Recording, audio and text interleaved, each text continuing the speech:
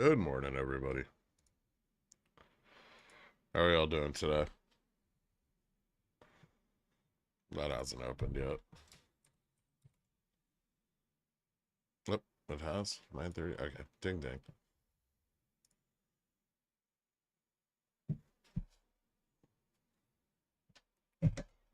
Oh shit.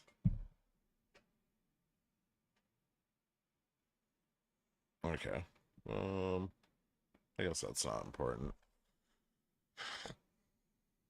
So a little bit of sell off there on ES before market open.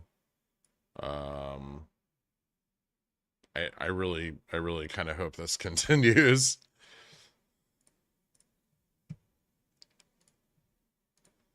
We do not want to cross 44.25, I don't think.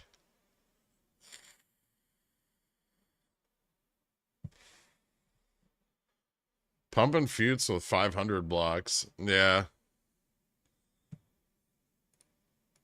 Jesus fuck. Alright, VIX down.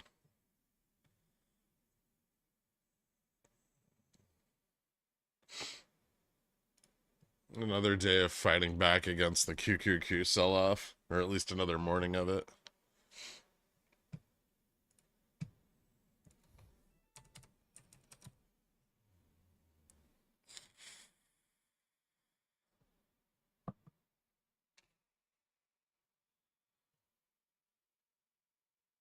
Unexpected day off, so I'm ready to lose money. Nice, Nugsy. Tom Lee says bull market. Good for Tom. Thoughts on GME COO selling $2 million worth of shares? But he didn't sell all his shares, right? I mean, I don't know. The fucking dude hasn't gotten paid in like 3 years. What do you expect?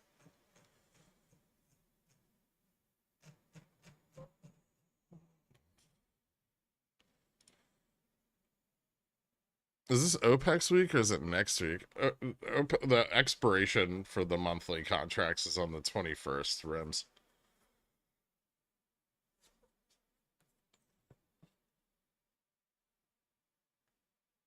You didn't sell any other than for taxes? Okay. He had $2 million worth of taxes? Dad, I caught my first bots today. Oh, congratulations. What are you going to do with them?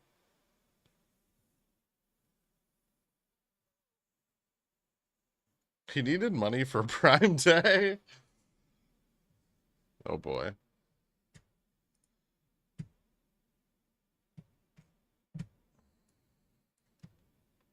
I need to be ready to either go long here.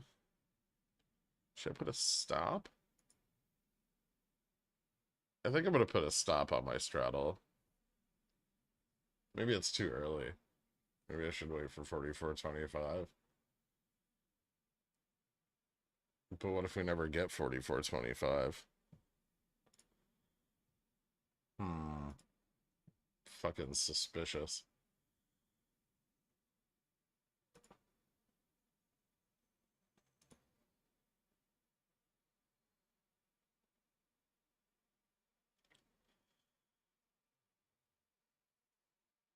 Where's my crash summer?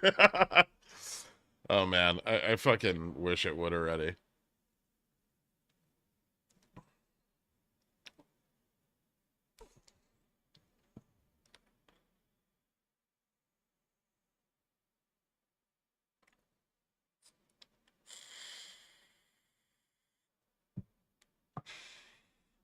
It was for vesting on over 1 million shares.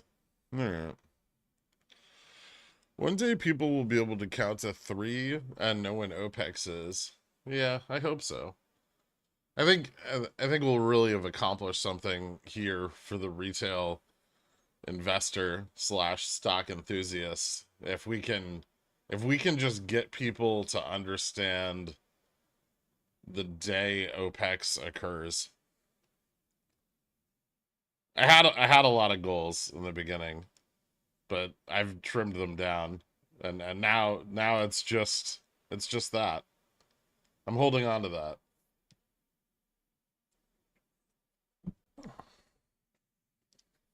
Nope, OPEX is not on Friday. But it was a good try, Alan. SPX 44.25 top? Well, it's either the top or the beginning of an all-day fucking pump.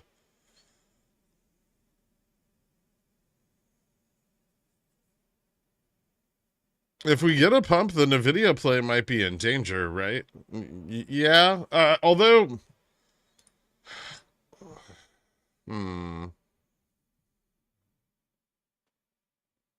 Yeah, it could be.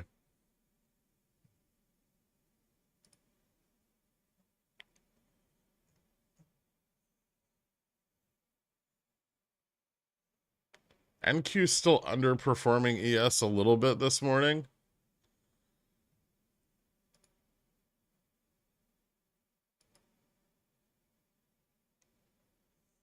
Apple kind of had a little slumpy there. Amazon looks okay. Netflix is down. Tesla flat. Curious.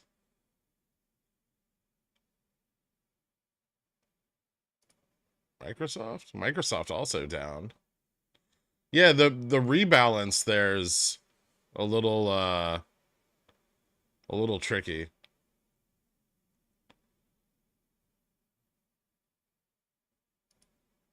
I feel like most of the activity from that we saw yesterday, and it won't have as much of an effect today, but it may. So yeah, I would just keep a very close eye on any like big tech exposed spreads. That's probably the best thing you can do.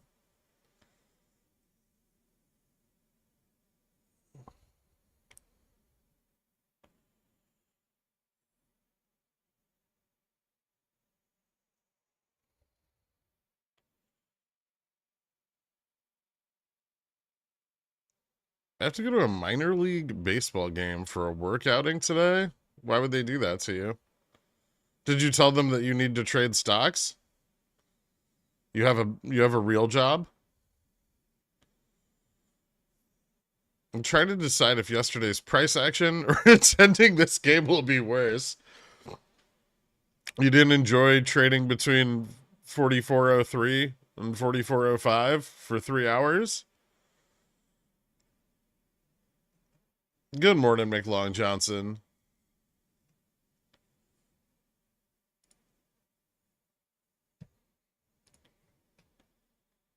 Futures is coming up on the test here.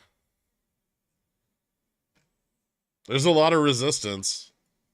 Futures could fail, but yeah, this is where we're looking.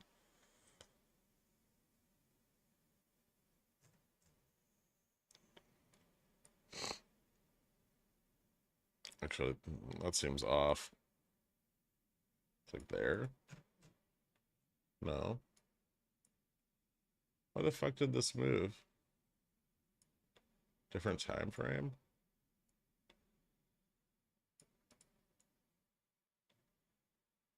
Okay.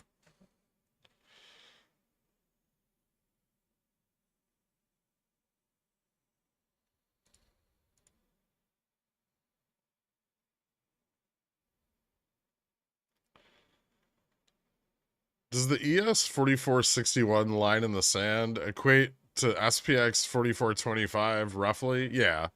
Yeah, they're pretty close. It's a little bit higher than 4425, I think.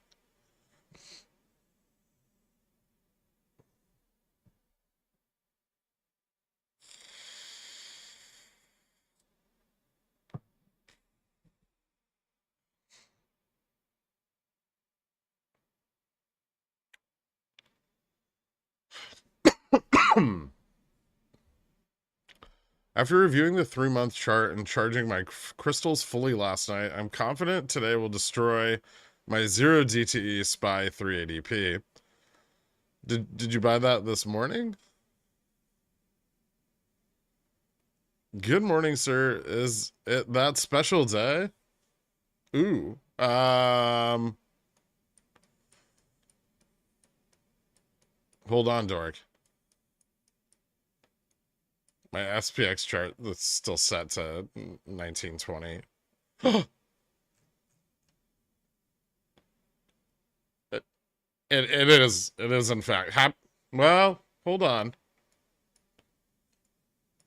Tease? It's not.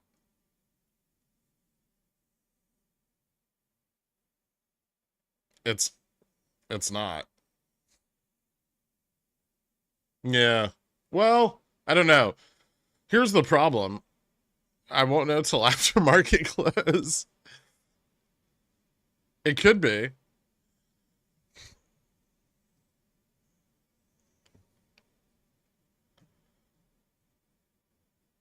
After reviewing the 3-month chart and charging my crystals, I mine out at 437.50, 442.50.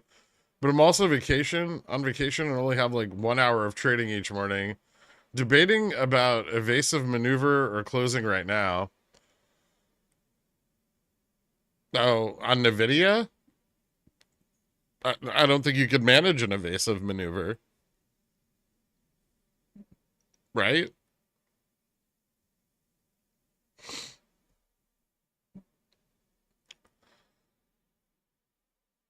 So instead of an all-day pump, can we just get an all-day dump instead? We could, but we have to go below 4,400.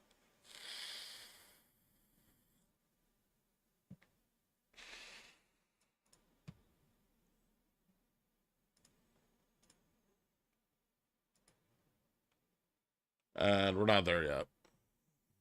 Although, I really, really like this rejection. This is making me feel things.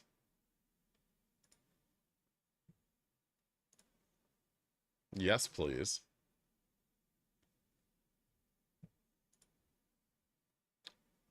Oh, fuck.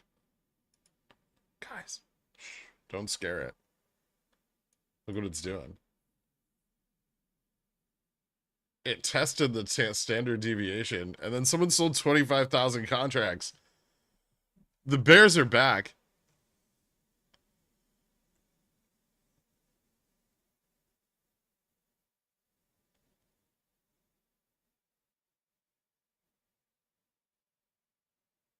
If we bounce, I'm gonna punch somebody.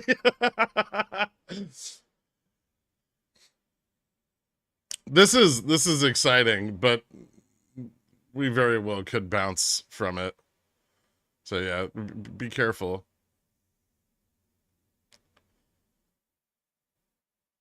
The fuck, they sold some extra?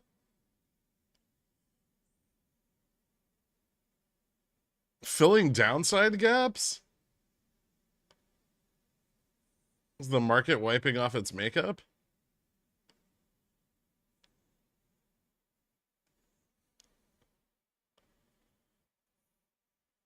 Cut just before the big red candle? Whoops. Nice. Did you get stopped? Yeah, it's not a great fill, but I did get stopped. Still up. Could be worse.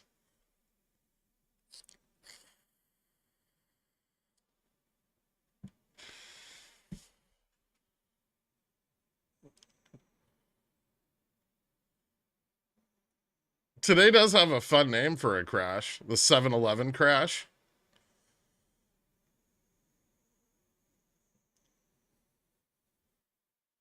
Dude, it's been almost 2 years and I'm still not a mega billionaire. You know, I'm starting to think this whole GME thing isn't going to make me a billionaire.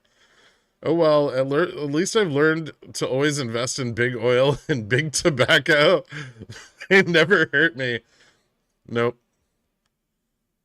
Just other people's loved ones. And, you know, that's profitable.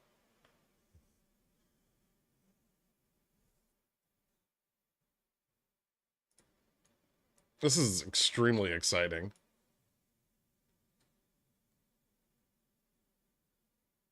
Is this going to continue?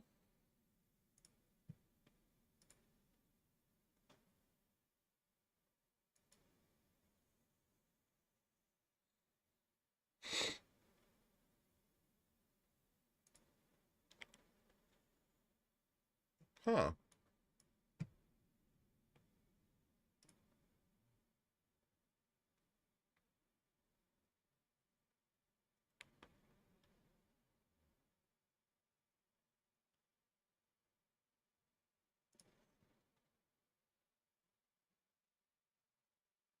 That's not enough. We need more.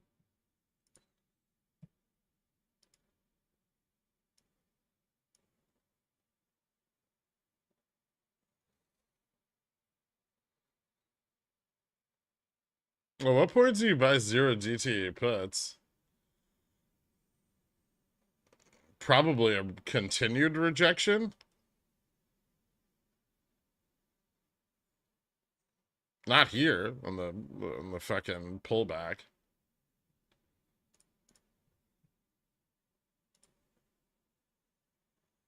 I guess you could if you have a tight stop, maybe, but risky because it could gap back up.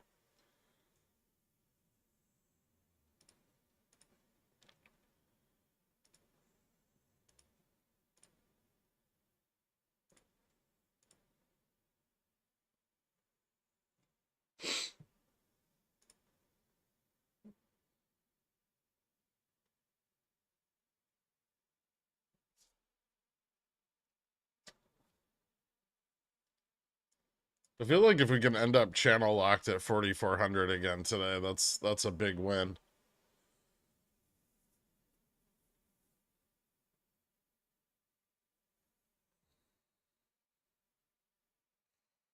Ooh, Netflix fucking dumped. It moved below my trend line. It's time.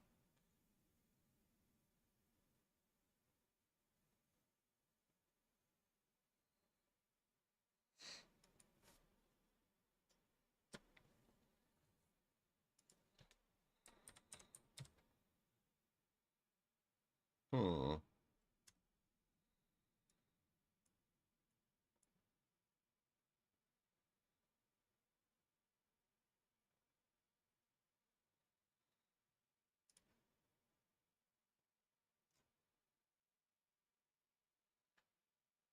Am I crazy?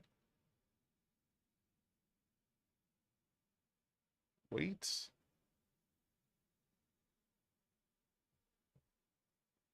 Um.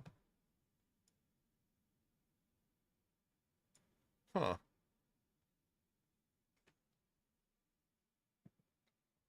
Straddle here. You could straddle here. Yeah.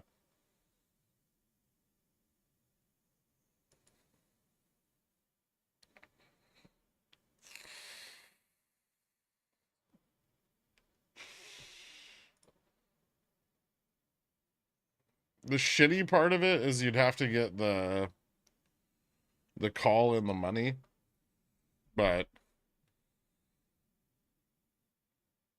not the worst.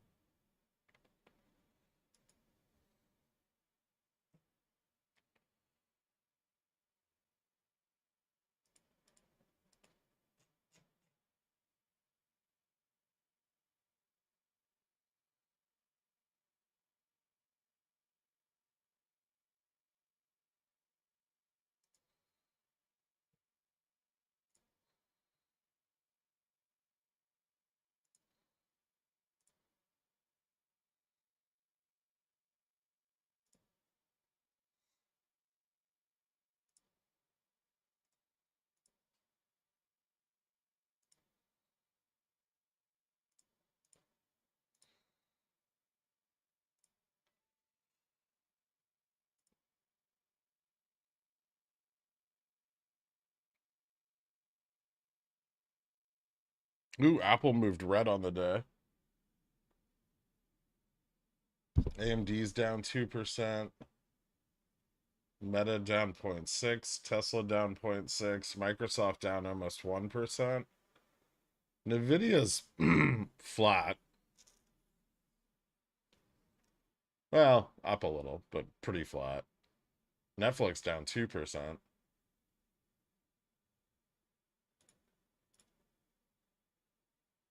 Am I going too hard here? I'll just buy it.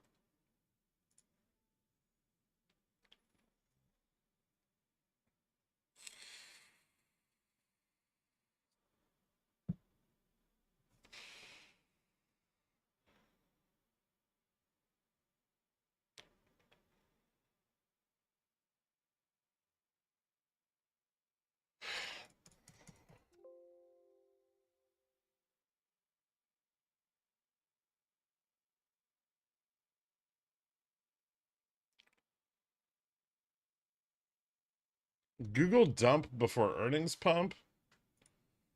I think we still got a little ways to go. 2 weeks? Got 2 weeks till earnings. Maybe.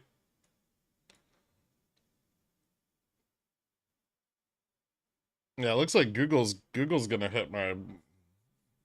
It's heading towards my 112 target. Tapped the mid target again today.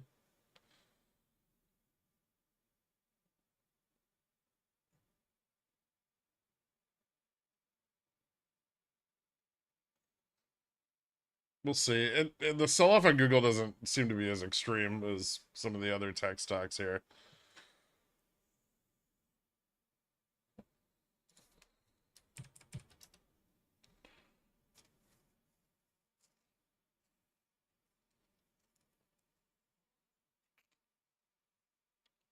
Is Fubo going to MOASS? I mean, I hope so. 260? Yeah, that's a good price. It's not like MOASS price, but it's a good price. It's right at resistance.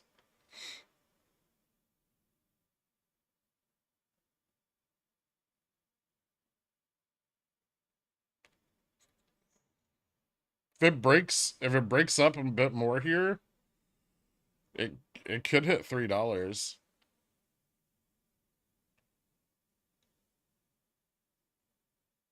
There's very little resistance to a test of $3 after this. And like liquidity realization is still pretty constant, so there's some covering going on, right? At least in IWM.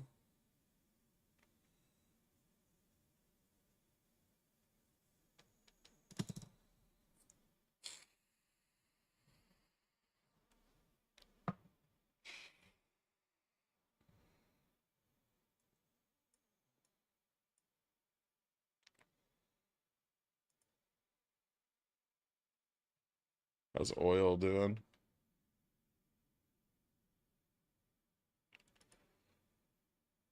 Oil up 110 BPS. Oil futures up. Then bonds, we've got short-term down, 10-year and up or up.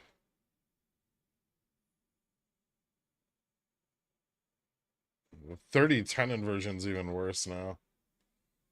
30's still above 4.0 and the 10's at 3.99.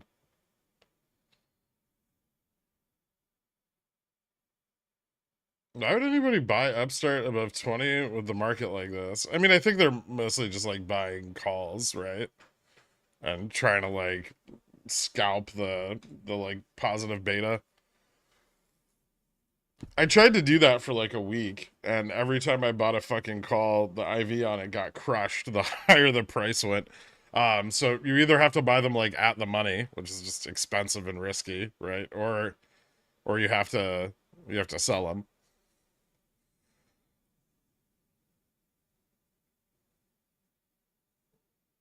It's looking good above 8 and holding that. Rig? Yeah, I could check it out.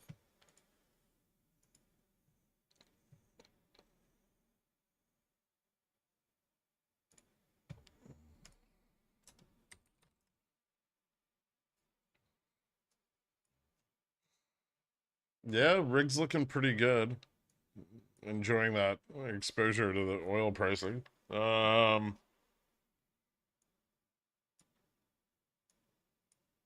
It's a nice bounce. I mean, as long as oil keeps pushing up, that seems good.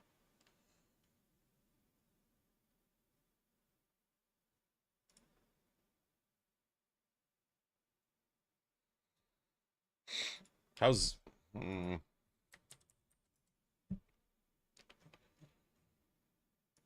It's performing pretty similarly to ZOM right now. So like the more like crude oil exposed, so like ZOM, Valero, Chevron. It looks good though. It's a nice move over the last like 2 weeks.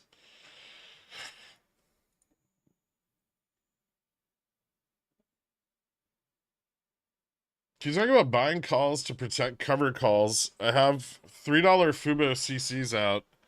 Well, you could either buy those back because they're still out of the money, or you could pick up a shorter dated $3 call in order to hedge any move to the upside above that. And then, if it fails, you just sell the call and take the loss. You could open up like a debit spread on a different expiration or a synthetic long.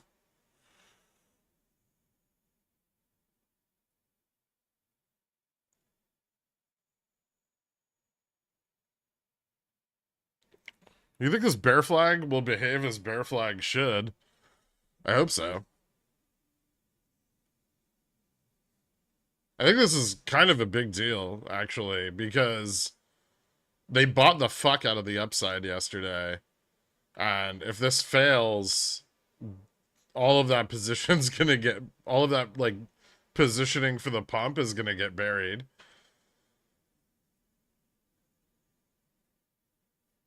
So like they bought 44.25, they bought 44.35. They bought the ever loving fuck out of 44.50, 44.75, and 4,500. So like all of the long dated positioning that they'd started to close, they started to pile back into yesterday. And then if the pump fails, then all of that's dead again. So yeah, I think it's a pretty big deal.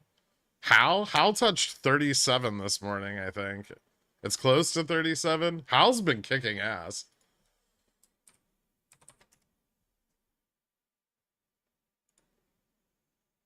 And not just Hindustan Aeronaut, Halliburton. Yeah, it looks like it came pretty close to 37 this morning. It's up 2% today though. Looks like it's headed back to like that 38, 37 level. I think we're still a long way off from getting back to like 40, 45, but so far so good. Nice recovery.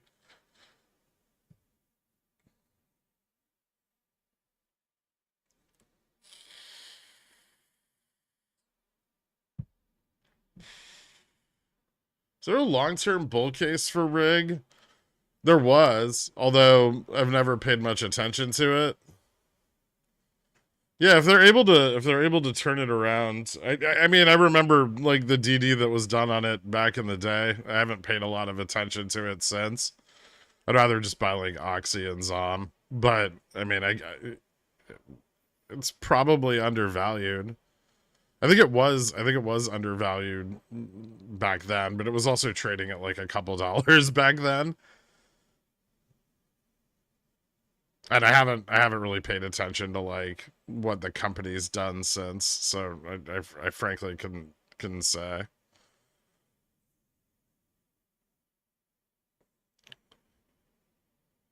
Have the bulls been neutered? We're gonna find out today.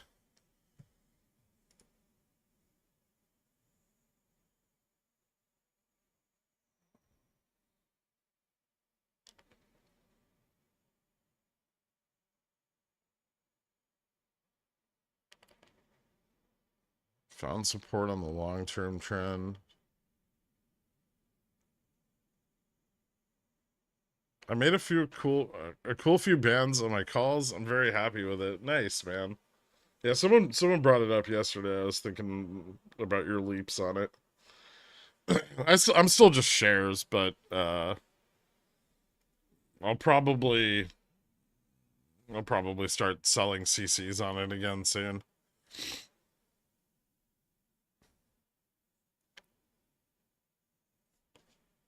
Jimmy Rocket just hit 25 cents. Oh shit. I guess it's MOASS. Oh, it's MOASS threshold. Yeah. That's where it is, right? 23.80. That's the price we've been trying to cross for decades.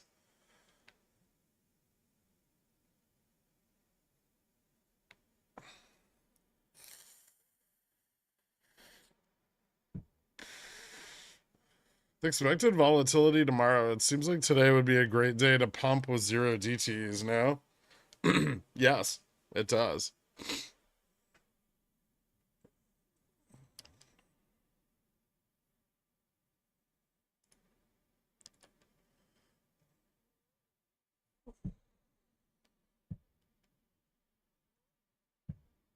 Jimmy, buying Jimmy below Pulte's cost basis. Same like buying Oxy at Buffett's cost basis. No, I don't think so.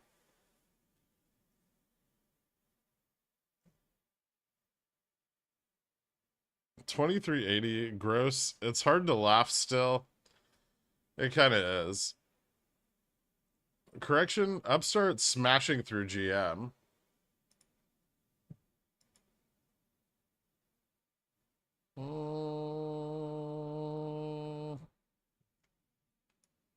What's GM on Upstart today?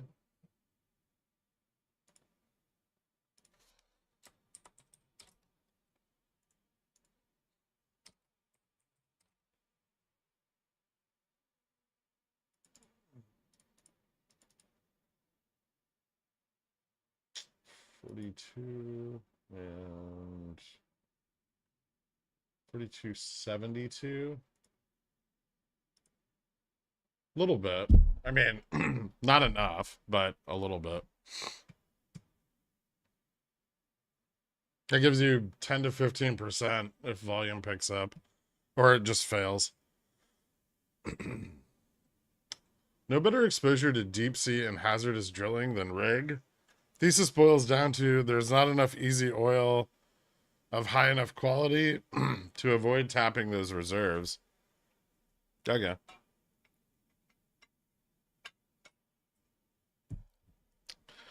I doubled down a while back, dropped the cost basis on the Hal calls, and left them alone for a few weeks. Saw this on the news that oil futures was up, so I checked and saw 40% gains. I did it. Nice, man.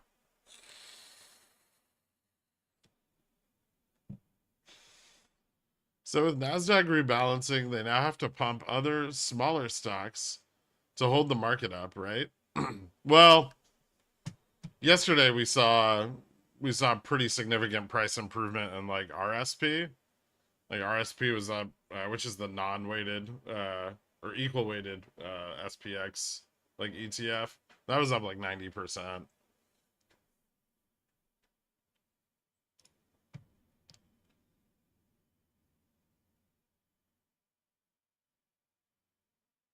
Or 90 basis points. Sorry, not 90%. 90 basis points.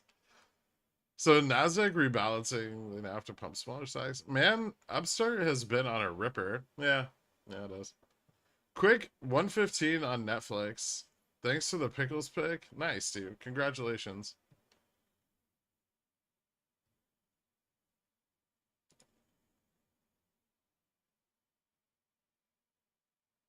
Looks like it's selling off a little bit more too.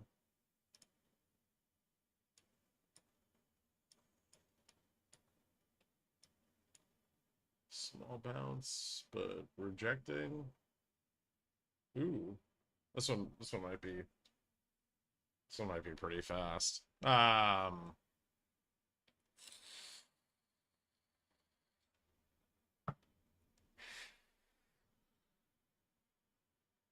we gonna continue to treat Jimmy like the older brother who ran away and isn't talked about anymore because he puts the family in a bad light? No, it doesn't look very exciting, and I don't care about 25% or 25-cent price improvement on it. Right? I love how everybody's like bargained themselves down from what like a good run on GME looks like. But fucking moving from 23 to $24 isn't it? Like, it's like we'll just take $2 this time. Jimmy was fucking awesome because it would double in price in a couple days. Let me put that into perspective for you. That'd be like, oh shit, Jimmy's tapping 46. Not up 1% from 2350.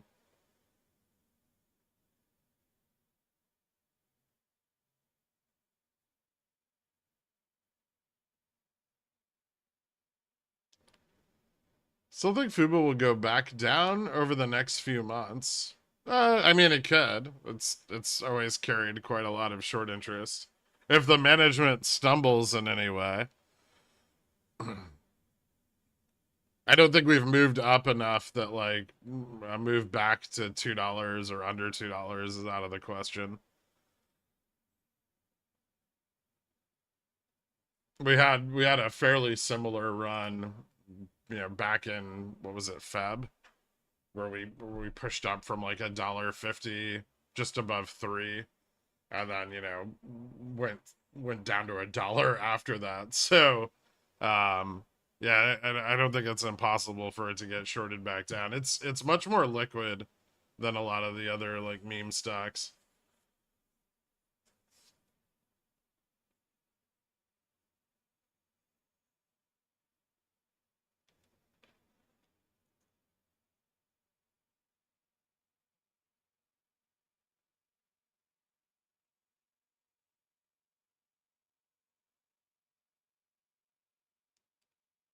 Is there a reasonable strategy for zero DTE this time in the morning? It feels like buying any out of the money zero DTEs from now until almost power hour. Just get burnt up even when it moves. You're taking on a lot of theta risk buying them in the early part of the day, right? It's not that you can't offset that or there aren't ways to manage it, but um, yeah, I mean the middle of the day, especially lately, has been very like grindy, right? And low volume. Markets are pretty illiquid, and the moves that happen on them tend to happen like kind of all at once over a very short period. So yeah, there's a pretty decent amount of risk picking up zero DTEs like from 10 to 3 o'clock, unless you're really confident that there's going to be a larger volumetric move.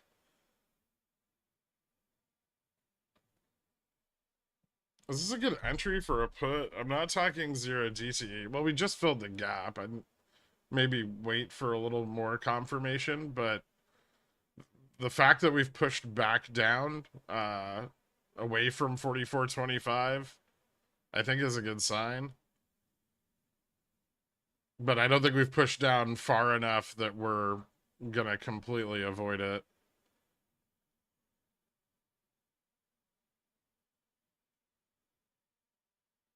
And if they pump, you don't want to be caught in a short dated put.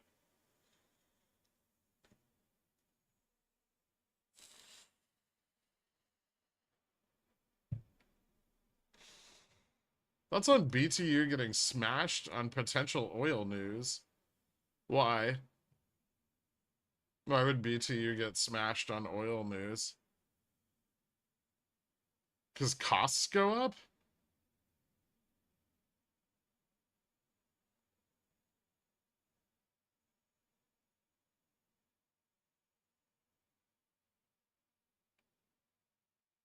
And like rising oil is probably just going to also see spot oil increase, or spot coal. Scalping $8 off a contract worth 50 to 58 isn't that bad. The next stop below 4,400.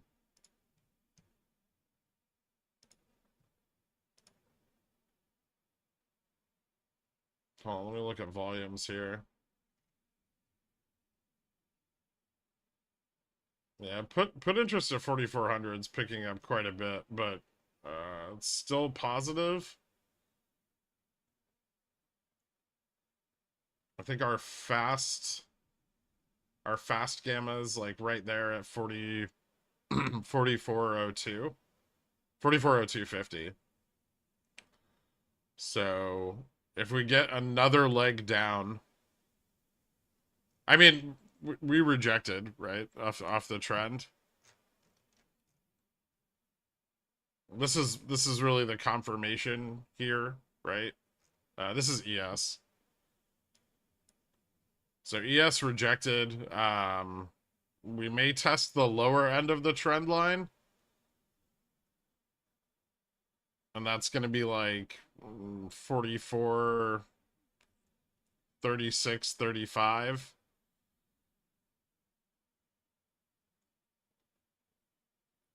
And just about 4,000 on SPX. But it hasn't happened yet, so you could try to play it.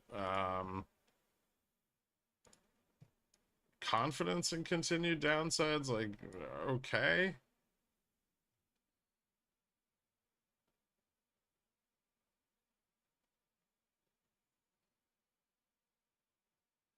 Looks pretty decent.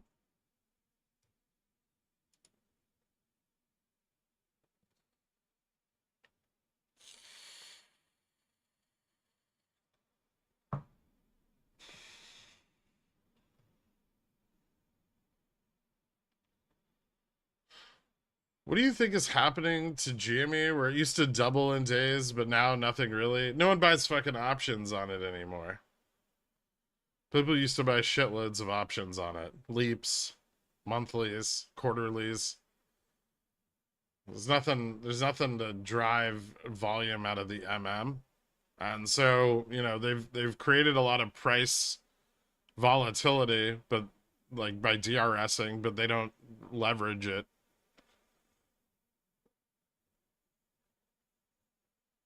So you get what you get.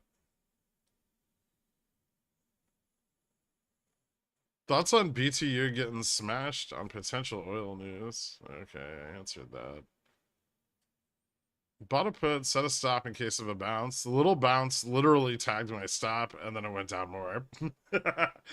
You've gotta be a little looser than that because you'll just get stop loss hunted, especially on 0 DTE contracts.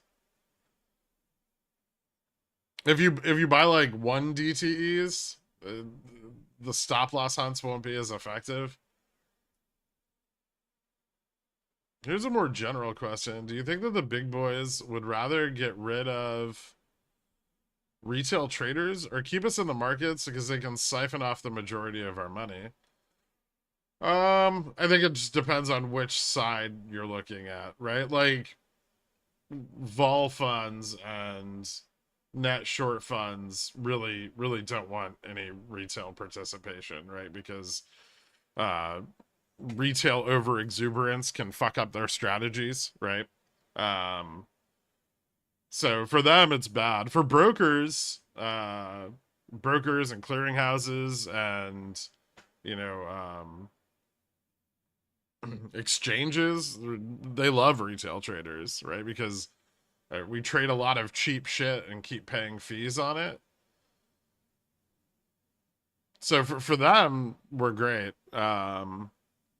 You know, long funds or 60-40 funds, probably a big fan of retail traders because, you know, prices go up and then we pile in and drive prices higher and then hold all their bags when they sell the top.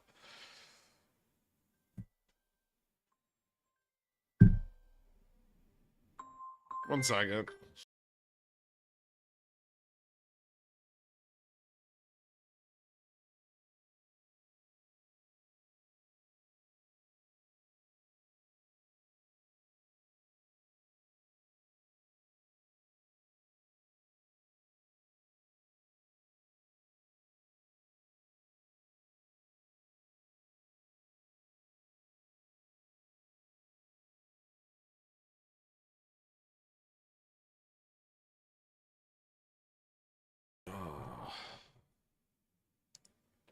BlackRock? No.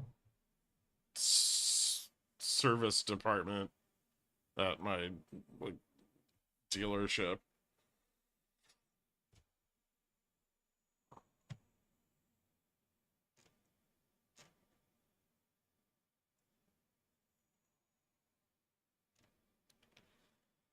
Chat GPT is down. How do I respond to emails now? Write them myself? Ew.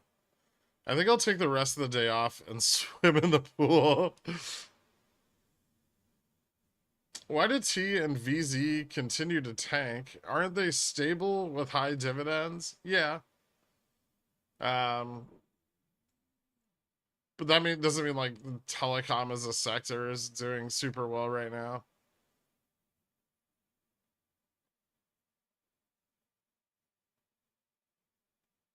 I don't think there's been any like bad news or anything. It's just market dynamics and seasonality. Like, it's not a lot of money going into them. I mean, like, it seems to be a sector-wide problem. People want to throw money into tech and growth, not safe old investments, boomer shit.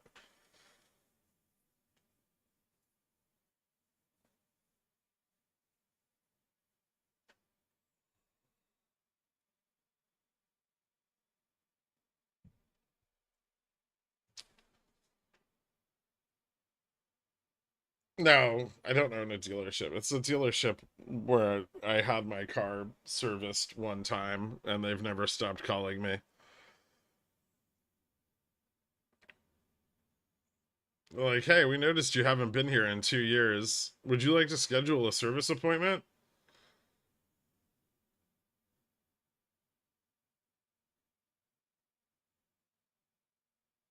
This channel will soon be my longest intimate relationship. I should probably go outside more. Nonsense.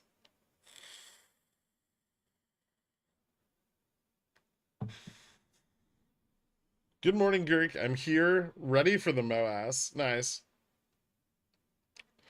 Molly Fool said to stay away from Fubo like the plague. $8 incoming. Ooh. Today's action looks similar to yesterday. Do you see this potentially bouncing off of 4,400, then grinding up in a tight range all day? Is the call interest filling in to support that? I mean, there's a lot of call interest. Uh, However, the range on it has lowered. They're now kind of just targeting 44.25. Let me see what's going on with the longer dated shit.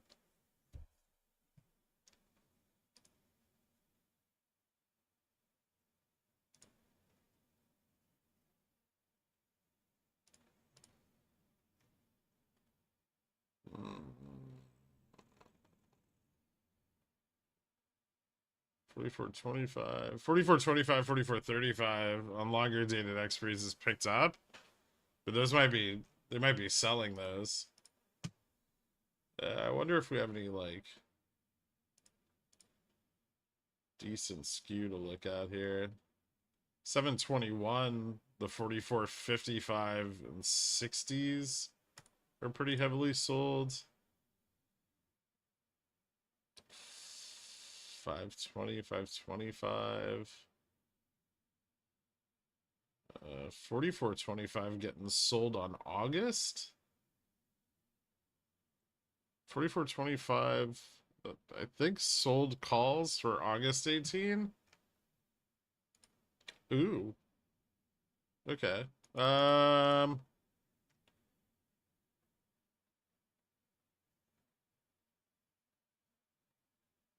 Yeah, there might be some call selling going on there. Some of it's undoubtedly long, but I would say most of it's probably long positioning, but there is some call selling going on at the similar levels. So hard to say because volume's kind of high.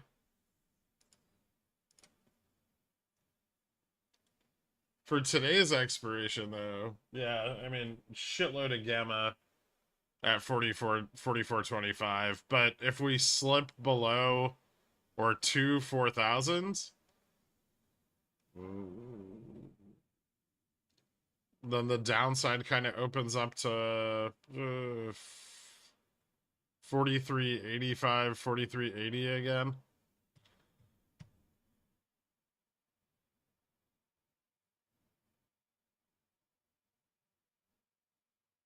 I just noticed Upstart is at 43, chilling above GM. Yeah, it is.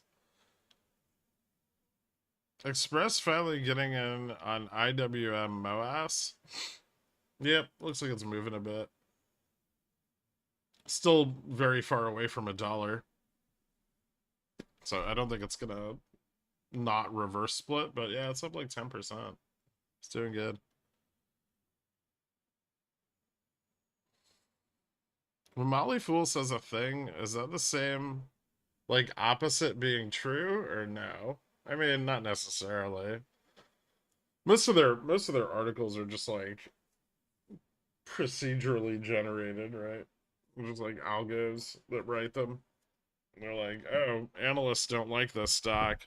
Here's why you shouldn't buy Fubo, even though it's ripping. Right, it's all just like clickbait garbage. That doesn't mean it's like wrong, right? Because I don't think there's any like motive there. They just pump out piles of shit.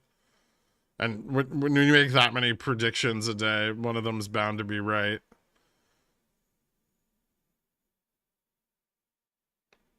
Bought some Fubo $3 weeklies for a penny. I'm feeling nostalgic for the olden days of GME. Let's fucking go, little guy. Nice.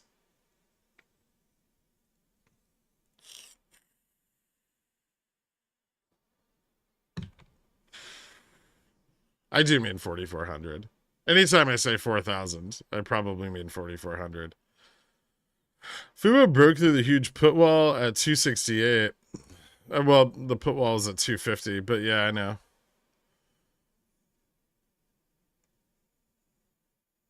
I have some express leaps that are at 40%. Start taking profit or let them run. Um, hmm.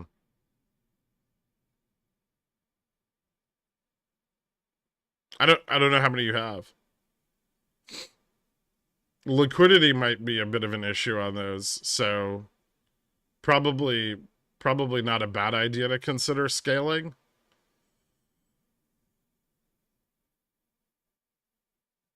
Oh, okay. Yeah, so probably not a bad idea to consider some scaling.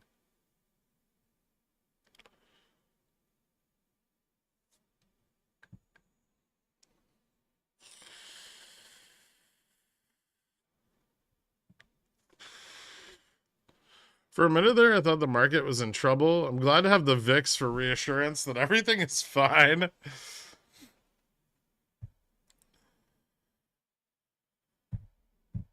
Large speculators are net short about 780,000 contracts on 10-year note futures, the largest short position ever.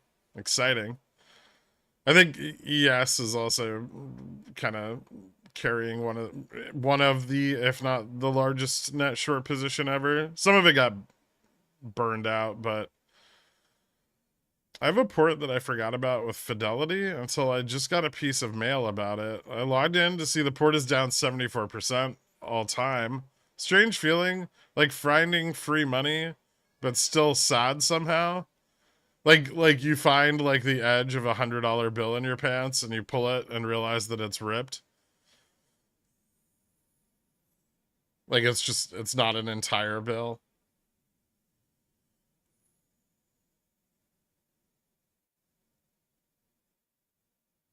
I've been sitting on dead upstart CCs. More like a folded 10. I've been sitting on dead upstart CCs at 1750. So, I mean, at this point, I rolled to August. I want to pull it in and get assigned because I'm tired of looking at how negative it is or how positive the shares would be. So you just sold. Like, I don't know what's the regret there. You sold shares for more than you bought them for? That's how this works. The fear of missing out.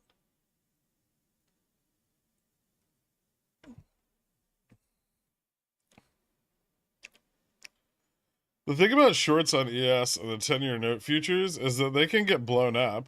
Yes, they can. Regarding Nasdaq's special rebalance occurring to reduce the concentration of Big Seven, bearish or just at most some volatility.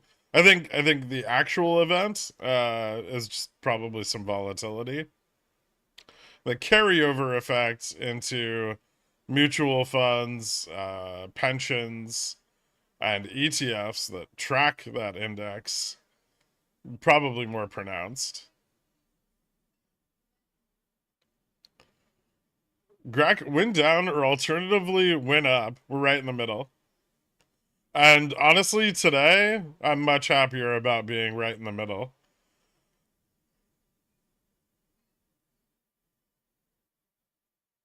Cost basis is 1250, but FOMO is my kryptonite.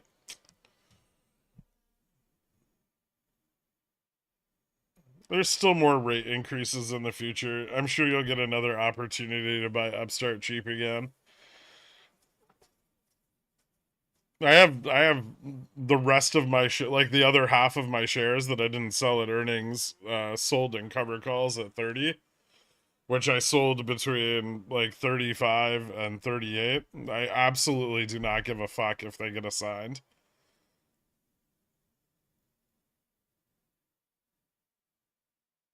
I hope they do, actually. I would like to lock in the gains during this quarter. So Girk shorting the 10-year, how would they hedge that position with VIX? That position was very large near end of 2018. Short 10-year. Let me think.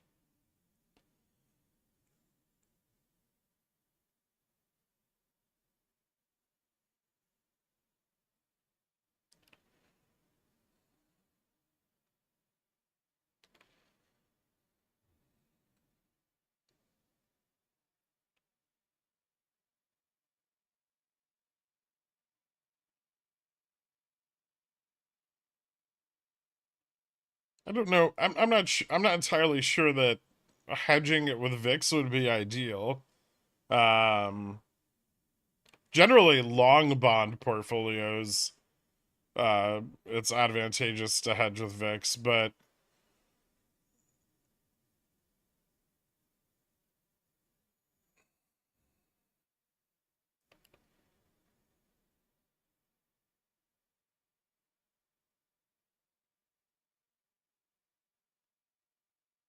they're short the bond price. And they'd want VIX low, right? Ideally.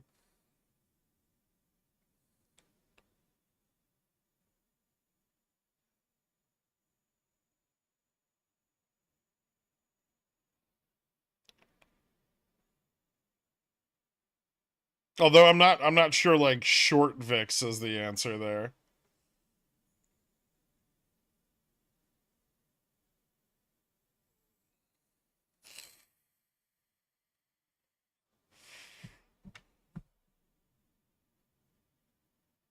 Is there an ETF to short Upstart somehow? Bots or IJH? You trying to get puts at a cheaper price?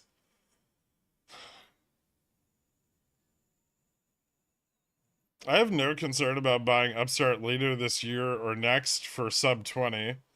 I don't know if it's going to go back to sub 20. I could see it going back to like 20 maybe. But sub 20 might be a bit of a stretch. Getting those loans off their balance sheet was a big deal. I guess that depends on how aggressive rate increases get. If they get more aggressive than what's currently planned, which is like 2 more rate hikes this year, and headline CPI starts to pick back up again, then yeah, it'll probably go back under 20. I think my biggest fear of getting assigned on Upstart is I'll have a chunk of cash that I should wait on using to buy back in, but I will instead buy zero DTEs with it. Don't do that. That's stupid. Right? Would you please tell this invisible hand to stop jerking me around? Said no one ever.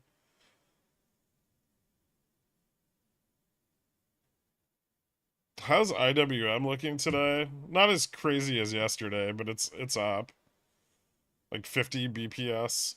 So still outperforming all of the main indexes by like at a minimum double, but Dow and Russell are outperforming NQ and ES.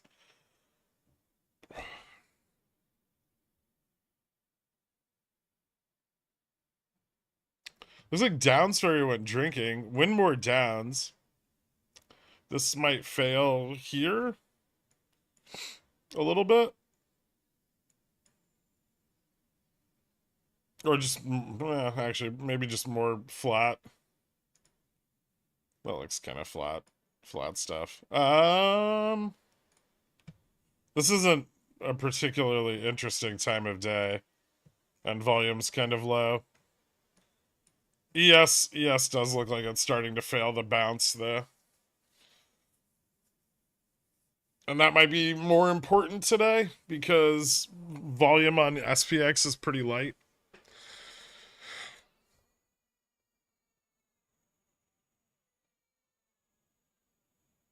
Is CPI going to ruin my portfolio? It shouldn't. One Express $5, I wish.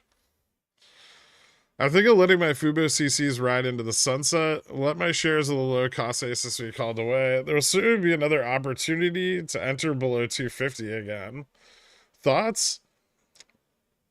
It's likely. I mean, they've still got another year and a half before they have to like hit their promise of profitability. The issue there though is if they continue to do as promised, then investor confidence in their stock is going to increase, right?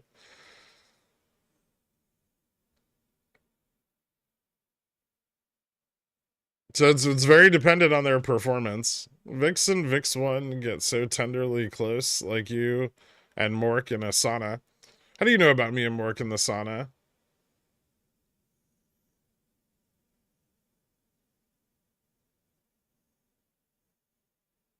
Should I be selling a boatload of GME CCs at 25 weeklies? Up to you. Not above gamma max, so there's a bit of a risk.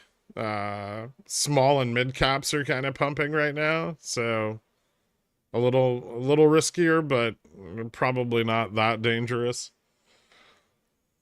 As long as you're prepared to hedge, it's not a big deal. VIX having a mini crash, yeah.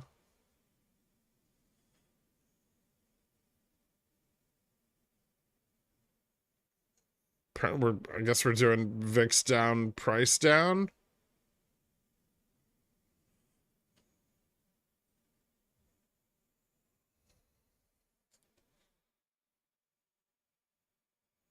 Is Upstart squeezing? Might be squeezing out the $40 like sold calls.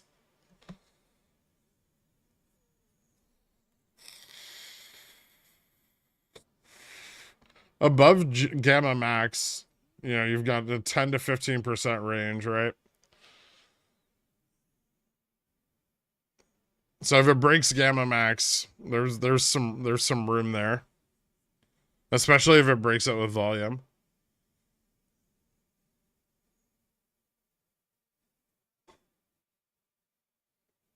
So you'd be looking at like gamma max is at like 43. So you'd be looking at like 47, 48.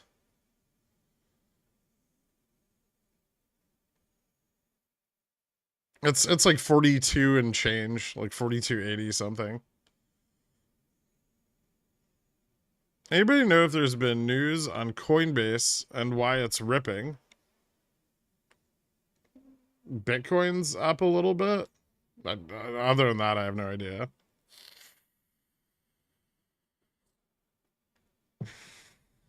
Net looks like it's about to take off.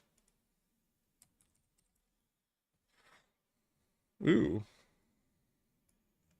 It looks like it's already started taking off quite a lot. It's kind of right at resistance.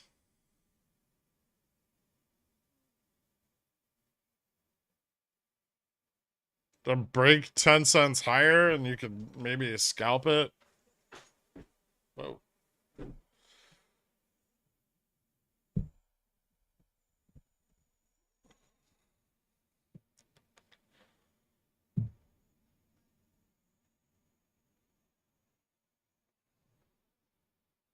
What's merged?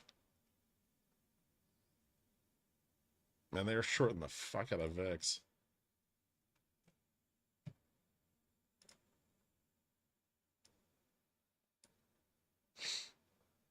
Hmm.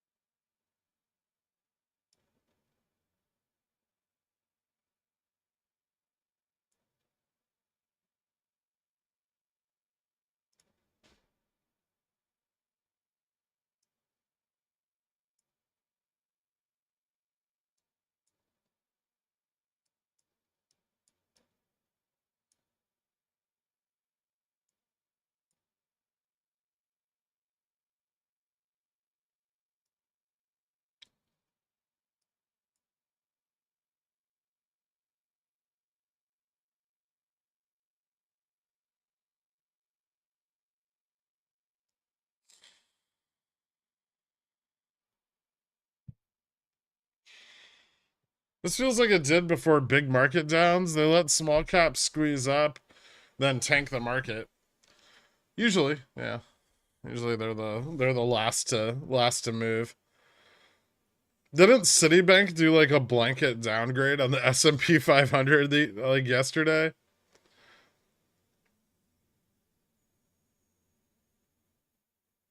Inverse H&S on SPX?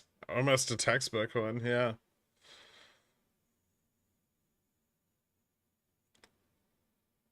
Fidelity and BlackRock named Coinbase as their partner for surveillance sharing agreement, so more confidence in Coinbase longevity. Oh, okay. Is there a rational level to pick up puts on Upstart here with a hedge? Or do you think it's too unpredictable in the short term? I think IV is too expensive. I would wait for IV to crash and like a collapse of a peak before I tried to pick up any puts. There's not a lot of advantage to going like long on puts while IV's rising. Can a massive short on treasuries be labeled as a national security risk? Will the government ever dox whoever has the short position? Probably not. That's not really their wheelhouse. No, I mean it's just on the 10-year, right? It's like it's possible that CFTC reporting was pulled back because of national security risk in like the swaps and derivatives markets, but we'll never know.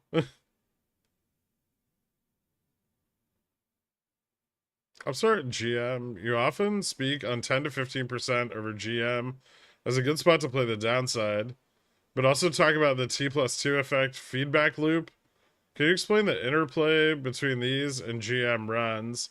Yeah, the market maker gets exposed to a bunch of gamma, and if the price doesn't fall back to where it started, they need to hedge that by T plus 2. And so you can get another bounce on T plus 2 after a failure of GM.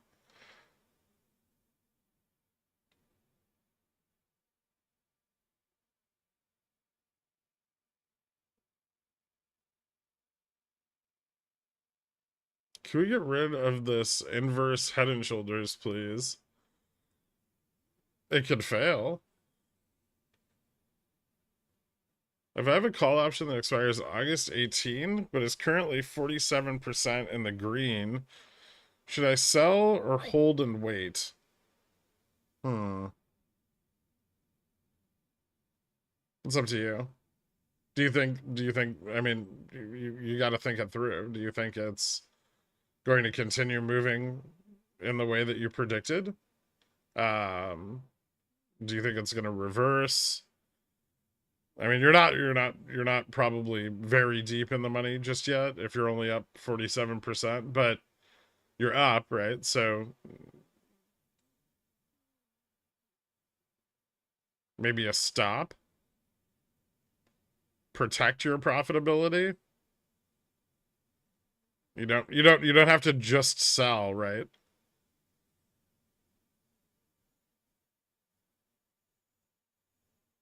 They never filled the gap at 44.46, right? Yeah, it failed to fill. Are we going to 44.40 today? If we break 44.25. Would selling puts or buying calls cause more uppies? But they're doing both.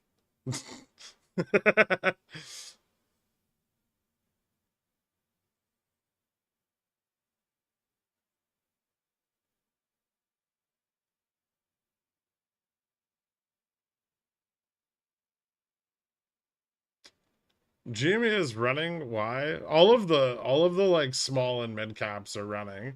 That's not GME specific. Like, look, it's lit up like a Christmas tree. Kohl's is up 5%. Sava's up.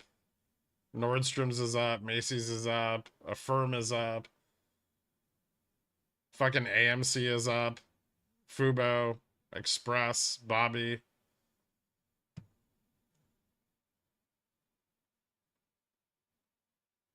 Upstart.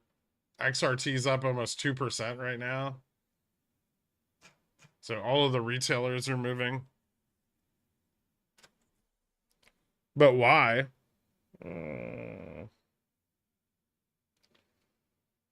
It's a good question.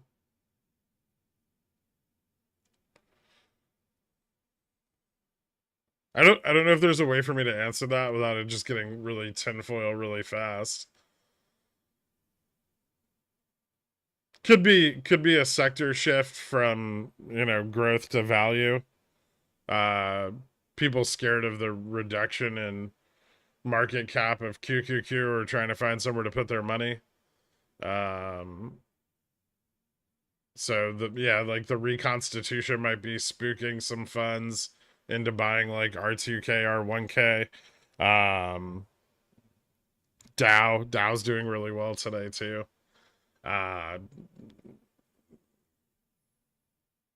It could be share recalls. Those, I mean, like leverage is highest on R2K. So like margin short positions are highest on that index.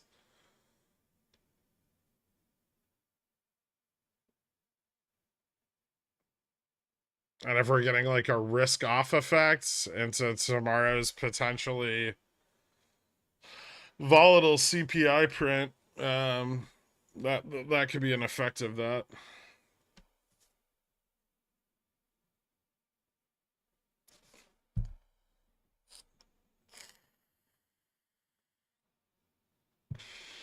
Tomorrow's CPI print's really important, and mostly because of there's like an analyst disagreement, right?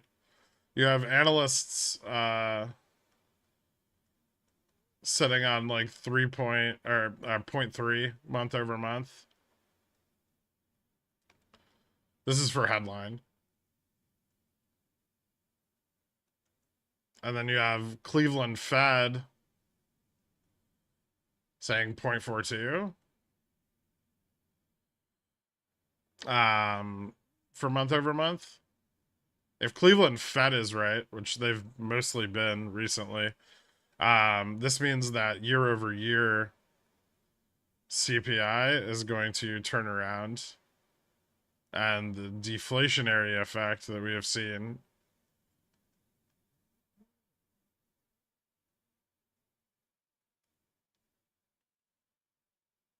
is over.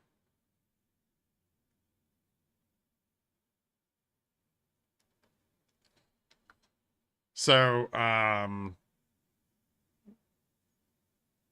tomorrow probably presents a lot of risk to long positions because if headline inflation starts to accelerate again, then the last like linchpin of the bull case is dead.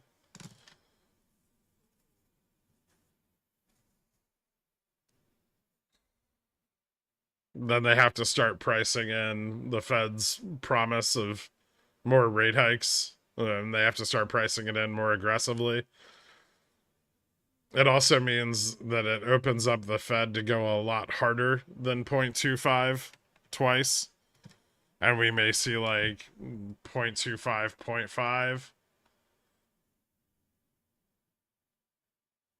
If it turns around enough, like say month over month hits 0.5, right? Then the Fed might just go with 0.5 at the meeting.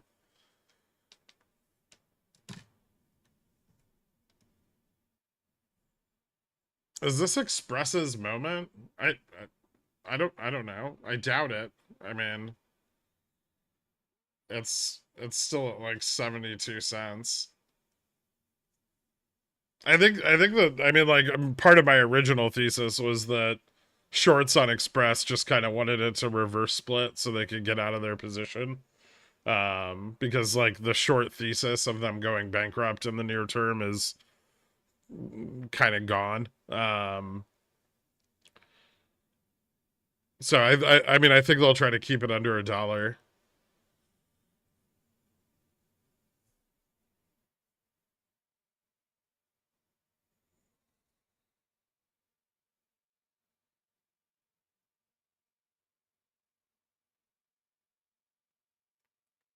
The whole reason I subbed to this channel is because although it might be rare, when you do finally talk yourself into tinfoil, it's amazing. Hmm.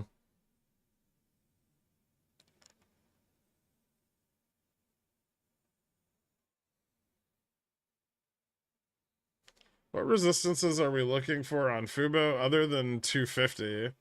How will we know if we're having a hard rejection without missing it? I might sell CCs later and I won't be able to ask again.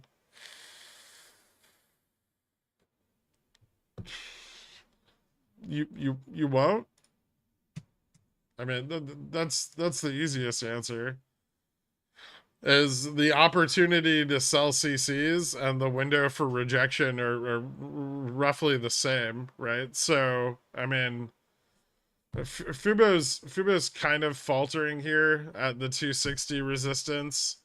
If it continues to falter, which could take a couple days, then it may fail back below 250. Uh, if it breaks higher, uh, let's say moves higher than 270, it's very likely to test 3, at least historically. Currently, there's liquidity realization still ongoing, so the expectation is that it should still continue to move up. If CPI is shit tomorrow, Fubo can drop 20% in a day. I mean, it's more than liquid enough, right? If they think their access to funding is going to be somehow diminished, or um, they just get an opportunity to leverage shorts again, they will, because it's profitable. Maybe I'll be able to sell an express covered call. I'm pretty excited about that idea. Can you recenter GME? Yeah.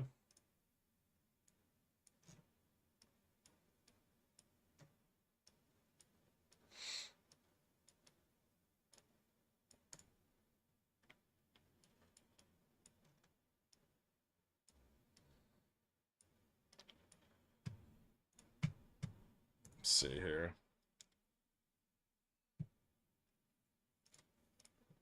This has got to be where they try to push again.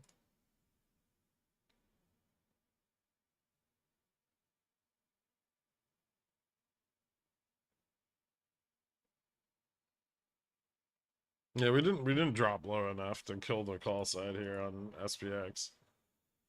44.35, 44.25.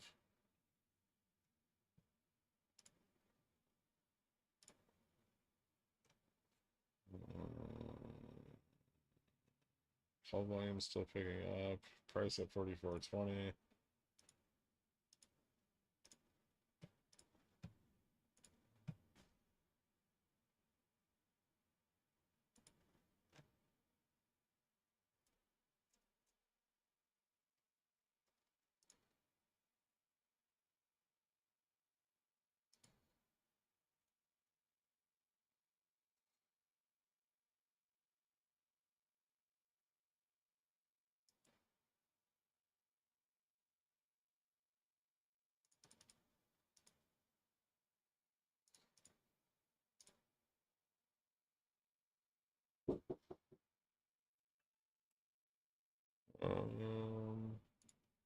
Give me 1 second.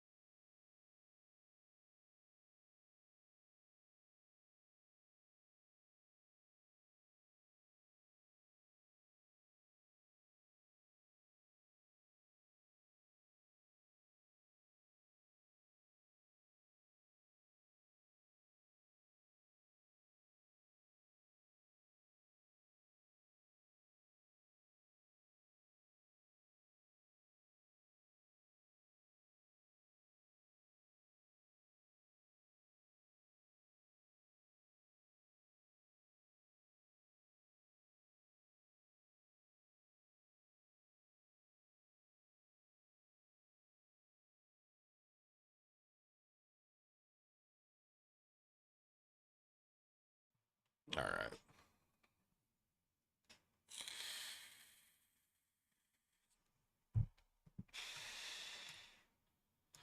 Well, either futures rejects here again, or we're gonna push up. I think. Because they're starting to buy a lot of calls. So it looks a lot like this morning all over again, right? So we'll see if futures sells off really hard. If they don't, we're probably going to move up 44.25, 44.35. DDS so close to 350. I already sold my DDS. 43.90, too much to ask. Sheesh. Today. Good morning, Michael. Or what are we thinking about CPI data tomorrow? I just went over that.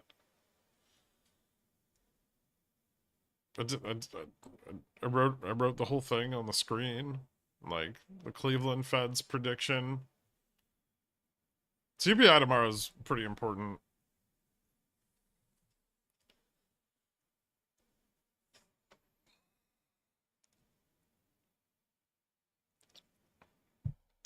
Sounds like a good time to straddle 44.20. Could be. Yeah. Are we hitting $30 today? On what?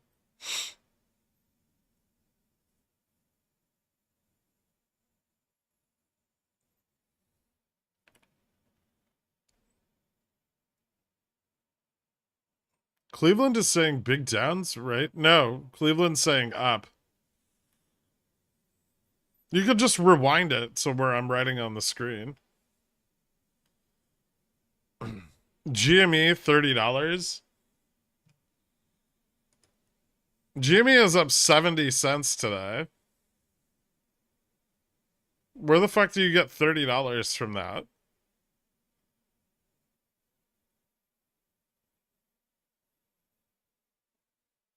Too much work.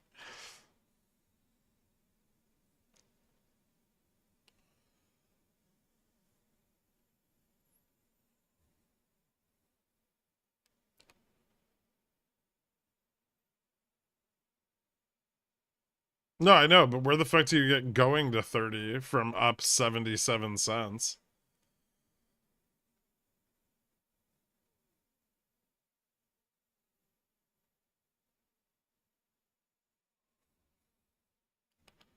Could get Jimmy at 14 so I can buy more and sell more long dated cover calls. Probably if you wait long enough. Price anchoring. Unpopular opinion, Jimmy will not exist in a decade. It's probably not a bad opinion. If you add 5.68 to current price, you get $30. Math.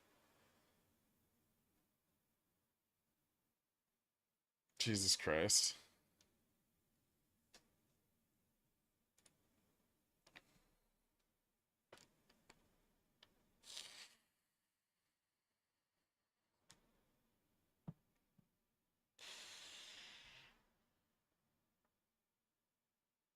My long dated cover call strat has actually been quite effective and honestly not the worst idea. It's fine. I mean, I don't like selling theta on Jimmy, but you could. What about Activision?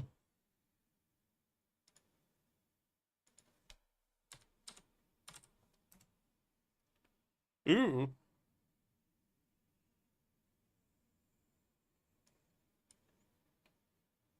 News on the court ruling, I guess, or something like that.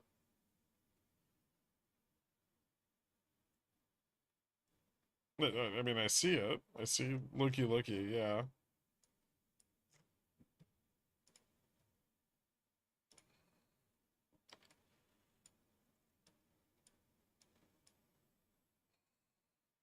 How much are they buying them at again?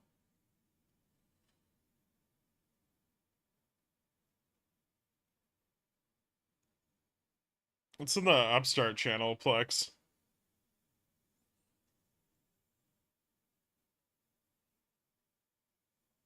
SPX 3800 plus nothing but bad news equals SPX 4450 math slash algebra.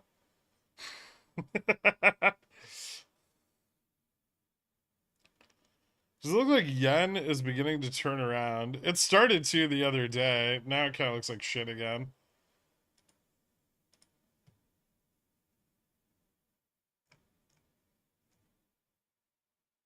Had a nice little moment there, but the top failed.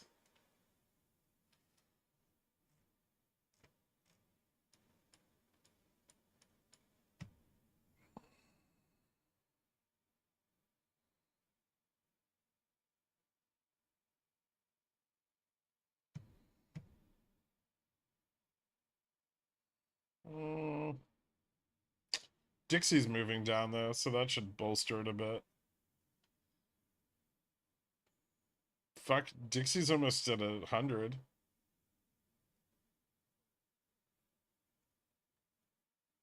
Who's looking at this and thinking this is bullish? Anyway. Let's see. 30, 20, 10 down. 5263 up.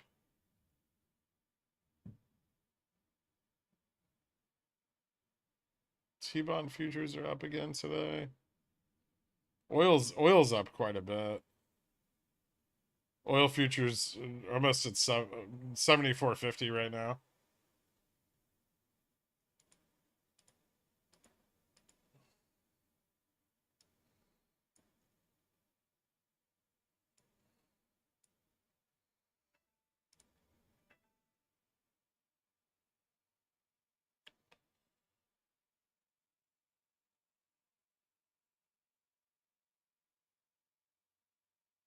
And that's the Activision ruling will be announced this week. Okay. Could be an arbitrage play there.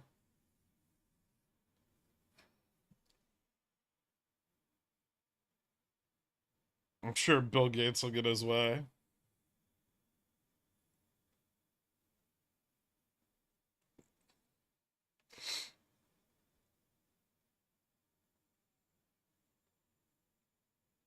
Come Wednesday or Thursday. Okay. Yeah, I mean, there's like there's like buyout arbitrage opportunity. If FTC doesn't block the sale, then it'll just move up to like 95.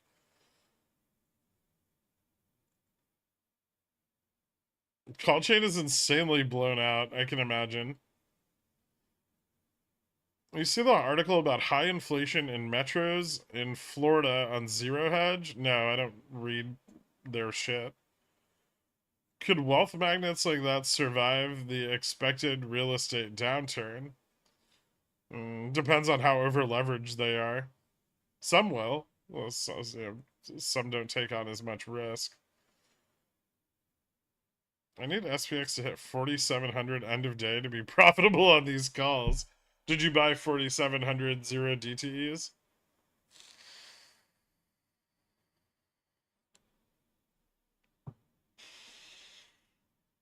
This has to fail here? No, it doesn't. It has to fail here to remain in the bearish range for today. But it definitely doesn't have to fail here. Are we range bound today? No. Call interest is picking up to the upside. We're not range bound if we break above 44.25.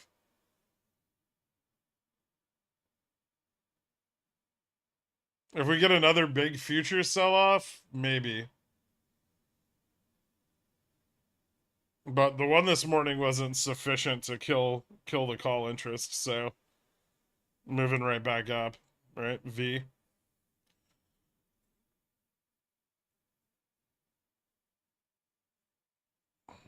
If they're selling puts to pump SPX, why sell them in the VIX window? Why not sell them outside so VIX stays high for higher put premiums? They want a short vol because they're buying shorter dated leverage, right? And it makes the calls cheaper. So you get more leverage on the call side. And you get to keep vol low, which means that you don't have to make bigger margin deposits.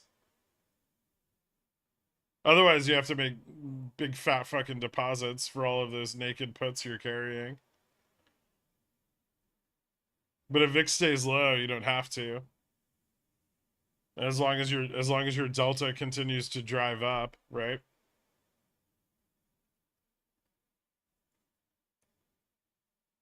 And they are just selling puts directly. Like they've every time they're always all the put selling occurs in the VIX window. There's intraday. There's like zero DTE put selling. There's a shitload of that too, but that doesn't really do anything to VIX.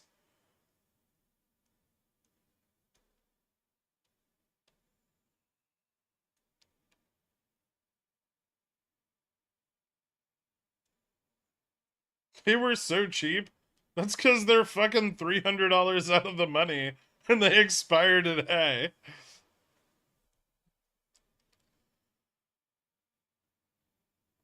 If we get bullish CPI, how long do you think we see this 4420 level? If we get bullish CPI, we're probably going to 4500. What time is CPI? Is it in pre-market tomorrow? Yep.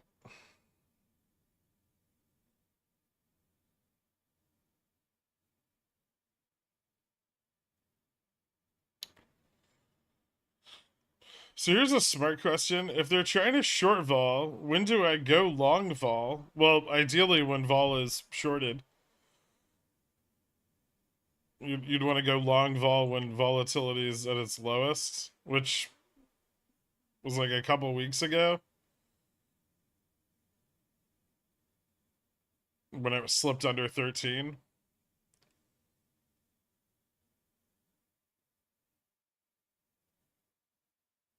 I'm banking on a white swan event. I don't even know what that means. That's not. Never mind.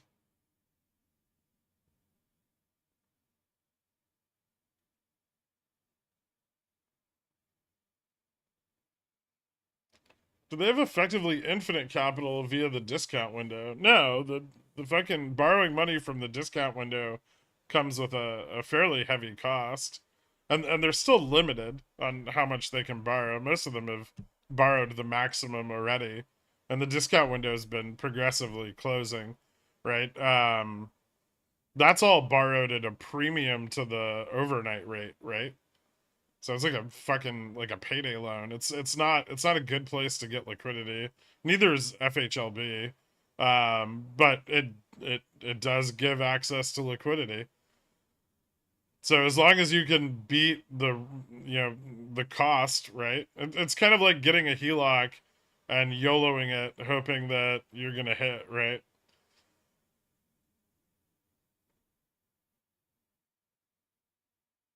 Except in this instance, it's like getting a really, really big HELOC and guaranteeing you're gonna hit.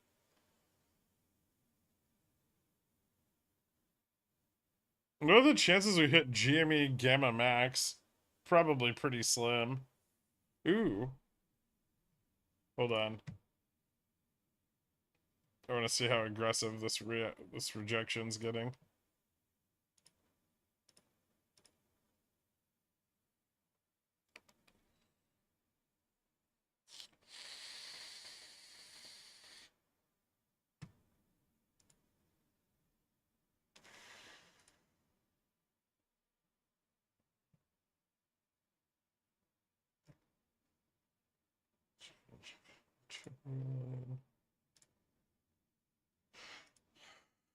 Hmm. Yeah, I think they still push. I don't see any reason for them not to try. That wasn't a big enough sell-off. Little sell-off though. I think someone's short calls at 44.25.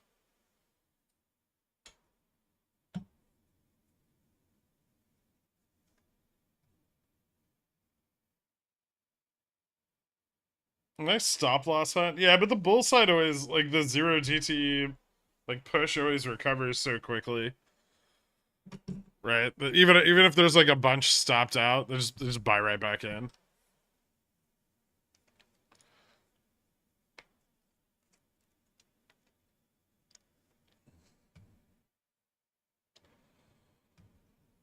Debit, credit. What's Meta doing right now? Should I just cut these? Was it 250? I guess I can wait one more day. I'll wait for CPI. Max risk. Oh, I could hedge them.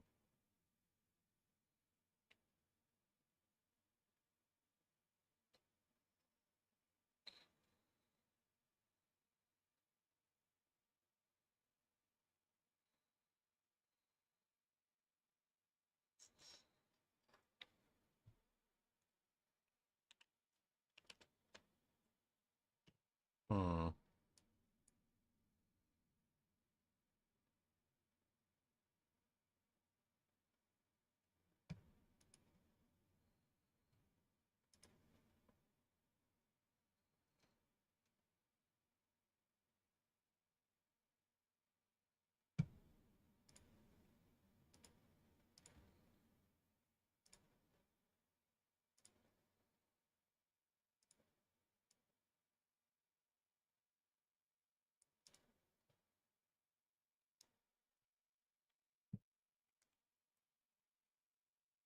What's a good out of the money straddle on SPX or tomorrow's CPI? That's not a thing. You mean like a strangle?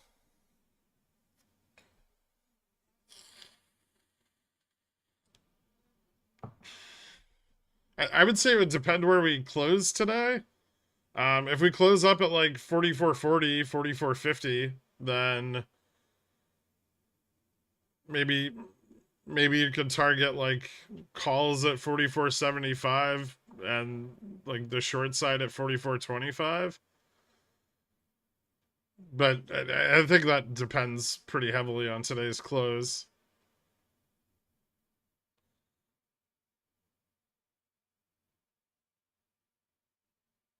If we end up stuck here at like 44.25, then maybe like 44, 44.10, 44.50. I will probably strangle it, but I'm not sure where yet. It's going to depend a lot on what happens today. You know, if we stay below 44.25 into the latter half of the day, then you know we might start to see some capitulation on the call side, and that's going to change like the potential range. And if same if we break up, right? If we break up above 44.25 here, we'll see capitulation on the put positioning, which means the puts will reposition going into CPI in the higher range. So yeah, I think ultimately just too early here.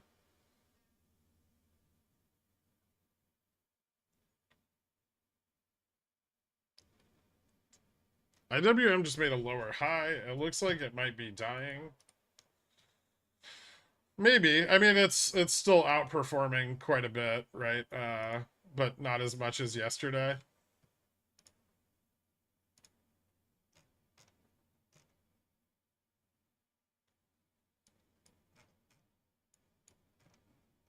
It doesn't look particularly bearish here on like the 5-minute.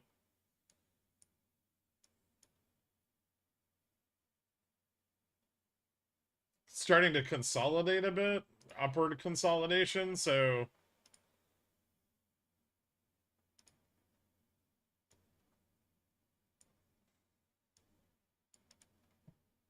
I'm not watching like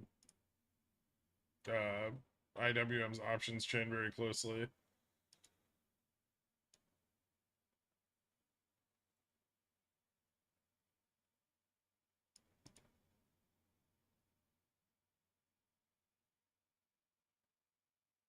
I'd probably want to confirm.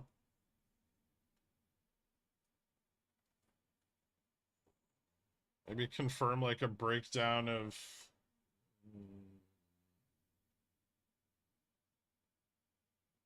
Hmm.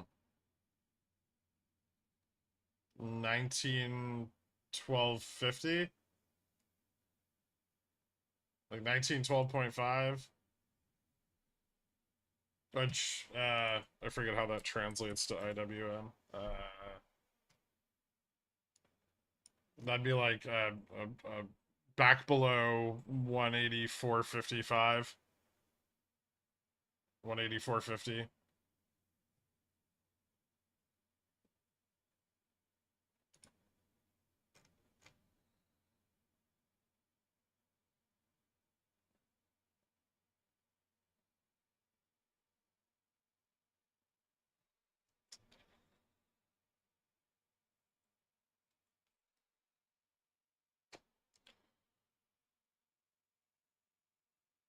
Does the new BTFP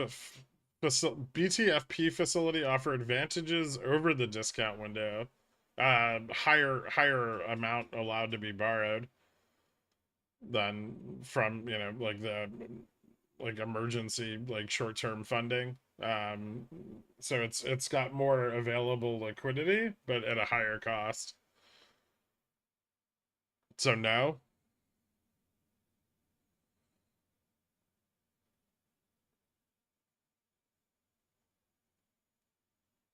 Do you believe GME MOASS is real thing that will happen? No. That's fucking insane. Bulls have buy the dip on their side. Bears need a better slogan and better marketing in general. Mm. But it's not fun being bearish.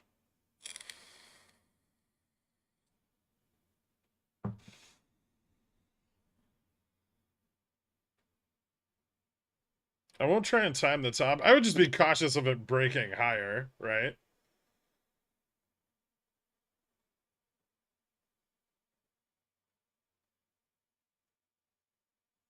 You could try to time the top, but just keep your risk really tight. What's happening with Meta? Just pumps? Looks like it. Up 1% again today on not really any news.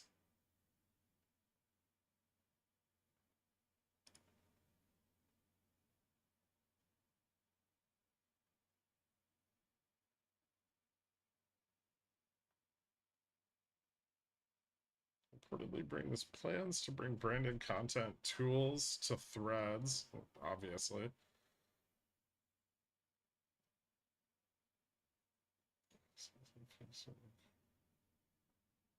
News access, Prime Day, Red Puzzle.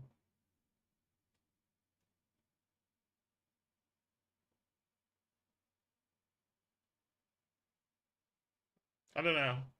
Yeah, I don't really see anything driving it besides I don't know, maybe some short call capitulation at like 295 when we slip below.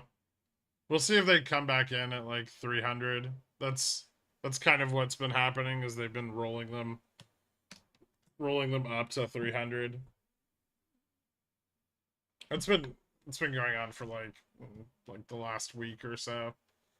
Anytime we fall below like 295, they tend to pull back their short calls, and then replace them around like 298, 300 on the test, or on a rejection of the test.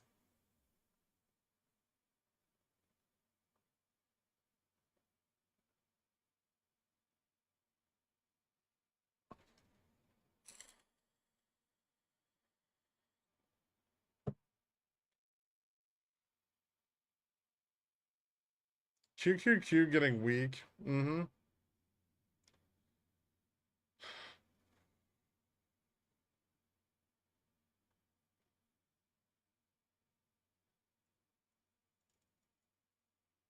I know you mentioned Cleveland Fed's prediction for CPI being higher, but what are your thoughts on it? I mean, they've been more accurate than analyst estimates so far.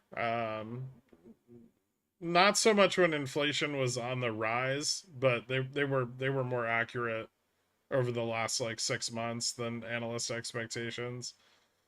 So I would say that it's definitely a consideration, and it's also definitely like spooked the bull side a bit since they moved up their estimates to 0.4.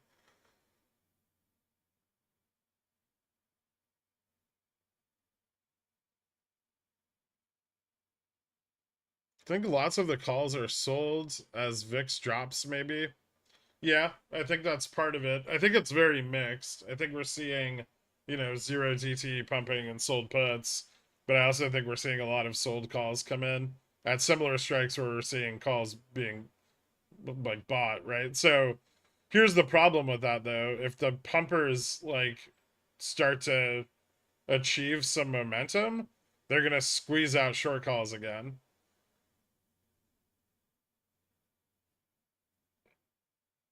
And I think there's some number of those here at 44.25. Not a lot, but there's definitely a lot of sold calls at 44.50 for 721. And if they squeeze those out, it really opens up the upside, right?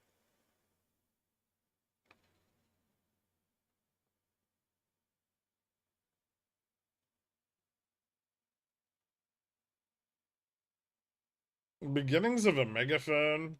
Mm, yeah, but the downside volatility is not that great, right? It kind of looks like there's some pushback on futures at resistance, but significantly weaker than it was earlier, right? And the persistence of the call buyers is undaunted, right? Because they're not really getting pushed below any of their more important strikes. Like these tests really aren't even like clearing 4420. So it doesn't look super bearish unless volume picks up on the sell side on ES. Then it could be. Otherwise, you know, every time they do this, people just buy more calls because they get cheaper. Zom 115's 915. Hmm. I don't think I'm that bullish on Zom right now, but I have some calls on it.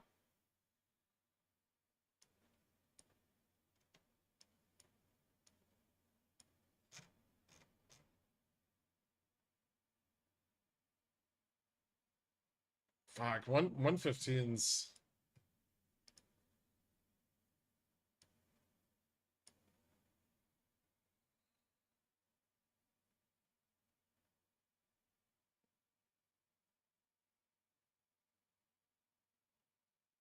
maybe 110.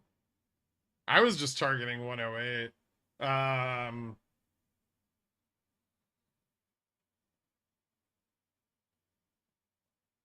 September.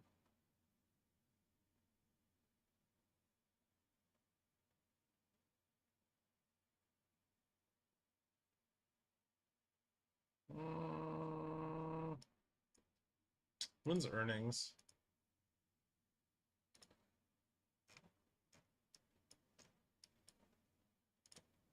It's on the 28th.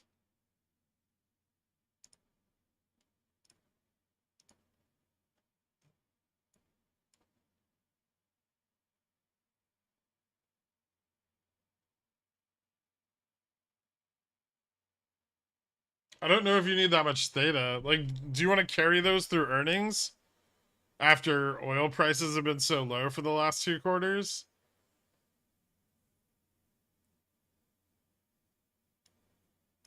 It the risk seems to be in like getting too much theta and being locked into the position for earnings.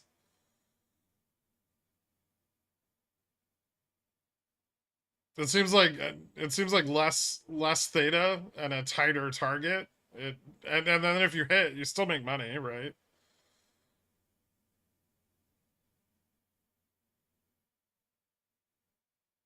But if you buy like 115s uh for September, you're definitely gonna fucking hold them through earnings. That means you're gonna hold them through earnings and probably the dividend payout as well.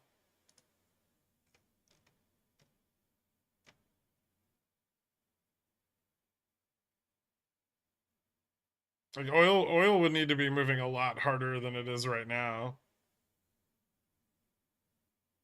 Like you're talking like oil at what 85.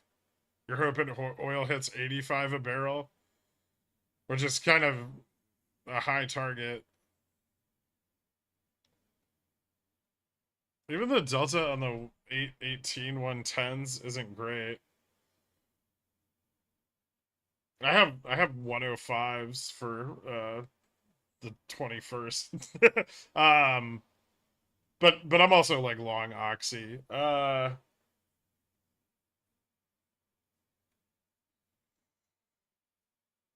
Yeah, I don't love it. Let me look at the options chain.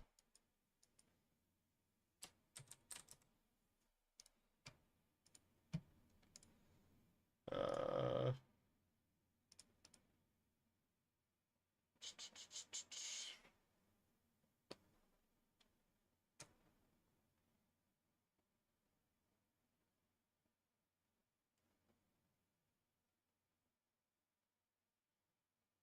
huh.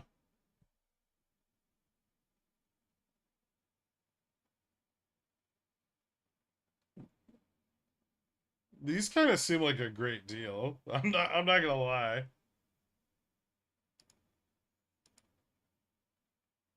They're cheap as fuck. Holy shit.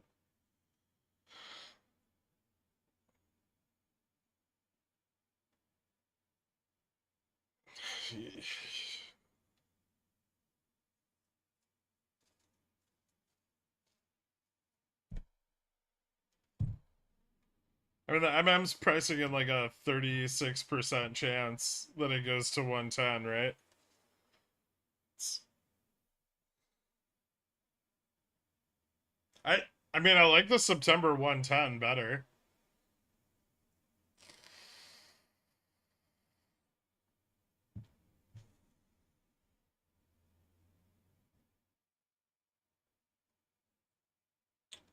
I feel like the 115 you could get caught like kind of trying to scalp it. But maybe if you get more leverage, you can scale better. Fuck, man. IV seems way too low on these.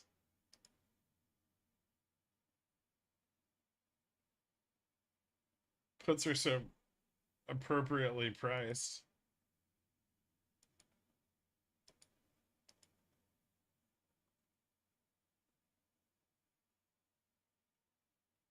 There's got to be like a huge advantage to being synthetic long here, right? Like your fucking your at the money put is 0.47 delta, and your fucking at the money call is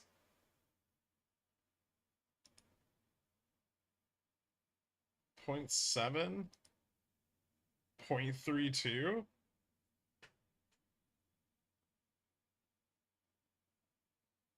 This is Zom, ExxonMobil. It's confirmation of SPX rejection to the upside. Getting there. Future sellers are pretty persistent. But support's still in the same range. I don't think this is a confirmation of a breakdown yet. I'm not seeing any like 0 DTE call interest fall off. It seems to just be increasing at 25 and 30.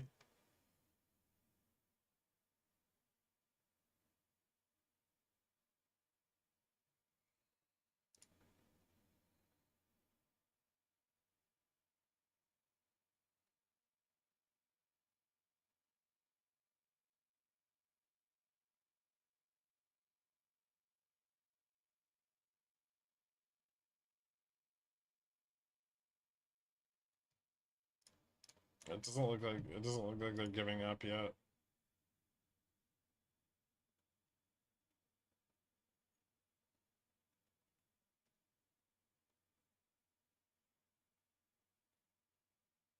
I should be able to narrow today's range a bit here though. Like sub 44.15 gets pretty bearish.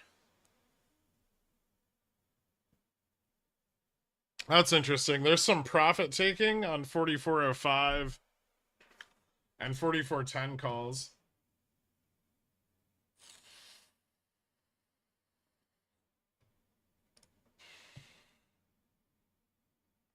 That's either confidence and they're going to roll up, or it's they're getting scared.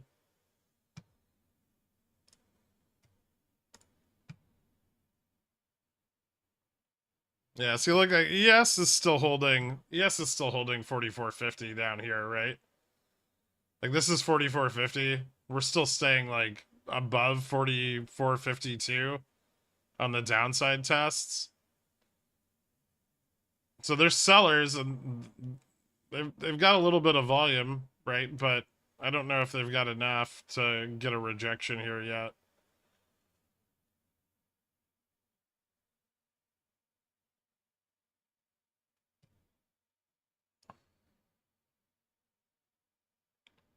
And then if we do form the higher low and get some volume to the long side, we're gonna at least test resistance, right? Up here.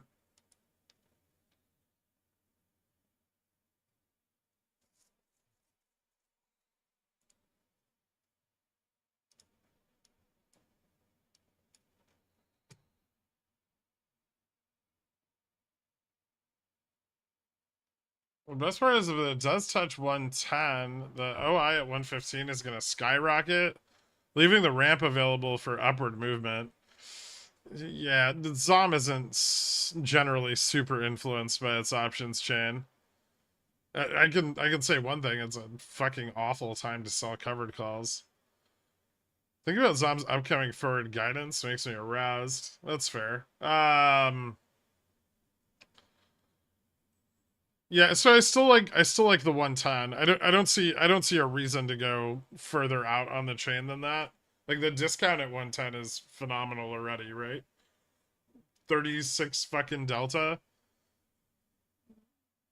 $4.30 out of the money.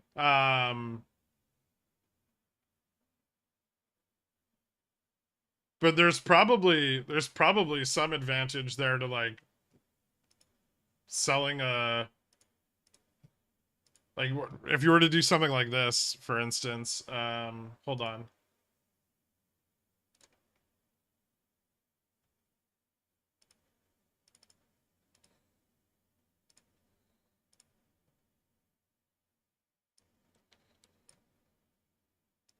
So you're to go like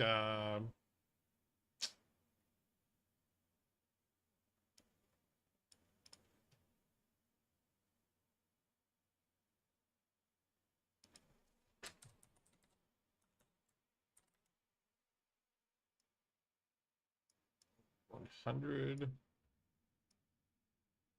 102. Let's go August 18. Sorry. 100, 105.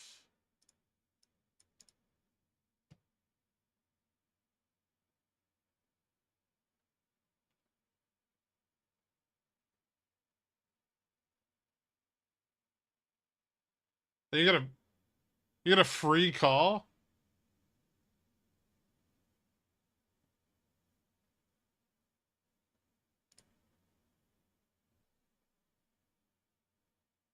September, it's a debit.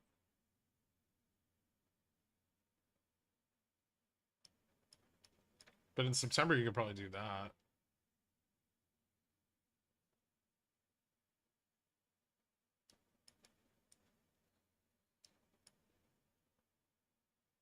That's kind of shit on the liquidity, though.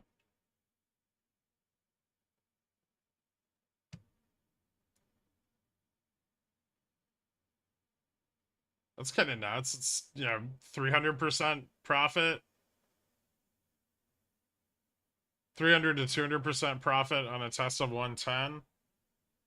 And then if vol picks up into earnings, you got earnings right here, right? So say 3% IV spike, $75 debit with, you could sell before earnings between like 150 to 260% return, provided oil stays on course. And if it doesn't, you just cut it, right? I don't know. That's kind of interesting. Hmm.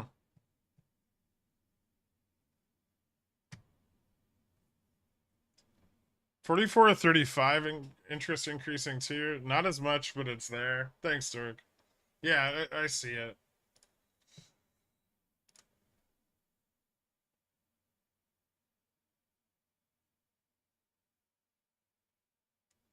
I think more importantly, if you look at the longer term time frame,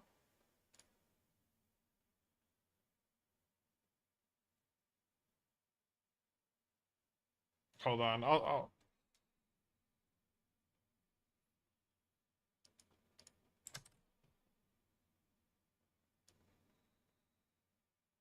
This is kind of why I think they're gonna keep trying. Okay. See, like that, they're still pretty crowded up to like 44.50. Yeah, but a bunch of those 44.50s are sold. That strike's kind of mixed. It's definitely not. Yeah. Okay. but I don't think they're daunted yet by the future sellers.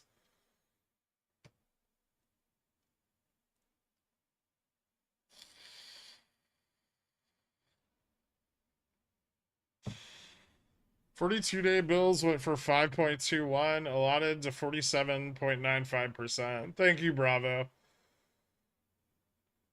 52-week 5.13 to 43.85%. Hmm.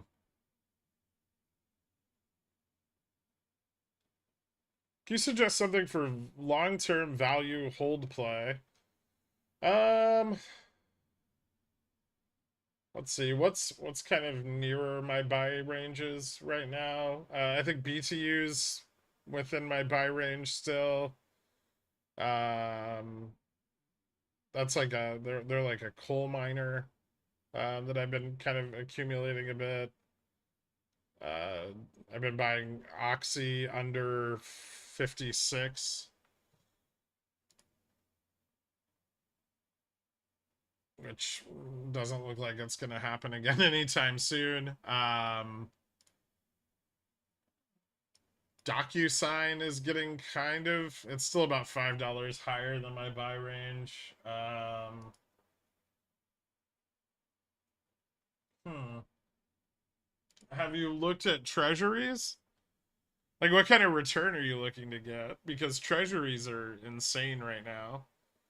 You can get like a 1 year spread on treasuries and get like 5.5% returns over the next year with no state income tax,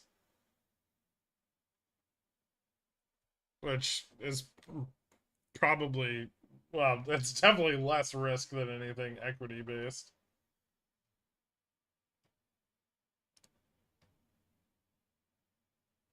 It also stays pretty liquid.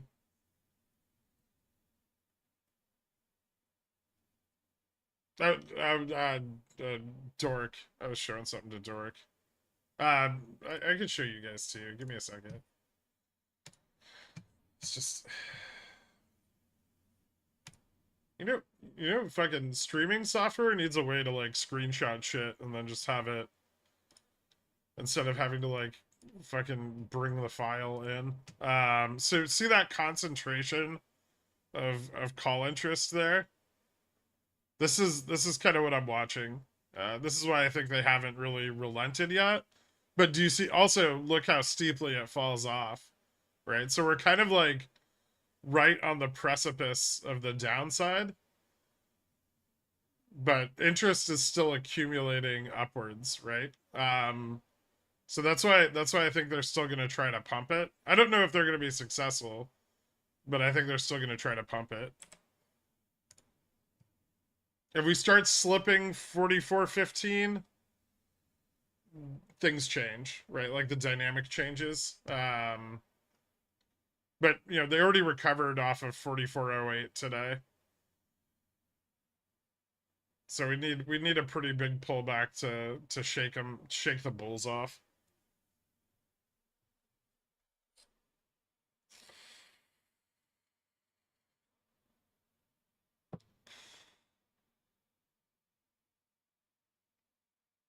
And if you can't beat them off, you know.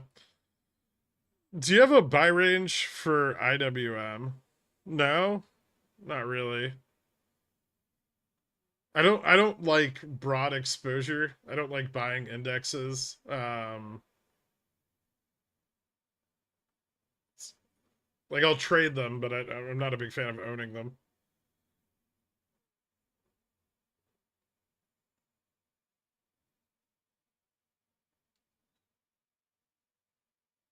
I'm holding some money that I need for next tax season. I found a 4.18, 5.18 3-month CD. This can't be real, can it? I mean, that's annualized. So it is real, but you're only receiving a quarter of that yield. Also, you know that the Treasury 3-month is 5.4, right? And you don't pay state income tax. I can't stress this enough. If you go to Treasury Direct and get treasuries, you will get a better rate than anything your bank will offer, because that's what your bank's doing with your money, right?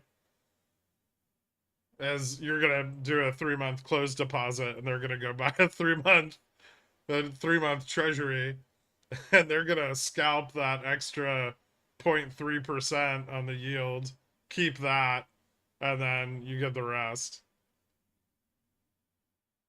And it doesn't seem like a lot, but over time it can add up.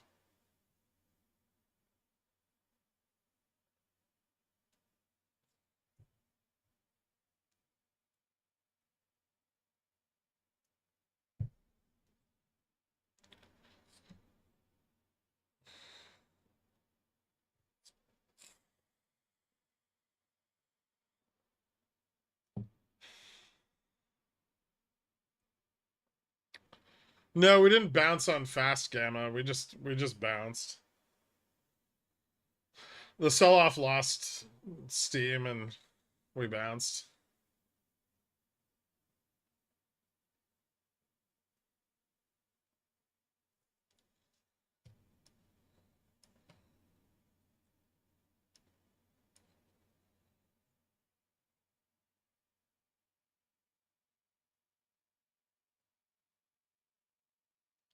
NQ's still red on the day.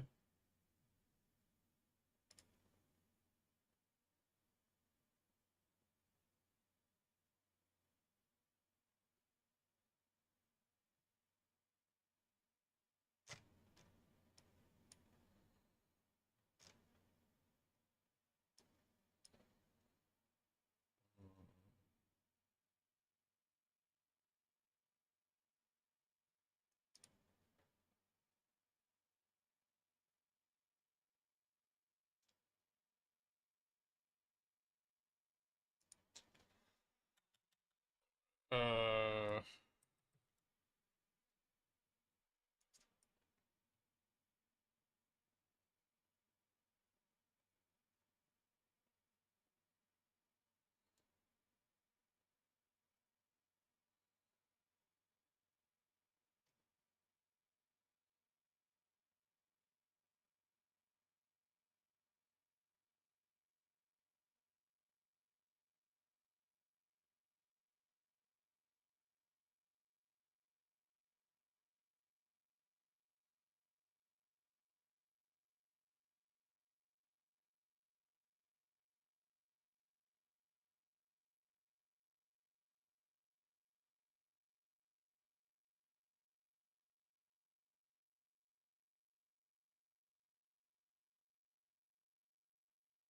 what situation do you think would have to exist for SPX to shoot up over 4450 this week? Just cool CPI? I mean, I think that's what most of the out of the money positioning is there to capture. And I think they've leveraged the out of the money positioning more heavily because of its Vega exposure, right? So if they're wrong and VIX picks up and CPI is hot, they'll be able to exit those positions more readily than they would, at the money positions. Like if they went big on leverage and theta at the money. So a little cheaper to get the exposure. If CBI is cool, we'll probably push up, right? And then they'll be really well positioned for that. But if CPI is hot and VIX spikes all of a sudden, they'll be able to also get out of those positions a little more equitably than if they had a lot of delta exposure.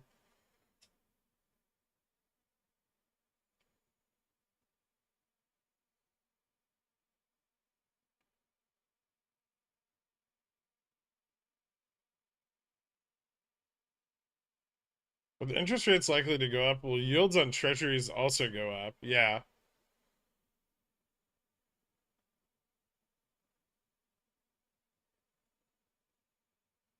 Oh, I know what you mean. Get that bull mayo.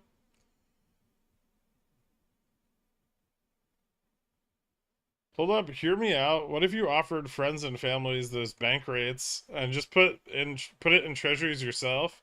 Be your own bank. Well, in some states that's illegal.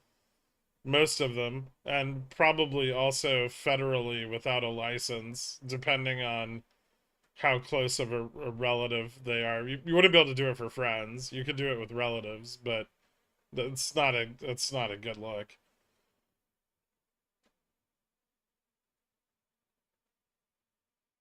For small accounts under PDT restrictions, 0DT SPXW contracts cash settle at end of day versus next morning, but don't affect the number of day trades. Yeah, if you hold it into close, it's not a day trade.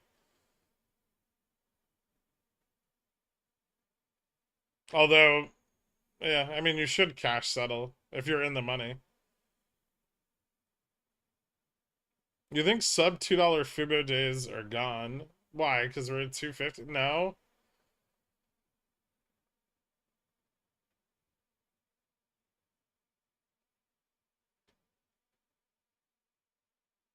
I hope they are, but I doubt it. I mean, there's still a very long way from profitability. There's a huge time horizon there for Fubo to get shorted back down again. Slip, fumble a quarter. I mean, it's not going to take much. Just cause like IWM's pumping real hard doesn't mean that Fubo's gonna stay at $3 or 270.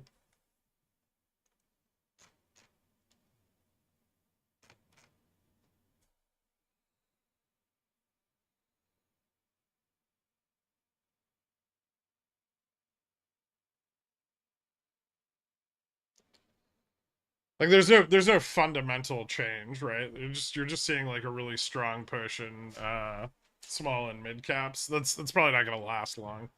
And when it's over, people want to short it because, well, it's profitable to short Fubo, and the bear case is pretty easy because they're still about a year and a half out from hitting their profitability targets.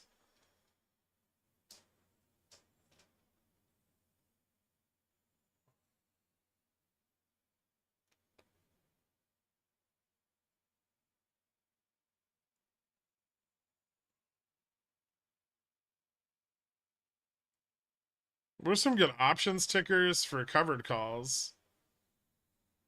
I don't know if you should be selling covered calls if you need to ask that question.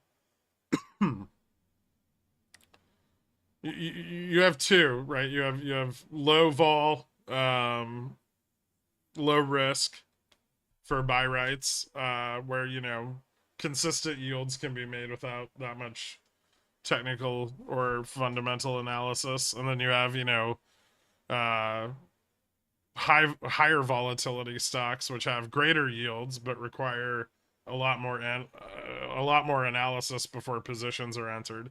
So it's really, they're not very complicated.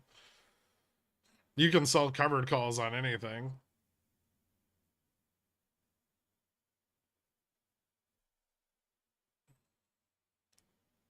Well, as long as it has an options chain.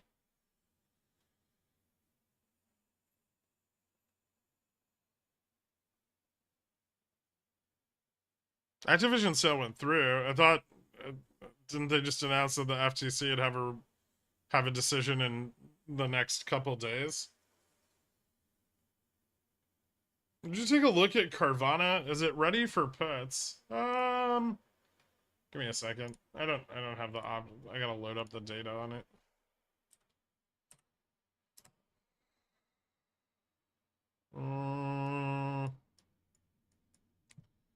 Delta's starting to fall off pretty hard, but Gamma's increasing. It's above Gamma Max currently.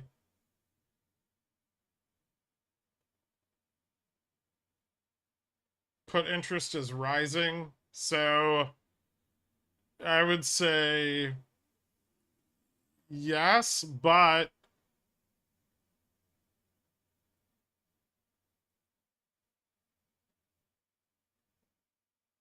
I would make sure that IV had crushed a little bit before I entered puts. I really don't like buying puts on these. It's not a lot different than GME, right? Like you're gonna get fucking burned on the IV crush. So you either need to go at the money, right, which is risky because you got to pay for that delta up front, or you're better off like selling spreads. I sold spreads on the last Carvana like test of Gamma Max. It was pretty good. Um,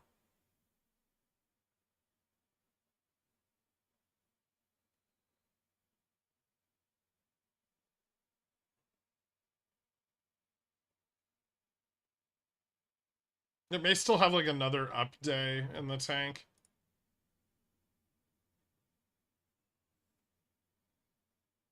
Netflix failing again. Okay, that's cool. Yeah, not really too much of a change there.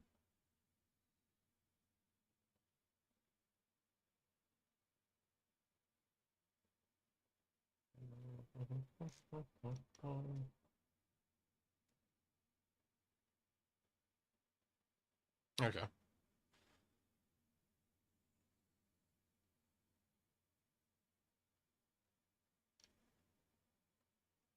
I'm not trying to like shit on you or anything, by the way, Sasso. It's just that, you need to decide what risk profile suits you best, what kind of, account size you're playing with, and, choose your buy rights accordingly. Buy rights have a lot of exposure, so they're not really ideal for very small accounts unless there's something that you really want to own. I don't know, everyone's take on shit like Fubo is always so extreme. It's like, oh, Fubo hit 270, it's never going back to $2 again. Or Fubo hit $1, it's never going back to 3. Hey, there's the pump.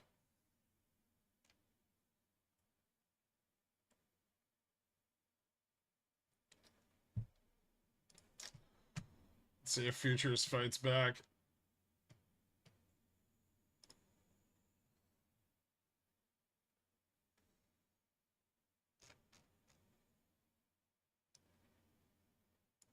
This is still where we're looking for a breakout.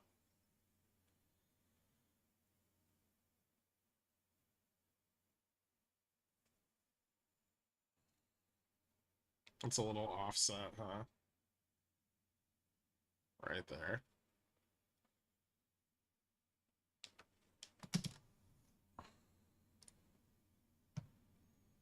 Which is technically just above 44.25.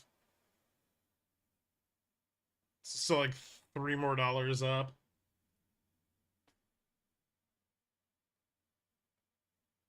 How do you get those lines on your SPX indicator? It's like some fucking script.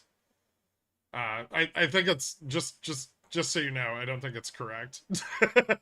It actually seems to be like a couple dollars off. So pretty fucking useless. I just fucked with it this morning.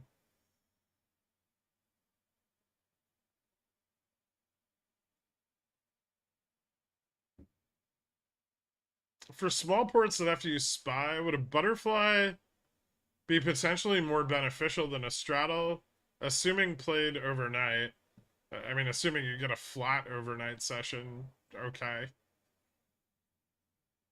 Condor might be better there. I mean, like you reduce your profitability, but you open up your range a little bit. I feel like for overnight positions, I'd rather have a little more range, right, than what's offered with a butterfly. Pump or wet firecracker? We're very close to finding out.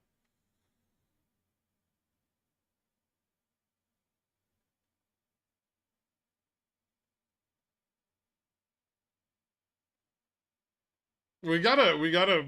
I'm trying to be good and work more on confirmation, right? Because I feel like a lot of people get excited and they buy in way too fucking early before anything's even remotely confirmed,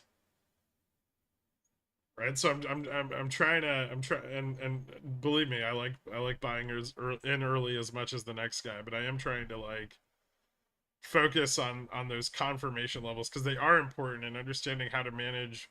If you are going to buy in early, you need to understand how to manage risk around your confirmation. I know you're not trying to shit on me. I've been around long enough to understand you. I appreciate you being a straight shooter. Much love and respect.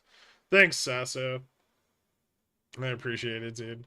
Yeah, you just gotta you just gotta if you're doing buy rights, which I will say, if you have a small account, they carry a lot of risk because you're fully exposed to the underlying. Make sure that you're looking at things that you really want to own, that you've done your DD on. You're happy with the price you're paying, right? And then you're simply trying to discount that price.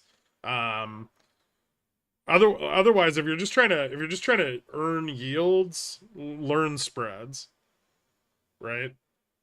And that's one of the reasons I started to focus on spreads more, is their fixed risk, which is really good for a lot of people here. And you don't need exposure to the underlying, right? You can be like, I think this stock is going to be flat, and you can trade that assumption, right? And so that's and I feel like that's what people are trying to do, is they're trying to use covered calls to earn income, but your upfront capital exposure is really high. Like they're fine for income on a long holding. And part of that is our move, kind of into broader market things besides GME, where we're all long holders, right? So it was very easy to, be like, okay, cover calls are great here because everyone's long. None of us are selling. There's no reason for us not to be making money off of our holdings, right? But now, you know, we're looking at the broader market. We're looking at more assets. We're trading more things, and so, I'm trying to get us to a point where people can build income strategies off of things that they don't own, right? Because that's important to be able to do, especially when you can't afford huge amounts of exposure.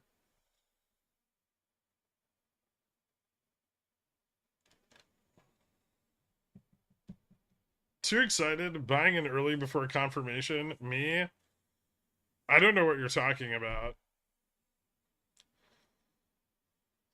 Yes, you do. Here's the test.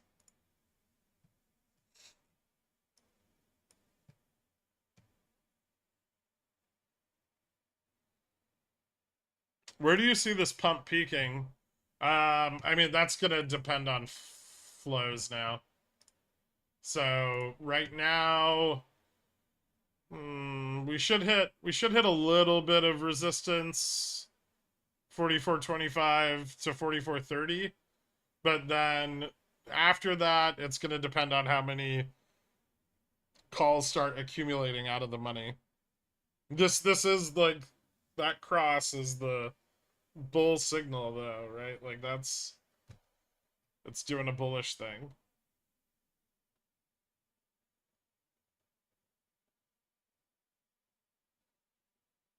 Would anyone care to smell my FNG? Oh, you bastard. The joke does need to die. I make straddle. I also made white. Congratulations on your white straddle. Or straddling tip. I don't, whatever your kink is, man. Good job. The extent of this bear market rally is almost surreal, disorienting. I hope JFresh is right and weak earnings hammer this circus down. It can't just be earnings. Too many of them can drag on too long. And then the mag 7 becomes the mag 5. No, we need the realization of the macroeconomic factors that are already in motion to occur, right? We need that lagging effect from rate increases to really make itself apparent, because people are dumb, and they want to buy, and so yeah, we really need a strong and clear message that everything is fucked before people will believe that anything could ever be fucked.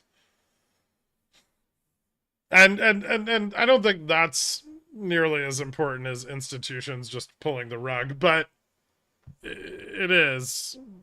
Unfortunately, it's very likely that that sign is going to just be institutions pulling the rug and everyone being like, but I bought Nvidia at 440 because I wanted to buy for the 10 years after the 10 that were already priced in, you know?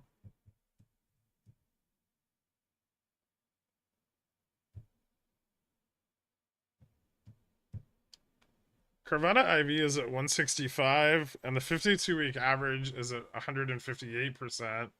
So maybe the crush won't be much if it actually goes down fast like it often does, or it absolutely will be because volatility sellers will crush the fuck out of it, right? It's already I mean probably reducing from its peak. It'll crush. They will crush it. Unfortunately, part of that crush also means a downside move. Um, there's really no good way to approach that. You can buy in the money puts, but they're very expensive, and the returns on them are slow to be realized. Or you can sell. You can sell the vol.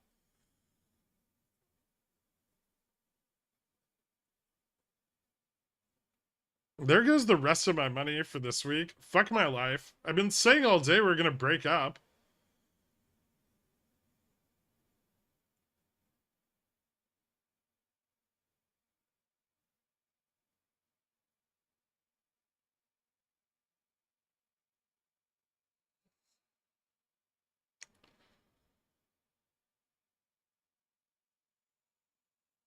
Rug pull, same like shoots and ladders. Anything you see that's low right now and just waiting to be bought. I mean, I really like BTU right now at its current price. It's starting to move a bit above a range where I'm willing to buy it, especially with today's move up. But I still like it. I think that's pretty well positioned for a move, especially with China starting to maybe do some quantitative easing. They're gonna be a big buyer of coal if their production capacity starts to pick up again. And I think that's really good for BTU, especially profitability off the Australian operation. I think so. I think they're in a good spot, and I think relatively cheap, especially with the share buyback and the potential for a spot coal to rise. So that's one I've been kind of leveraging up a little bit slowly on. I didn't get to set my stops because work. Fuck. I'm sorry, man. That sucks.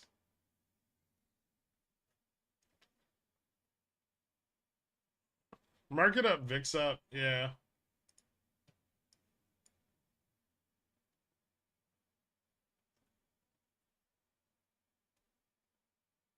That's interesting.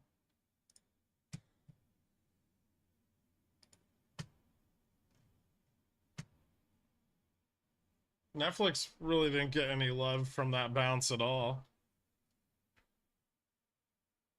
Meta? Meta did. Meta got a lot.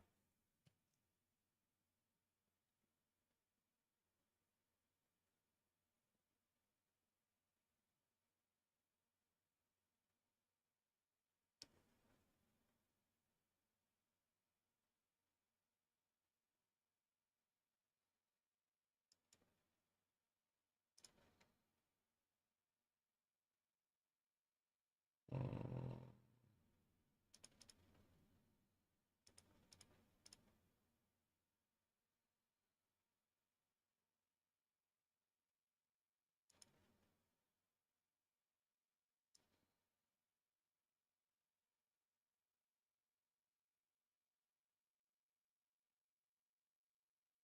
Hmm.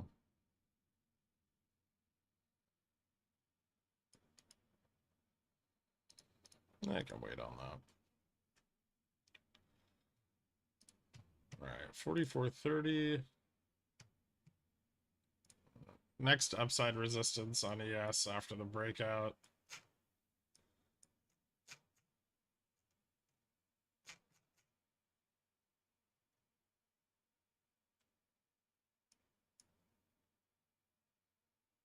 $44.67.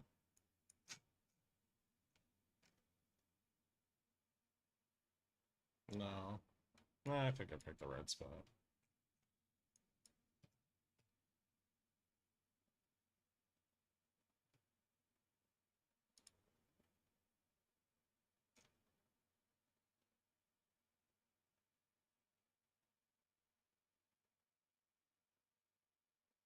%80 on these.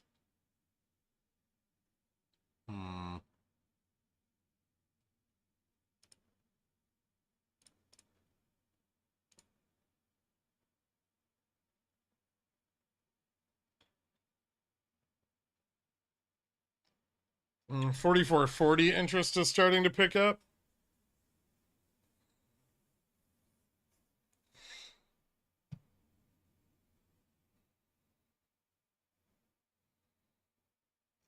I woke up late and bought calls. I'm too sleepy. What do I do with these?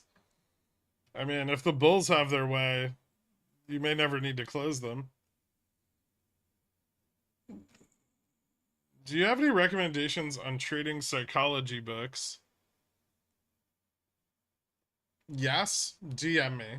I have uh like I have a list somewhere. I don't think any of them will help you, but I do have a list of them. The only really useful ones are about other people's psychology.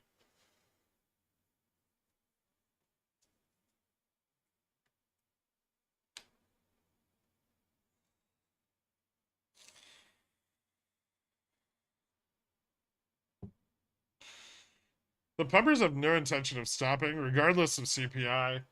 They will hold SPX above 4,400 until July 21, if not longer. Well, they only really need to hold it above 4,400 until July 21, and then their sold puts fall off.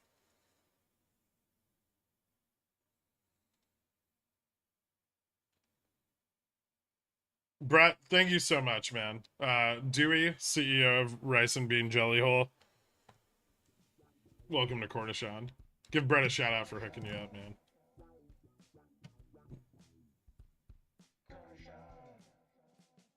Market up VIX up's not that interesting anymore because it keeps happening. It's still interesting.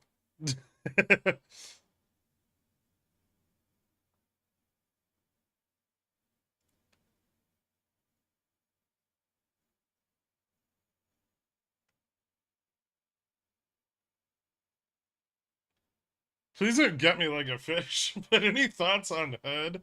I don't know how I haven't looked at their stock in so long. I couldn't tell you.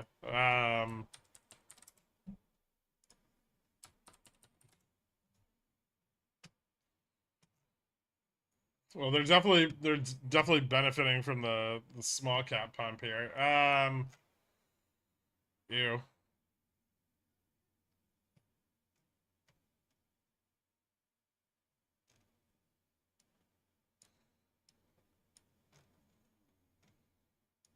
I mean, it looks like there's some accumulation. The negativity surrounding them has died down a bit, and they've survived all of this shit so far. A lot of people still use their app, right?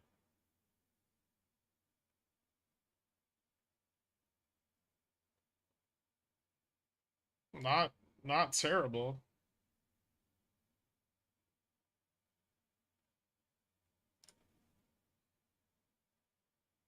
Holy fuck, they have a fat bag of liabilities, though.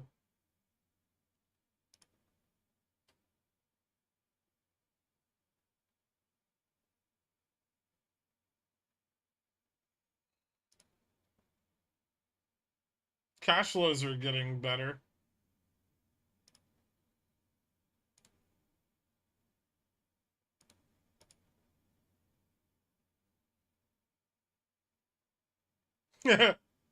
Hmm, that's funny. Um,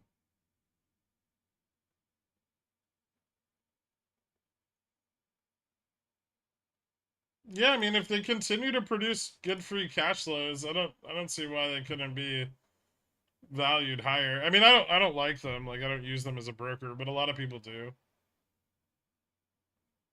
I don't like the amount of liabilities they're racking up, and they're really going to need to improve their cash flows in order to manage those effectively. But not terrible.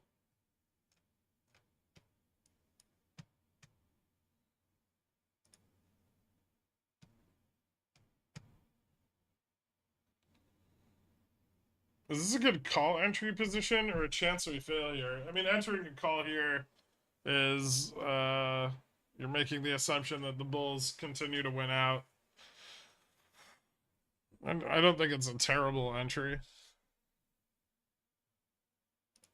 I think the Bulls, like the bullish positioning, seems to have every intent of trying to push higher today.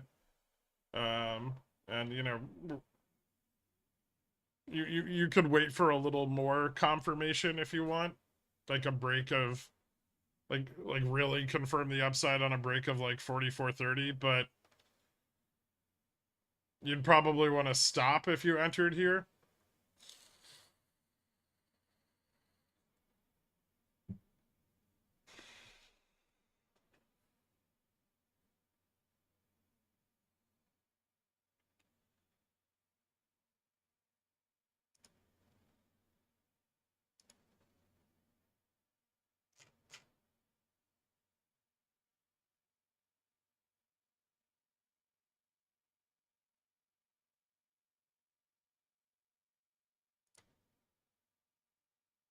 Hmm.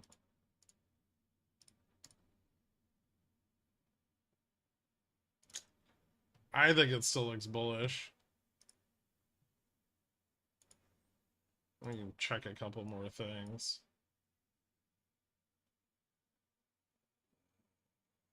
Maybe retest 44.30 here, and then we'll see what happens. I think we'll get some chop because they need to build out of the money positions, but they are building them. So it still looks pretty decent, I think.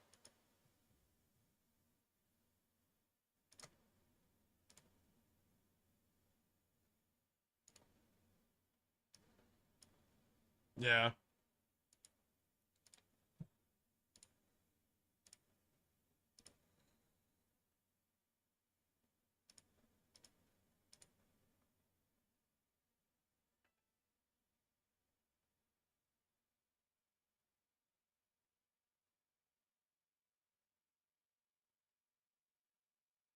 Oh, whoops.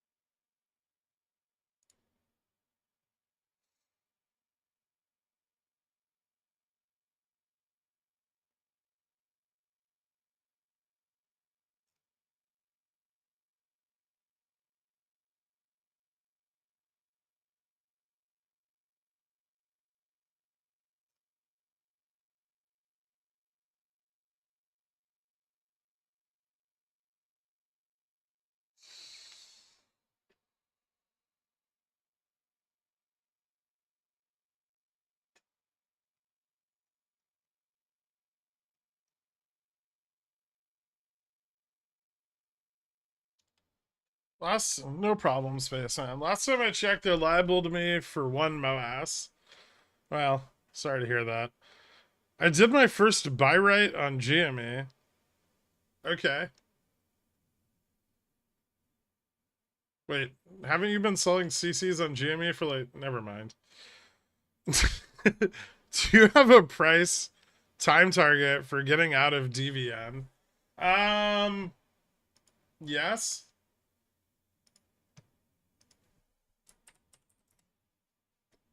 Although at the prices that I bought into it, I don't think I would mind holding it for a very long period of time. Uh, the yields are insane, but if it were to test like 70 to 80 again, I'd probably bail. My DMs are not broken. Oh, nice. Where did you find a picture of? Never mind. Is this like a stock photo of a foil production plant?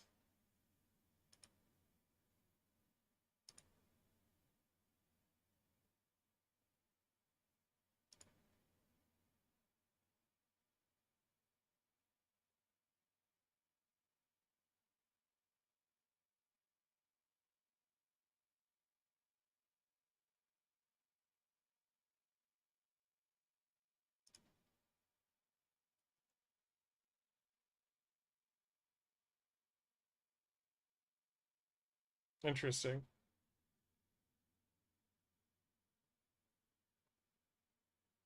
I like it. It's a good one. Tesla's so boring lately. Yeah. Yeah, it's not doing a lot. Down today though, which is nice. I'm not gonna as a Tesla put holder, I'm not gonna complain.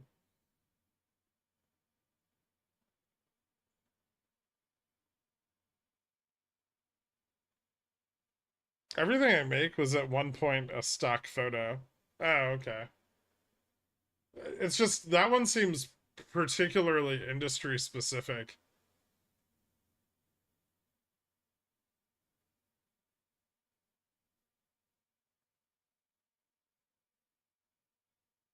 Is there a Jimmy share price that you would sell everything?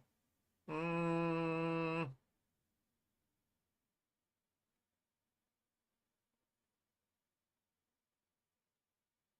if we hit 40 or 50 again, I might consider it.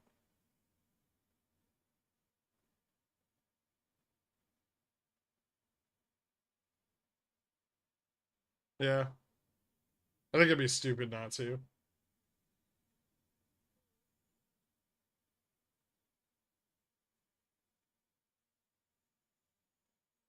The fact that I still own it is probably kind of dumb, but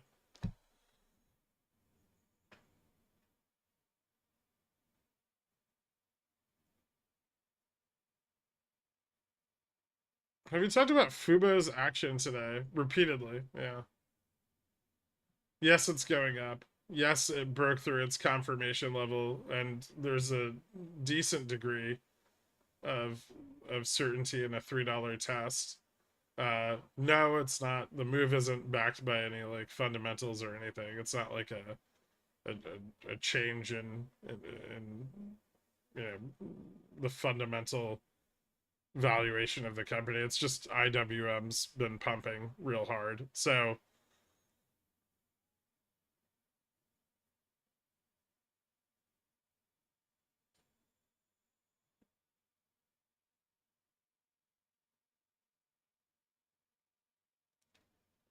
did you just go degen on your safe account? No.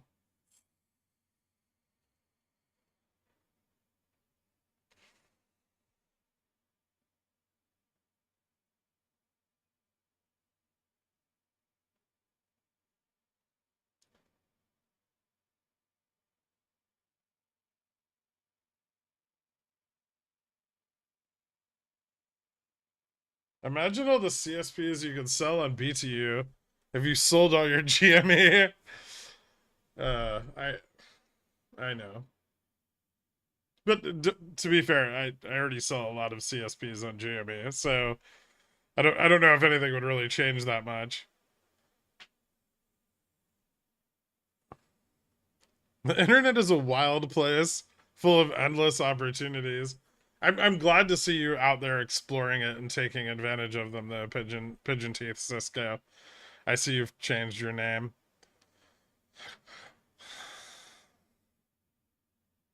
Yet, no dumps like a truck stream card.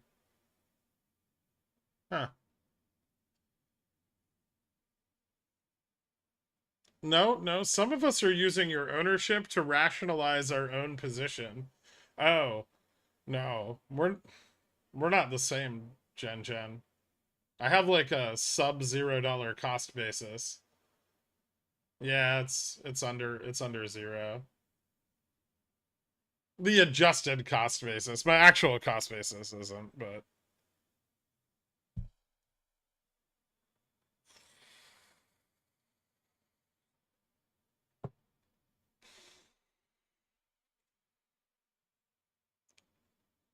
oh Jesus Christ. More Fubo questions? It's up. You own it. Why aren't you happy? Why is everyone so worried? Why is it that people buy shit when it's cheap and they're like, ah, what a bag of crap. I can't believe I fucking own this garbage. It's ruining my port in my life, and my wife left me. And then it goes up and they're like, why is it going up? Why isn't it going back down? I don't get it. Where's the happy?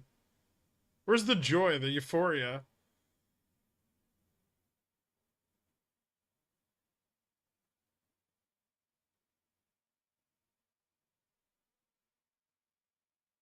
Because in between those two steps, they sell CCs, but close them when the stock is going up. Don't just leave them there and watch them die.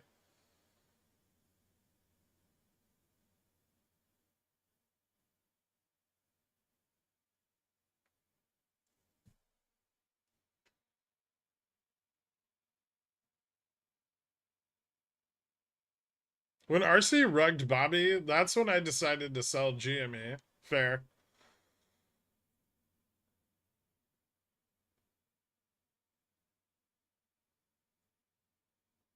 That was a good price. Had to present in front of a bunch of bigwigs. What's up, Baradactyl?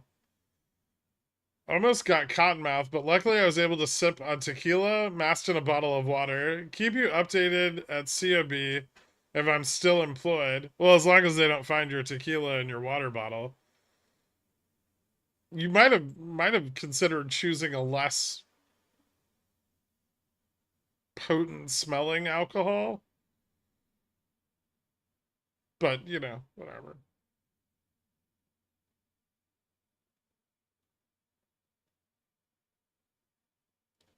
Euphoria starts at 5. Yeah. You're just watching people's emotions die in real time for market exposure. I mean, it's beautiful. But at the same time, there does have to be some joy in winning. Otherwise, what's the point? What if you get assigned at 150 and you're just praying for it to reach there again? Well, then you just wait, right? Either it does or it doesn't. Life goes on.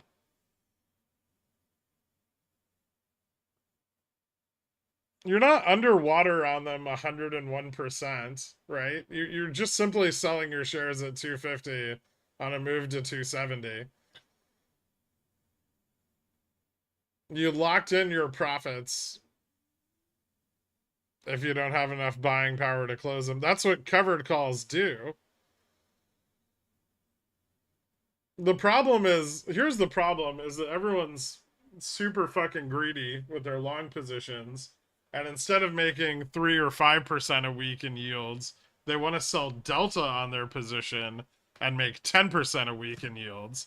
And then they lose all their fucking shares, and they're like, how could this happen to me?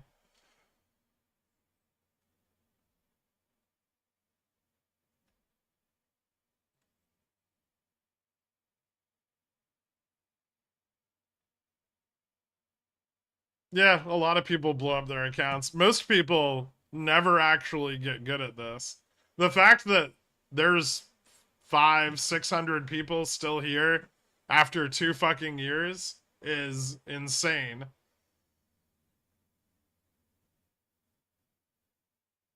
Like, the peak was 1800, and that means 33% of you haven't failed so fucking hard that you're out, right? Which means that you're doing drastically better than the like 5% of people who are usually able to trade.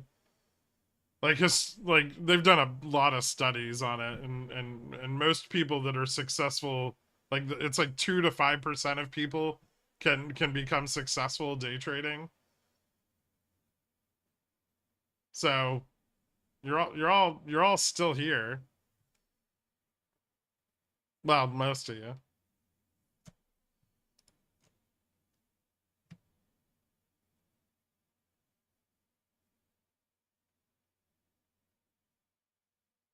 I'm stubborn. All right, well, fair enough.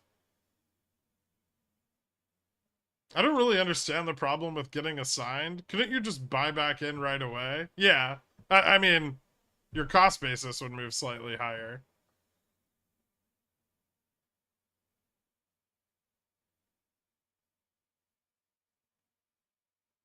I'm slowly climbing out of the hole I created. Is that good enough? It's a start.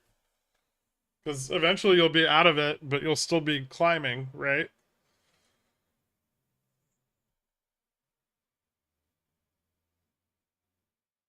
Just because we're here doesn't mean we haven't blown our ports. At least 70% are here because they have jobs, a gambling addiction, and a sub 3% mortgage. Well, okay, I know that. That's fair. But blowing up ports is part of it. People just didn't want to do that with paper ports. They wanted to do it with real ones.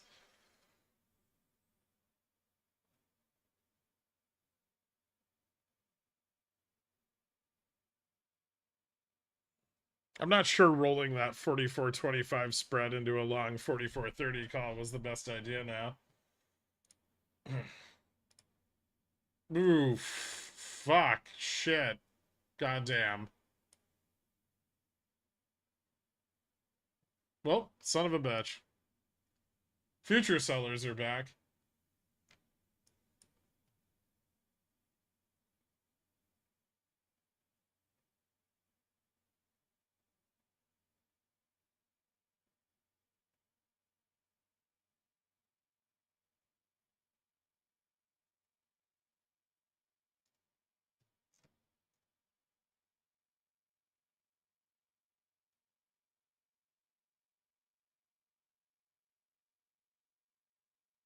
I hate today already. I can already tell it's gonna be just the worst. Damn, that's a lot of volume. Um, huh. That is a rejection. It's a fat rejection.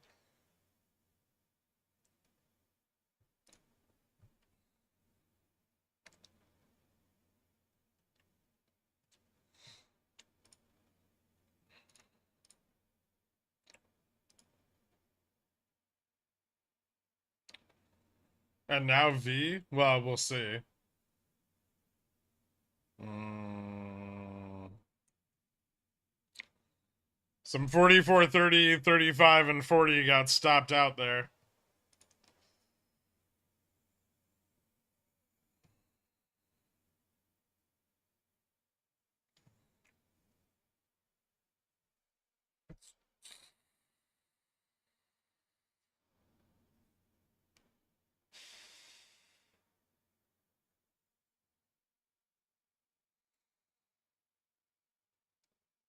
And that's why we use stop losses. Yep.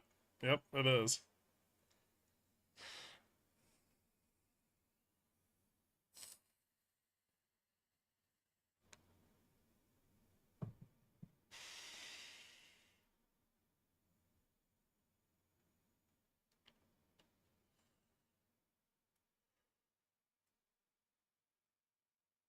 I had two, and they both skipped right over me. 4,400, that happens too. You gotta set your spreads wider. Especially 0 DTE.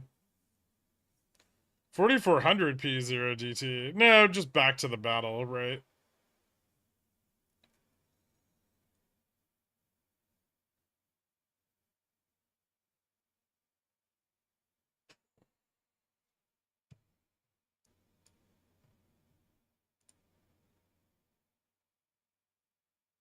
Only 4,400 if there's a continuation. We need to break below 44.15 for that, though.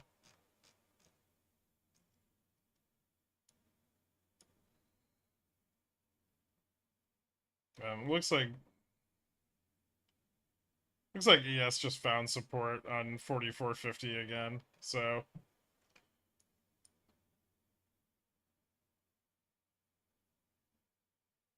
let's form out the other shoulder here and then see what happens.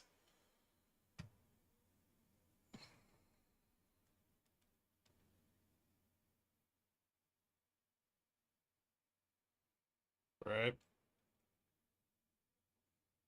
And then this will either break up or down. It's an index, so this has a slightly higher probability than normal.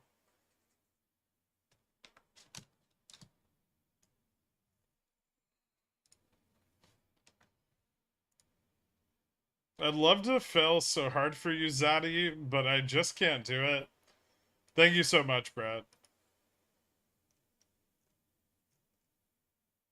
Don't hype me up and tell me you're saving my puts, Gork.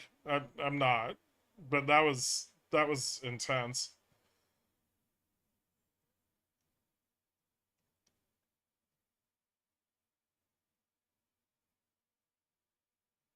Vix is gonna do that thing my mother-in-law does at every holiday dinner. What's that?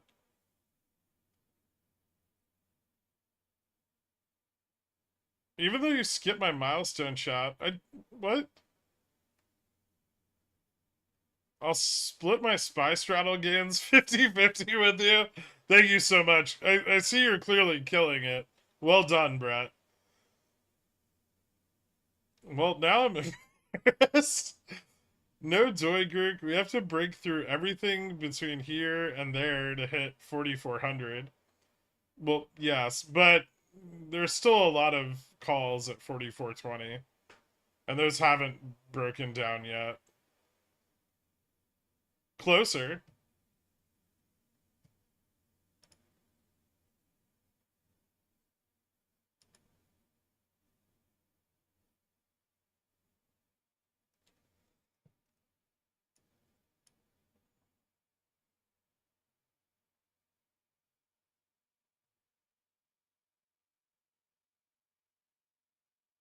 I also accidentally used my last day trade. So I'm stuck in these fucking calls.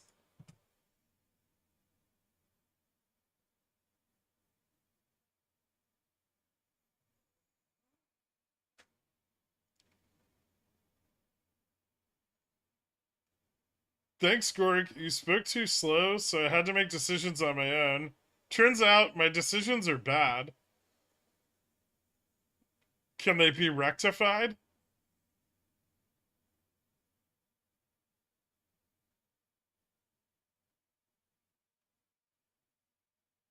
I missed you while I was gone. What's up, Pookie? I love how every day is a new day for you. The markets are full of childlike wonder and glee. Is there another sign that the bears are back? It's a sign that the bears aren't fucking around as much. And that there's actually bears.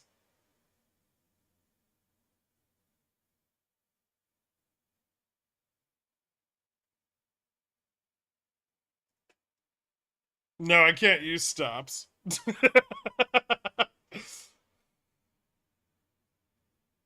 It's fine. I'm like 60-40 long short, but I can't use stops. So I went to buy a 44.35 call, and then I forgot that my debit spread over here is 44.25, 44.35.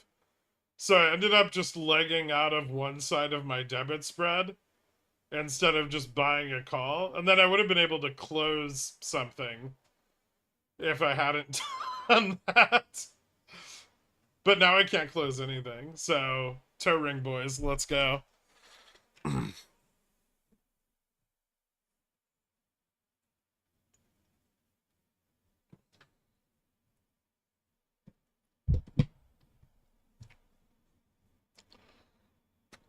Weeklies on Activision are cheap. I'm betting on 100 end of week. It's not going to go straight to 100. Also, isn't the buyout price 95? Why would it go above the buyout price?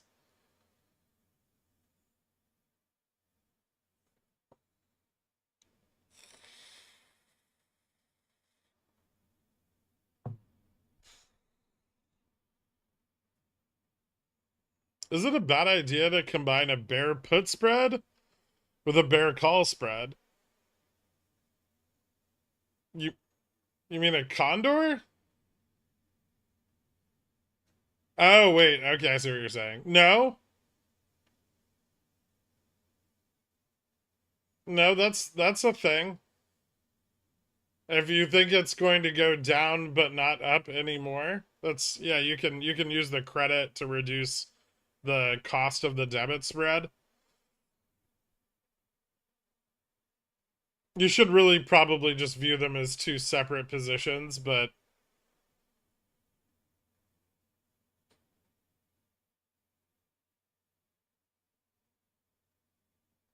is there no way to see GFV marks on a WeBull account? I think you can. All I can see is my risk level being marked as safe. Maybe you have to go on the website. I'm not sure, but you should be able to see the number of GFEs you have somewhere. Also, don't get GFEs.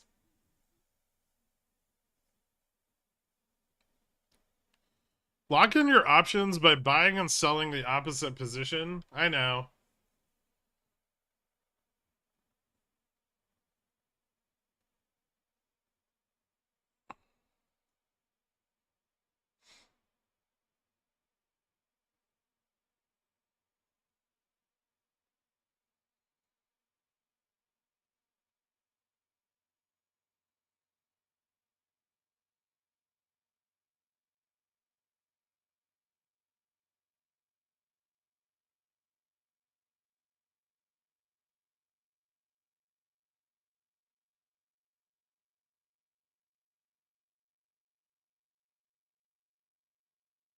What's up, Dork?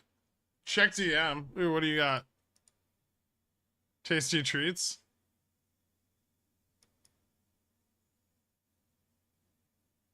Oh, nice.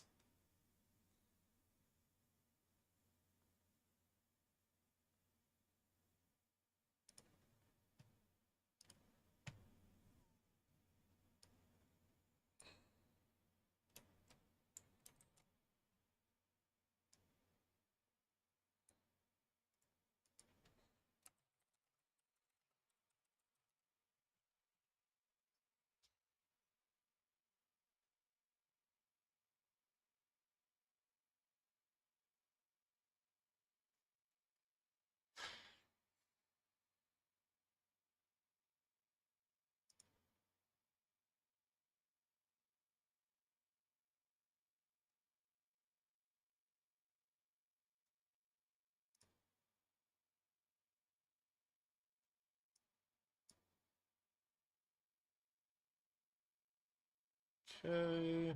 So stable here. Stable here is still bullish, I think.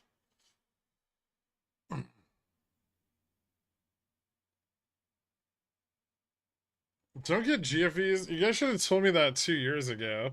It's really simple. Don't trade with money that's not in your account. You could use this opportunity to cover that for newbies. Cover what? Not getting GFEs?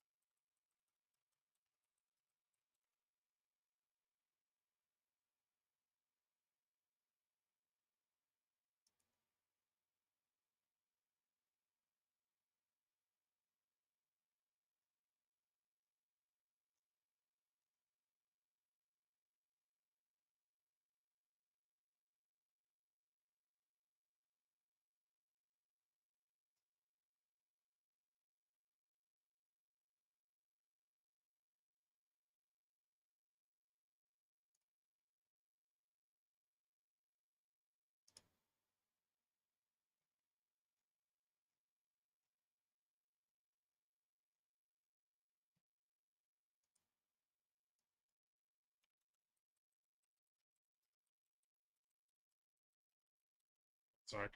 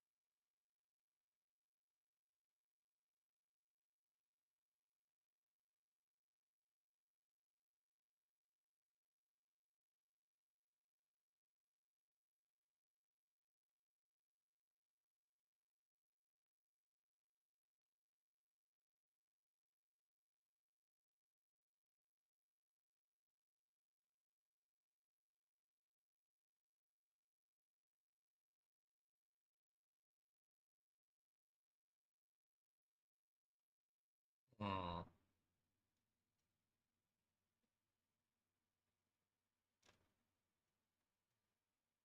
Okay. Interesting.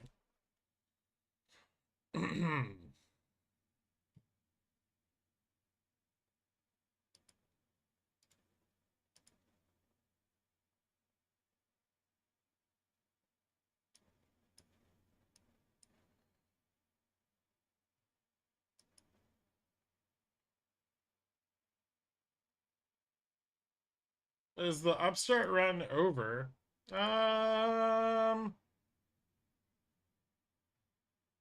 It's failing above GN, right? Let's see.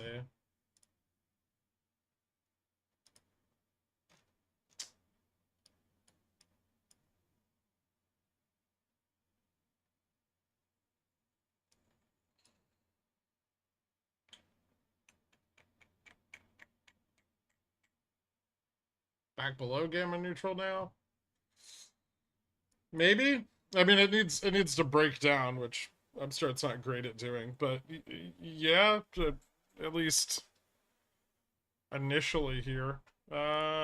Actually,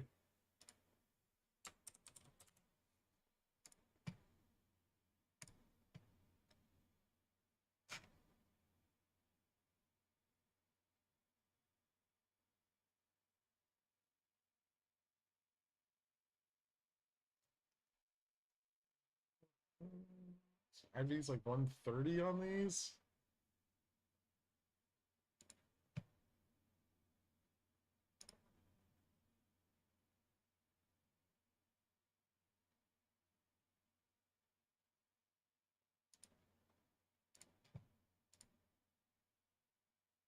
Might want to watch for support here.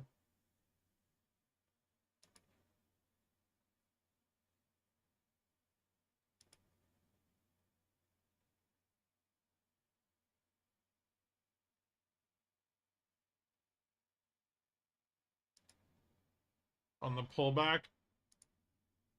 4250. If it starts to slip 4250,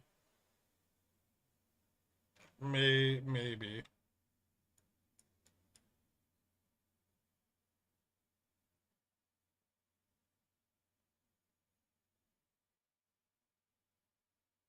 A lot of consolidation though there. It could bounce. I'd be careful shorting just yet. First of all, let me compliment your endless good looks. Thanks. Next, I must say that your stack analysis is the tastiest. Gherk is a veritable stack god. Read the first letters of each sentence out loud.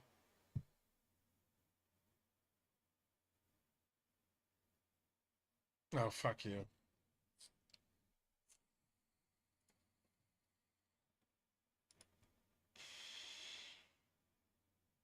I think people are just trying to bait me into shorting FNGR.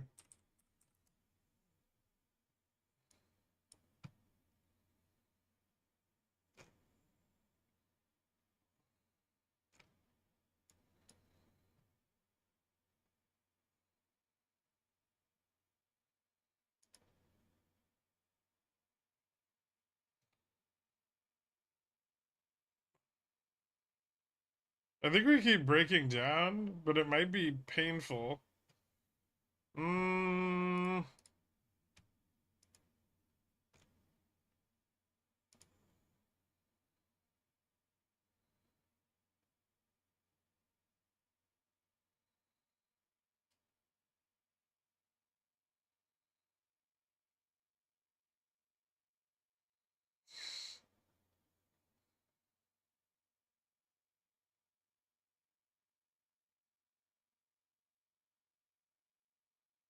44.30 interest is picking back up again.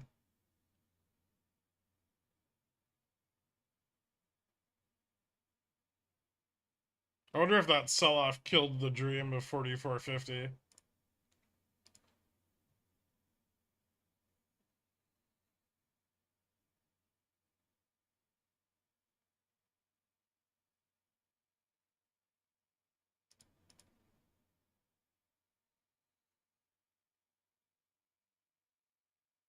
Yeah, interest for like Friday is still high at 35.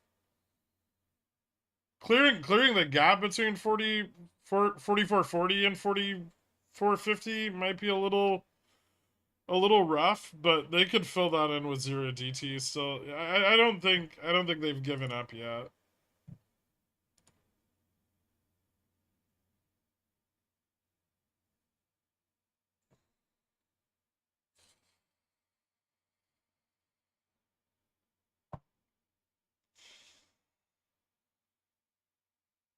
All this bear talk, I should buy calls. I'm locked into calls.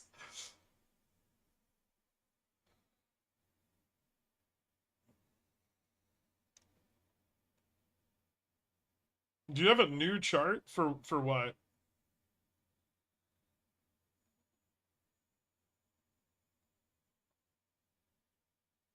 Odds Jimmy closes the week below 23. I think that'll just depend on the indexes. Probably, what are we at right now? 24.30. 2 days. Maybe, but unlikely. I mean, we bounced off the 22 support like yesterday, right? Like Jesus Christ, exactly off of it.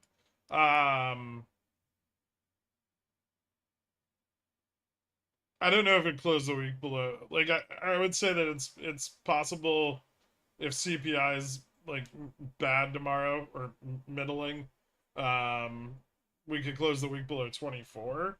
But I wouldn't go so far as to say below 23.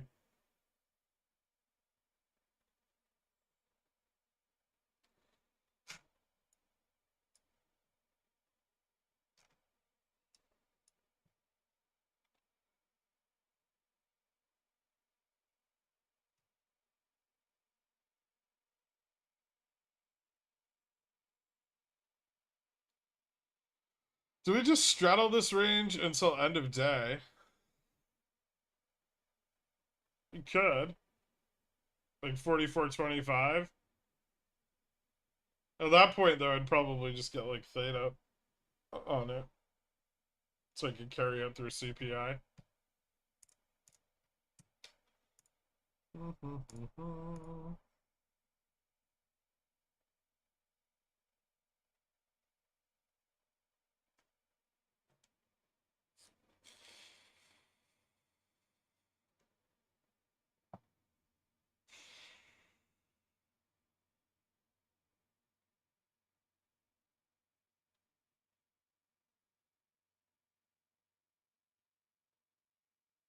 Huh.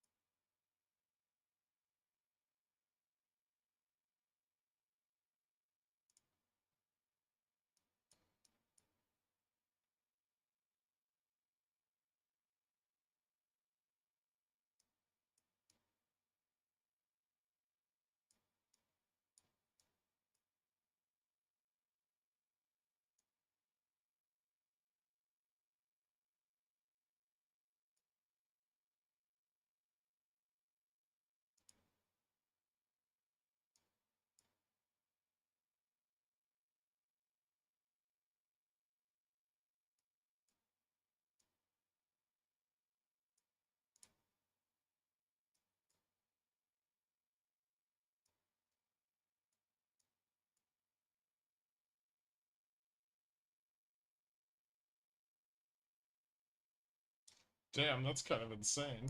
Okay.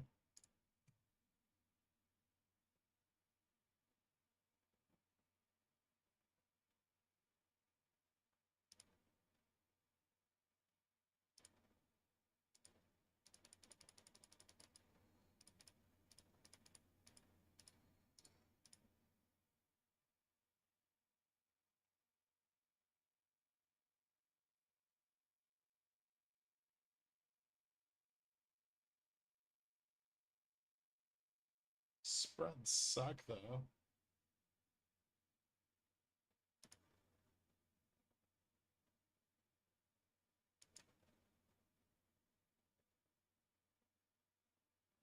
$12 credit, 18 credit, 50% risk.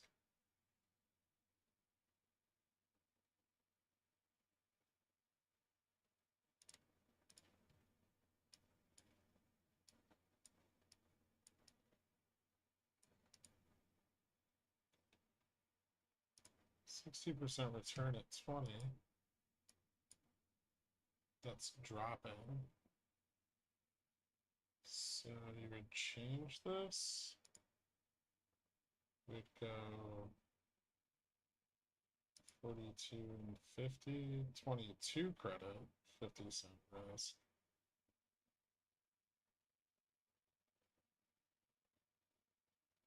Hmm.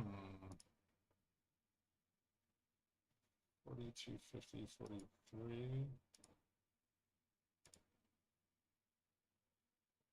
20.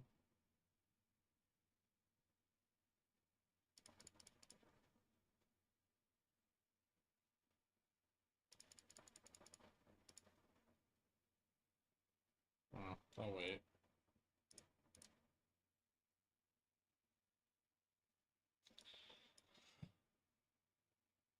Those yields are nuts.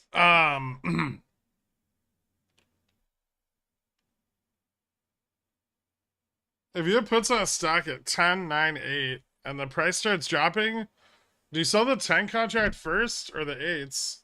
Hopefully that makes sense. So you have a put ladder.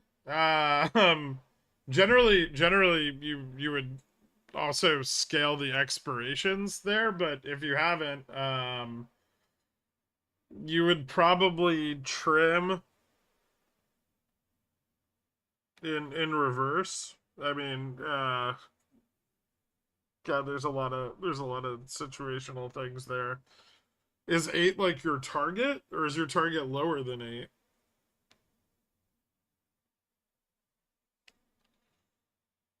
Like generally you would scale from the out of the money strike towards the in the money strike, but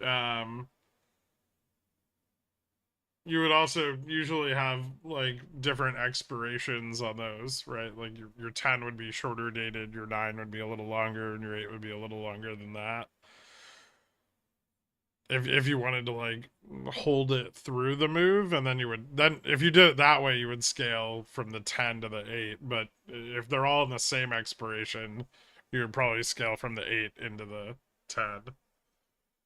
Girk was right. I was wrong. I'm stupid. He's smart. He's good looking. I'm kind of goofy. What are you on about, Dork?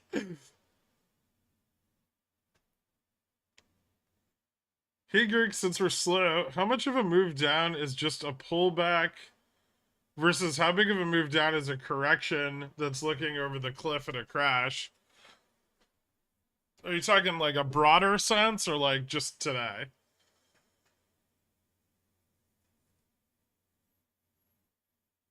There's no risk of a steep correction until we're under delta neutral.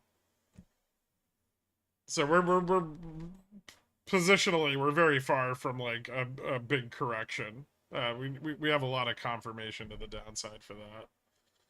What's up with the red shirt? You know, I don't choose my shirts based on the direction stocks are gonna go. Well, I know it's crazy, but I'm not like, I think things will go up today. I'll wear green.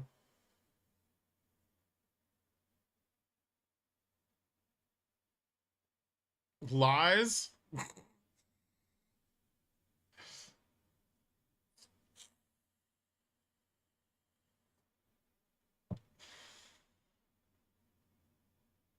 Are support resistance levels more important on the SPX or futures? Futures. I don't want to say one's more important than the other, but futures move in ticks, so they're easier to trade with TA. I said I would keep breaking down. You're like, Lil Dork, you're such a noob. Peener's everywhere because I'm a Persian vampire stock god. Oh, well, that's because people were still buying calls, which I'm not sure if you were aware of, but yeah, they were. They don't want to. I think if there's one lesson we've learned about the Bulls over the last like couple weeks is that they are not ready. They are not ready to go quietly into the night.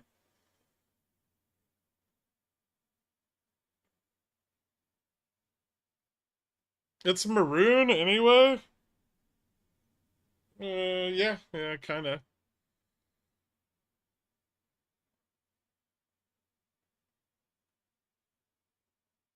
Girk's entire closet just red and green shirts. I have gray. Yesterday I wore blue and we traded between 4403 and 4405. No, like you only wear black. That's not true. I do own a disproportionate amount of black t-shirts, but I don't only wear black shirts.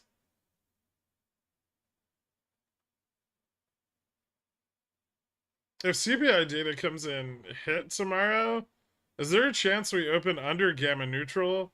Or is that too big of a move to happen in the pre-market?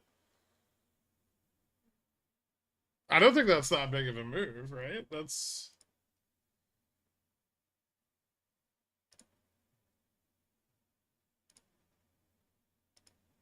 from our current price, gamma neutral is like 118 BPS. Yeah, that could absolutely happen in the pre-market.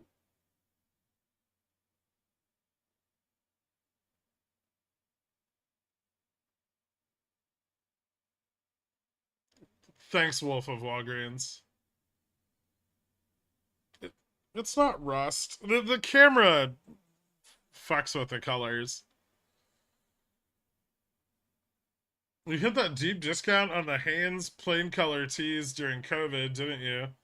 No, I buy all my t-shirts at Costco, and 90% of them are Kirkland brand Pima cotton.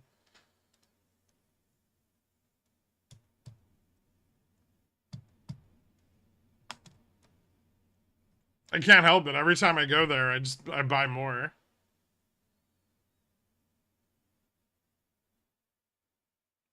You sure are the embodiment of wealth. I have some nice like linen tailored shirts that don't get a lot of use.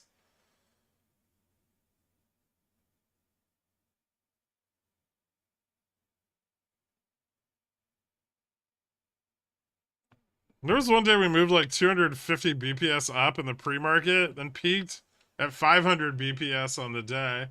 Yeah, the market can do some crazy shit sometimes.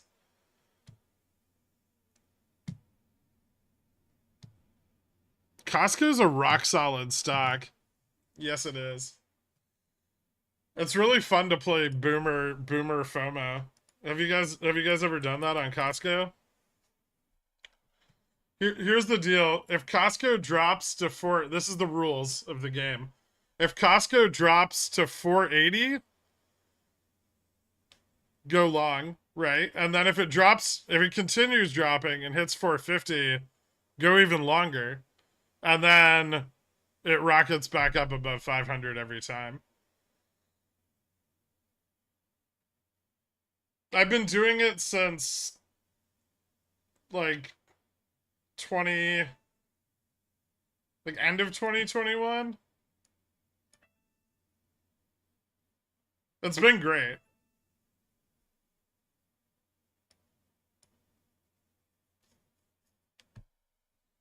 Can we play the downside? No, because you don't know when the boomers are going to start buying.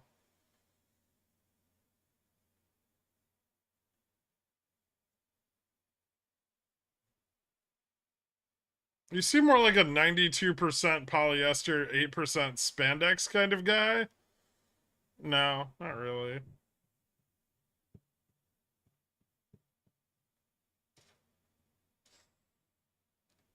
Sub five. I'm a bit of a Costco fashionista myself. It's good, and then when I go out and around, you know, you just kind of look like a. It gives you like a very blue collar look, because other people who have Costco clothes are like, that guy shops at Costco. He's not worth mugging on the subway today, but I am. I'm actually not. I never carry cash anywhere.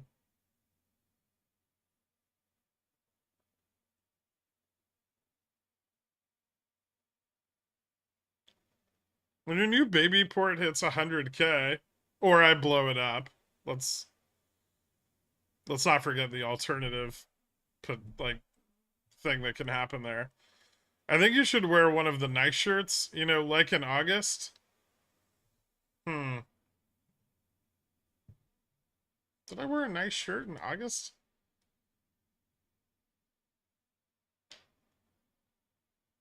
Oh, when I had to suit up? That was for a funeral.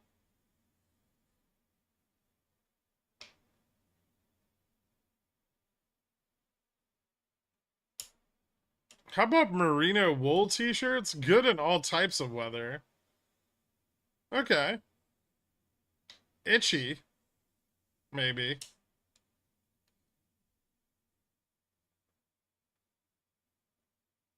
Costco clothes are a huge step up from Ross.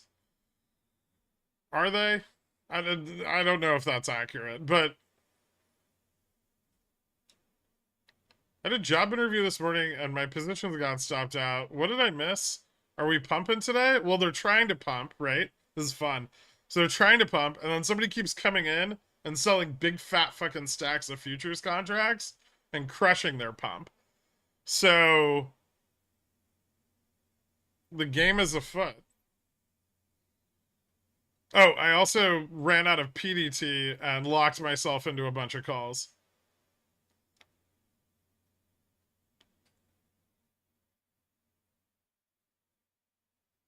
No, sigh. I mean, your baby port will be 100K by next month. I don't know. I lost some money on it yesterday. 500. And my meta spreads are underwater.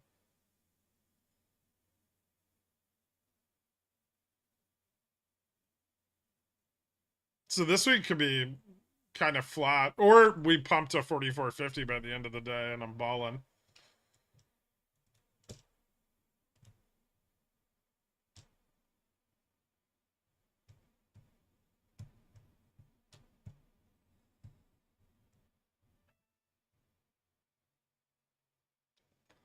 No, not the funeral the day. The day you had to appear in court for the custody battle you waged with Darth Dan over JFresh. Oh. That was tough. I don't want to think about that. Do you keep the recipe for eggplant parm in your wallet? Of course not. I don't need a recipe. I have it memorized. You'd have to torture it out of me.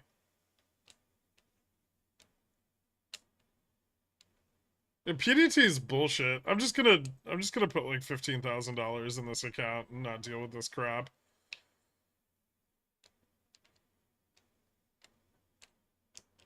Imagine being told, "Oh, that's enough trading because you're poor."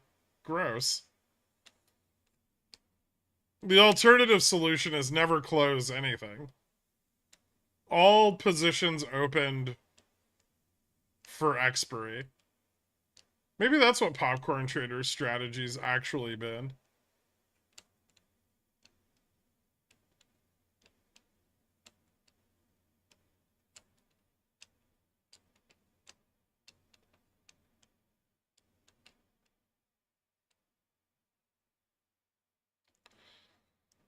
So someone's providing institutions exit liquidity at the top then. I mean, not a lot, right? That's why it keeps slipping really hard on the sell-offs. I thought it was really funny that Citibank came out with a blanket downgrade of the S&P of 9%. Just letting everyone else know, hey guys, we got rid of our bags. We're good to go. How nice of them, right?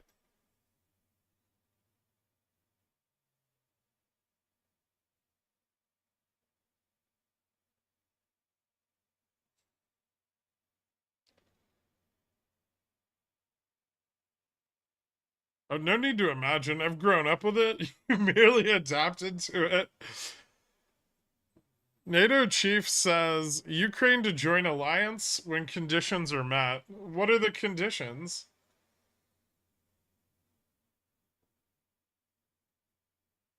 Did JPM come out with their normal this is how the market will react to CPI report yet? No. But is it ever correct?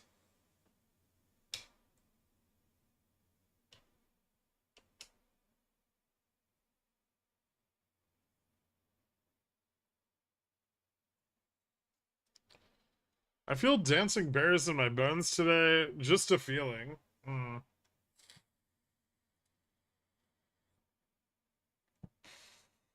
Well, I hope you're wrong and we get the dancing bears tomorrow. Oh, there's our shoulder formed. That'll take a while.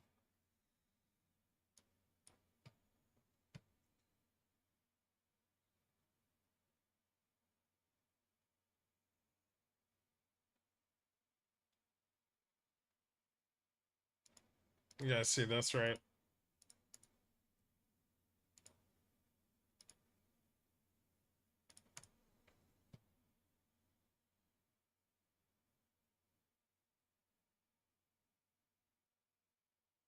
So we either break down here. I think the trend is probably good enough as an indicator for where to break down.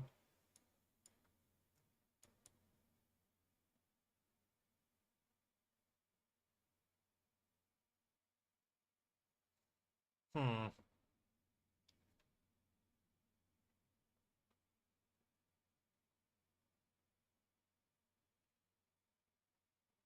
Well, the neckline, right? This is the neckline. So ascending head and shoulders have a higher chance of breaking up, right? But can also fail more epically because the right shoulder is higher, right? And so the neckline is a bigger move. But the neckline's down here.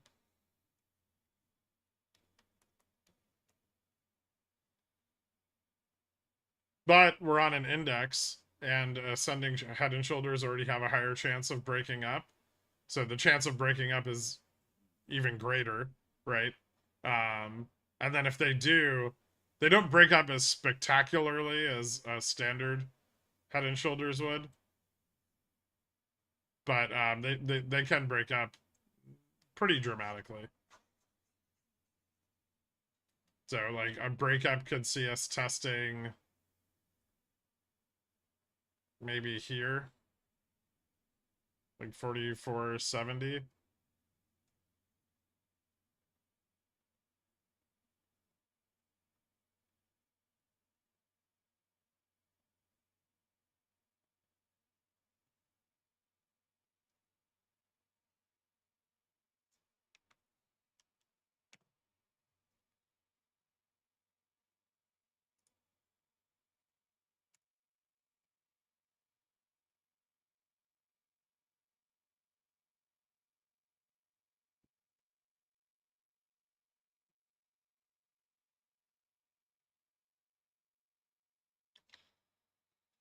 Internal conflict over breakaway regions needs to be resolved. It's how Russia has kept Ukrainian, Moldova, and others from joining NATO by funding separatist movements. That makes sense. Another DM for this boring day. This one isn't a stock photo, it's an actual photo of you. Oh shit. But then it's also a. Oh, never mind.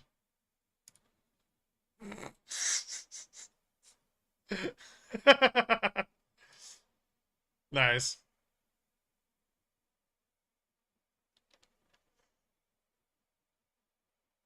It's a photo of my face.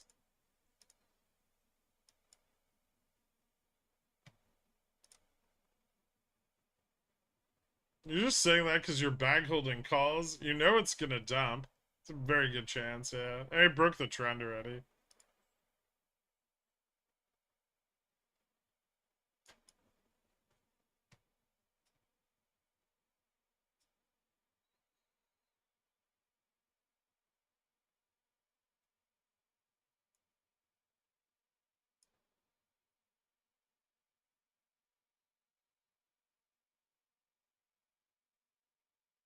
And then that's the bearish confirmation. So, hold on.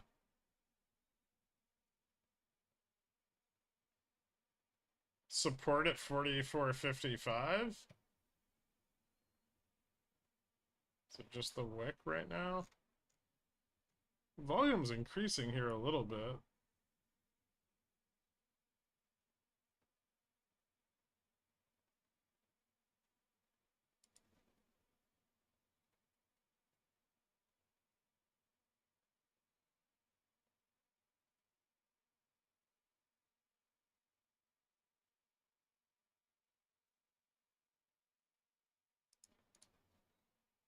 Let me see what's going on with the call buying and such.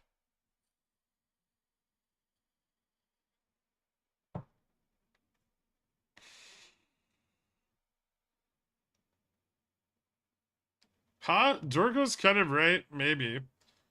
Yeah, we'll see. This is touchy here.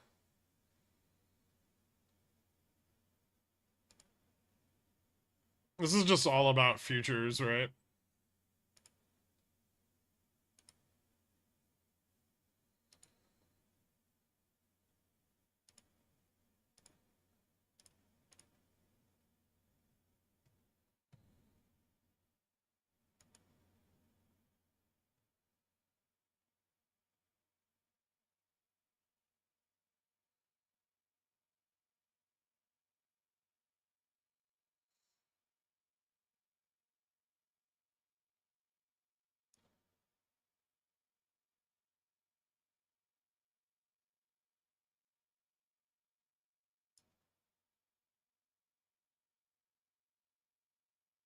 Hmm.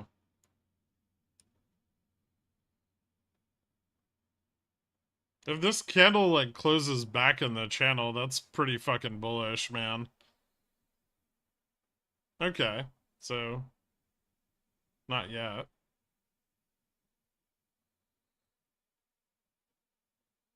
There's a lot of buyers at 44.55.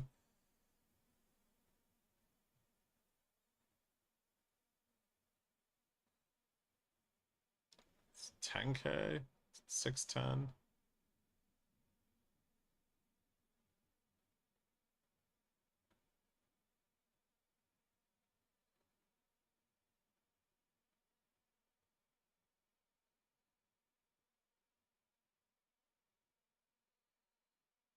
Okay.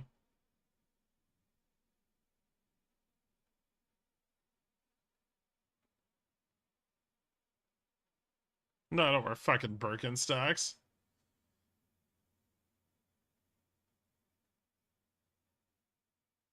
What'll be the next confirmation of breaking up? I mean, just gotta hold above 44.25. We didn't on the breakout.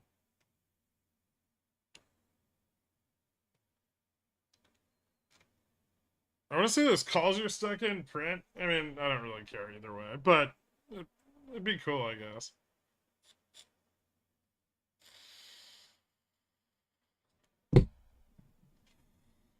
Okay, Pickle Man, what zero DTE should I buy? And remember, the movers' tips are counting on you. Wow, what a dick.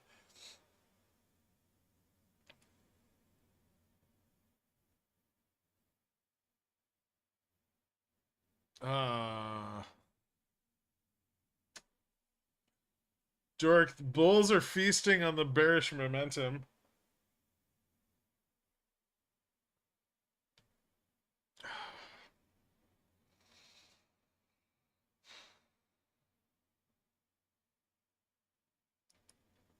Yeah. They're just gobbling up all their sell orders.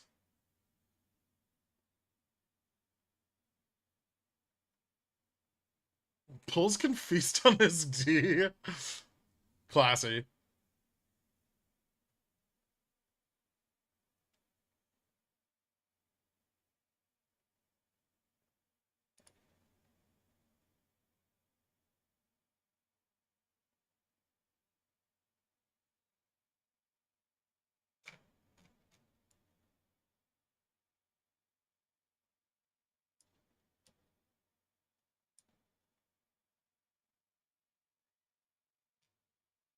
Okay, I need to watch VIX here.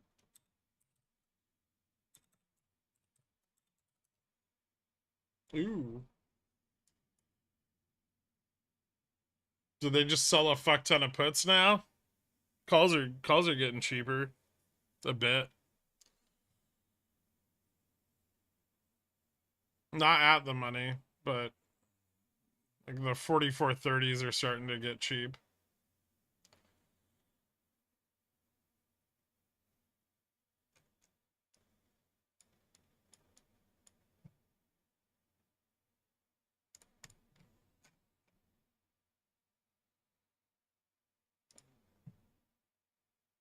$44.25 still loaded to the tits.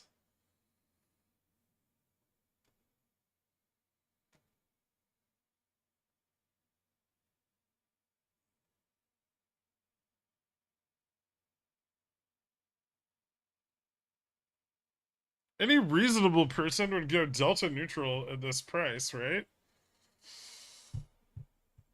Yes. But I'm not a reasonable person. Are you trying to tell me go delta neutral?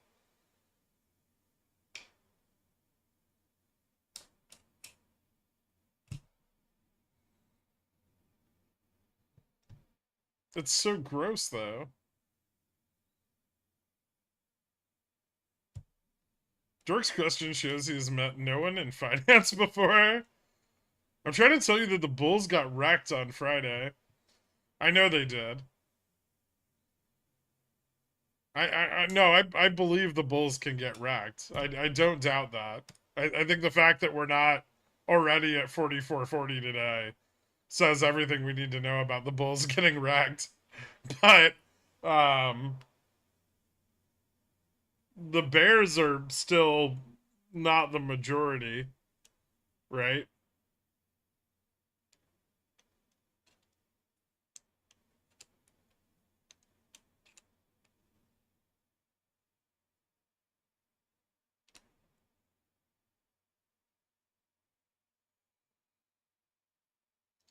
They're playing the defense game against exponentially scaling offense. Bro, what the heck lit the fire under Fubo? Oh, fucking IWM's been running super fucking hard the last couple days. And like all the basket stocks are getting covered right now.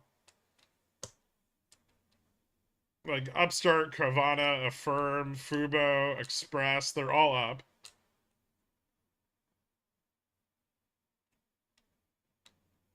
So like a little bit of like small mid cap risk off.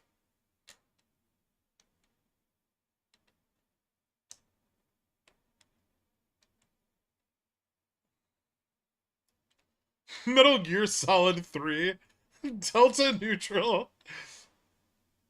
Probably flat into CPI at this point, unless some asshole forces everyone to move their hedges around. That's the point, though, right? You get the bears to move their hedge, and then their hedge is weaker.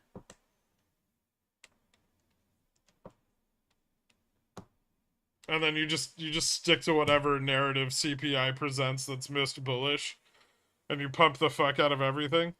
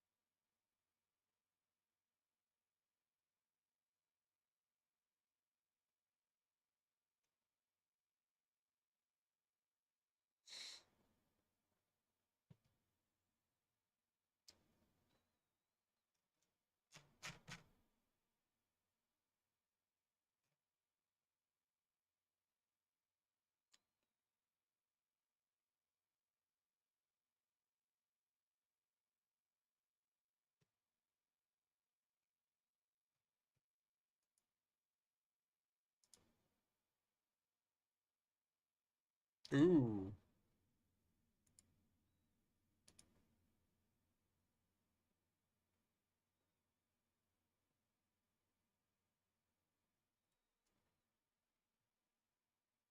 Okay.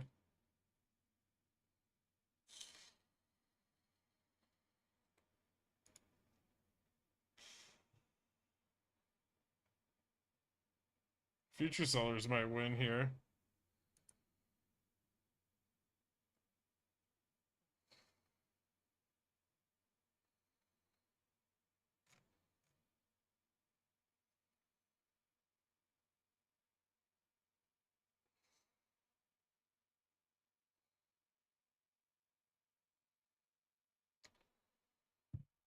YouTube's censorship is out of control. What did you try to write?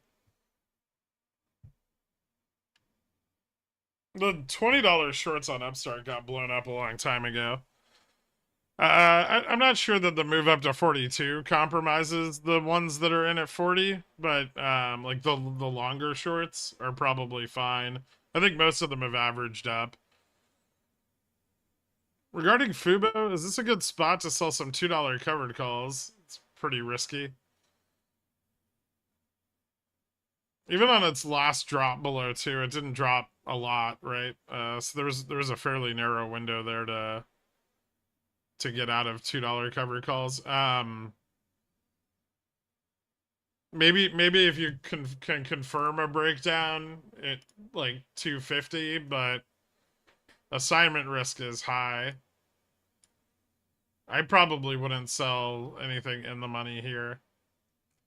Not while this is continuing to like pump, right?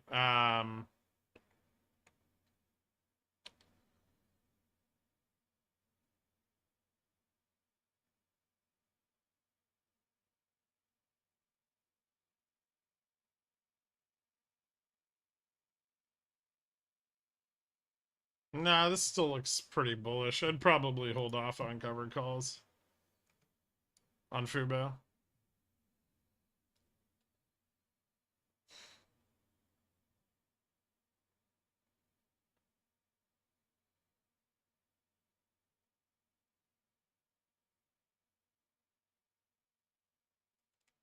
Hey Greg, I want to be rich like you. What are the best vessels to profit off of the market downturn? Is it leap puts, spreads, SPY SPX, or individual stocks? Um, I mean, first off, you gotta. It's kind of just like a point of preparation. Uh, yeah, you need a little bit of luck.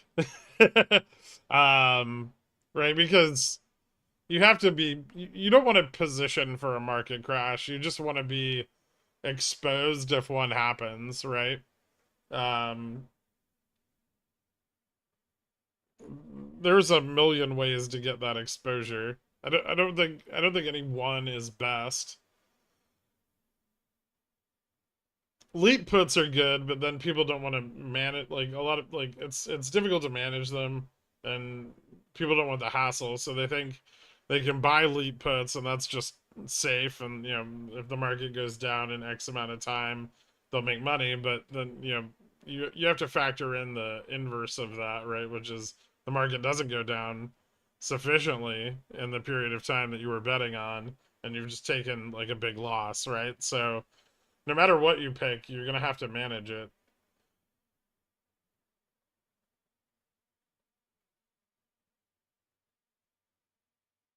Like all of the things you named can make money in a market downturn, but if they're mismanaged, they can lose you just as much attempting to predict it. So you think SX bounce and pump here? I think they're trying. I don't know if they'll be successful.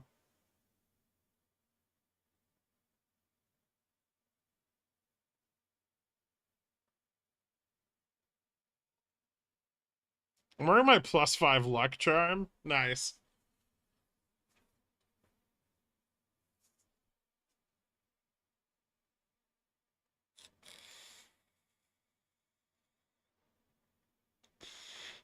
Who's they? People buying shitloads of 0 GTs at 44.25. I'm putting them in a group together, and then using they to describe that group.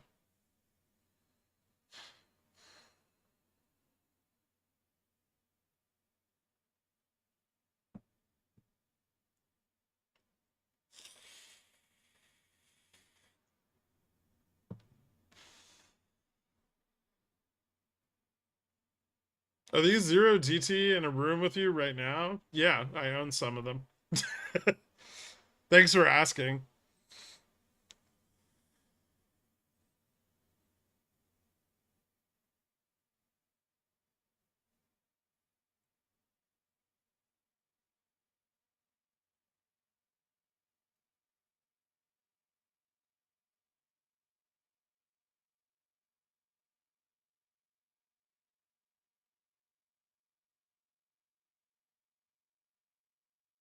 Hmm.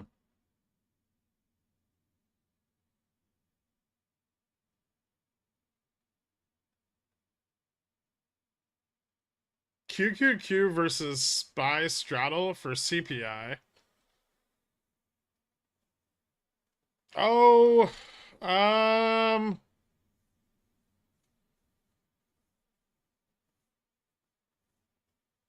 maybe Spy's better right now because QQQ's being wonky with the fucking rebalance being announced.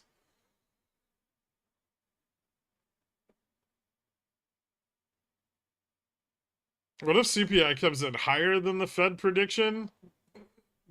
Then I'll have said 4,000 15 times a day for a reason.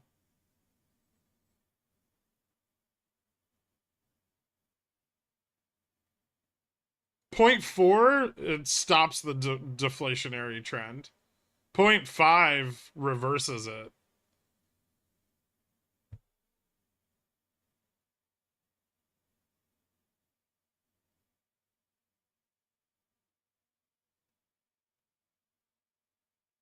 I want my baby back, baby back, baby back ribs, chilies, barbecue sauce.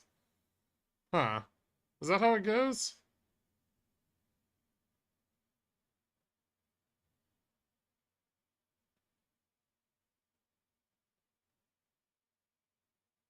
I know because both the feral cat and the turkey vulture came or went at 411 or 611.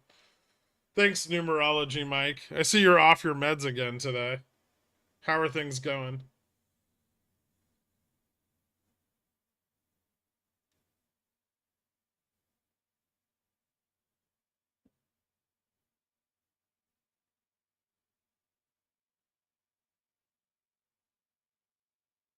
You're such a buzzkill, Bruce.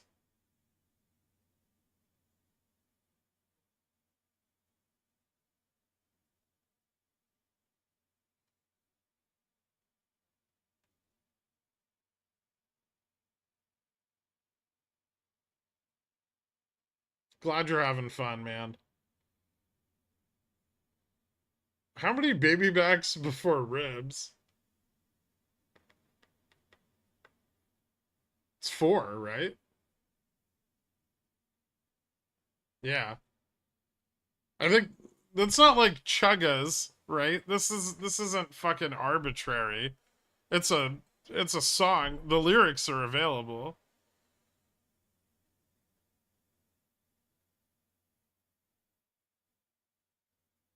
Can you say Bruth with a lisp? Yes.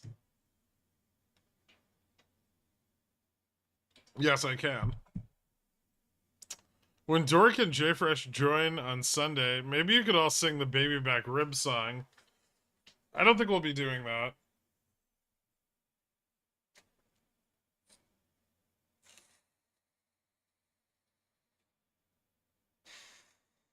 Is Jim Cramer still stalking the stream? Not since the Upstart shorts got squeezed out.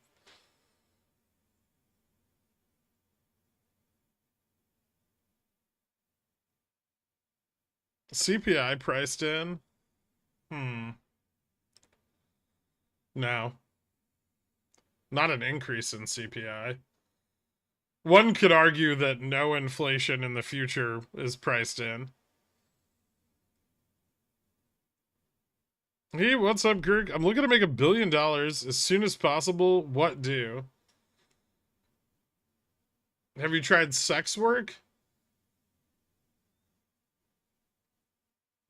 You might be able to snag a billionaire. Never know.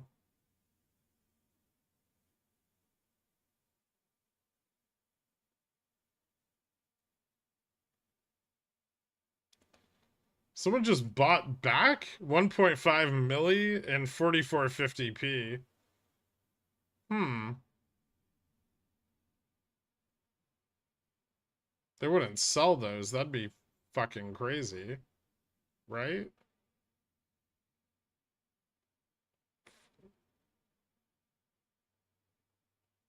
We're chopping at 4425 till tomorrow, right? Maybe.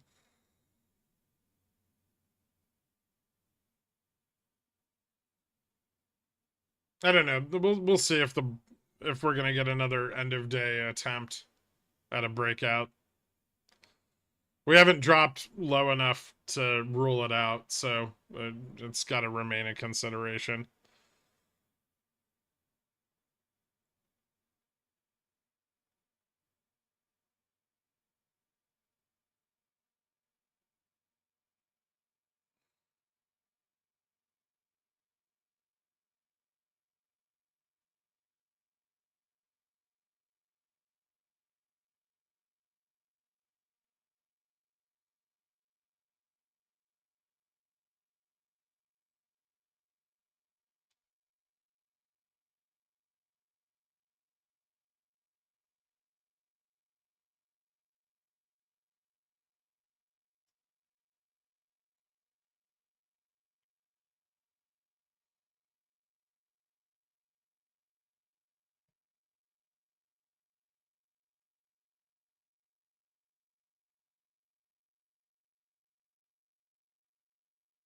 Why not sell ponies to billionaires? This sounds like more of like a small business idea.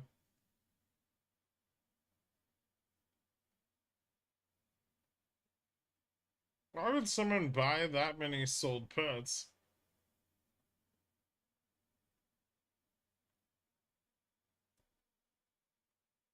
What? Well, what if they're selling those puts?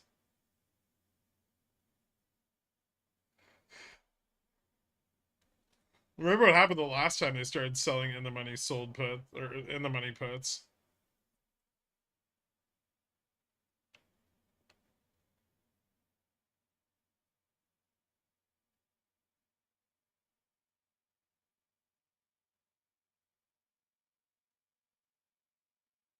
What's the point of playing Diablo Season 1? I don't fucking know. It's a video game. What's the point of playing video games?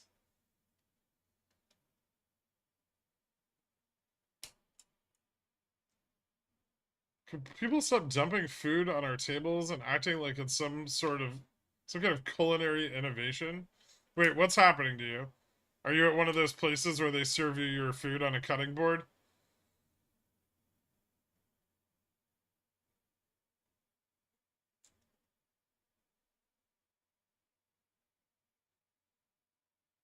I ate at a French modern restaurant over the weekend where they kept serving the food directly on the table. The internet is plagued with videos of idiots dumping food all over their tables. Oh, I don't really watch things on the internet, so the only time it's acceptable is at a crab shack in the South. Don't forget a lobster boil in New England.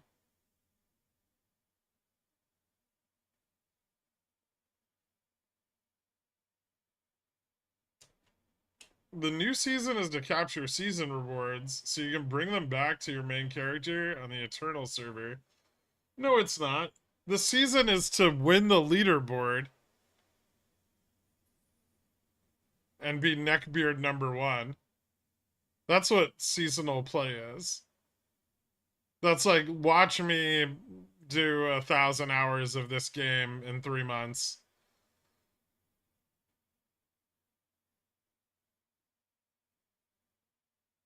Because there's no, like, it's Diablo. There's no, like, fucking skill cap, right?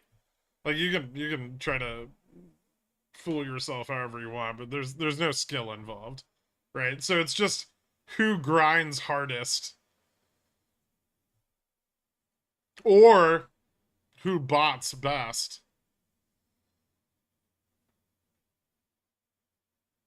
So catch you on Twitch for season 1, you fucking know it. I'm not about to let somebody else win. Fuck that. Is it classy or trashy to have a mini fridge in your bedroom in your 30s?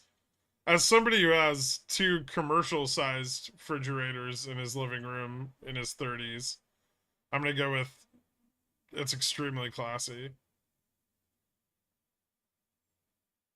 Are bots an issue on D4? If they're not, they will be.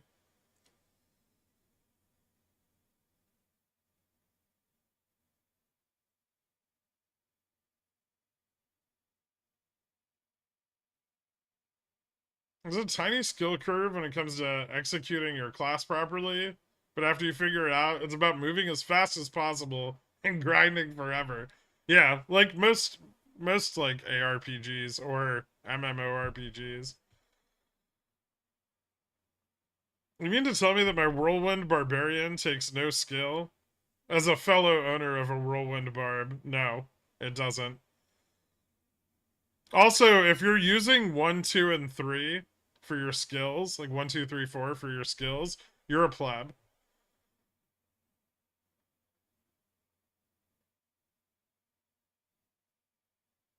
You should be using QWER. And potion needs to be on the flash key.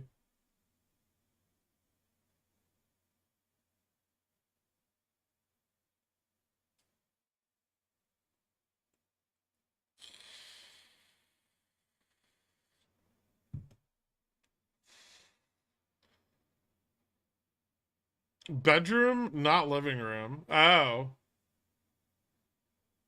Hmm.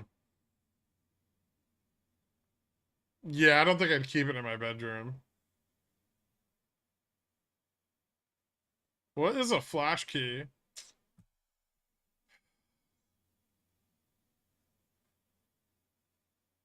There you go. Purple Hulk gets it. F for flash. It's the F key.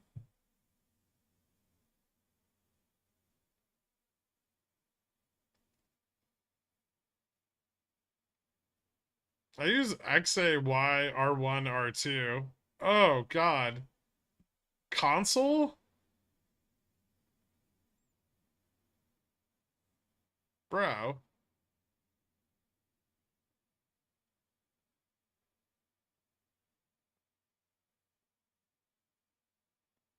How long until SPX starts moving harder in either direction? Hmm.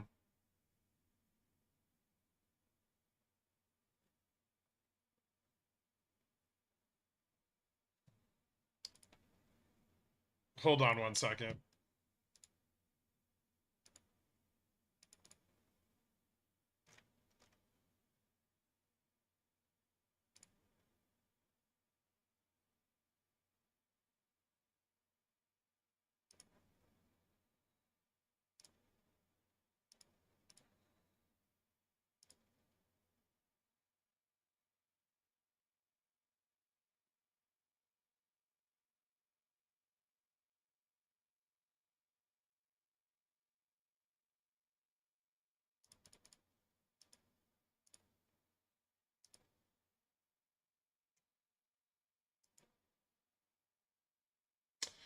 What were you saying? Harder in either direction? I'm not sure yet.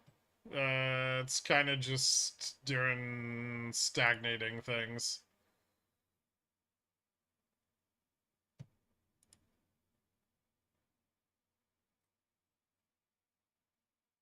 It may try to fail here,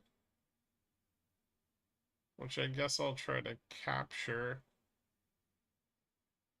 Is that delta neutral? It's close. Maybe like close to delta neutral good enough, dork?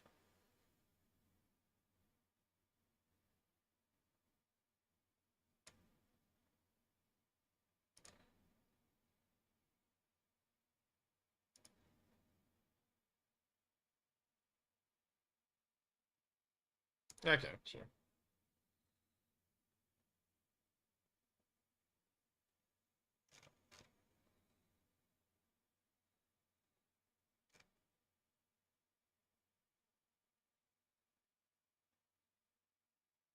Is that a bear put debit spread? Yeah.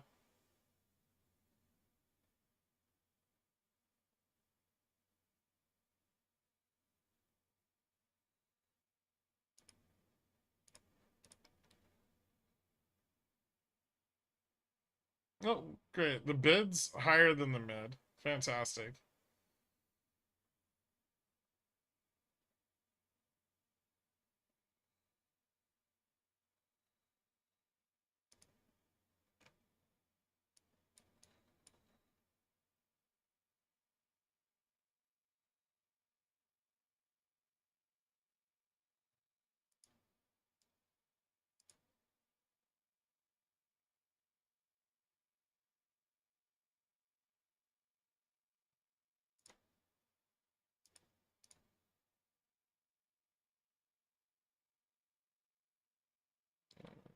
Now it's pricing up. Son of a bitch.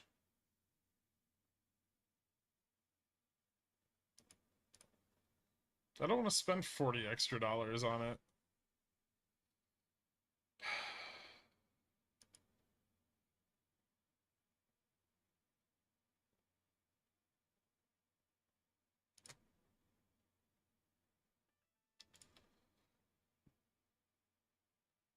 What's your margin buying power on this account? I think it's like 30 something.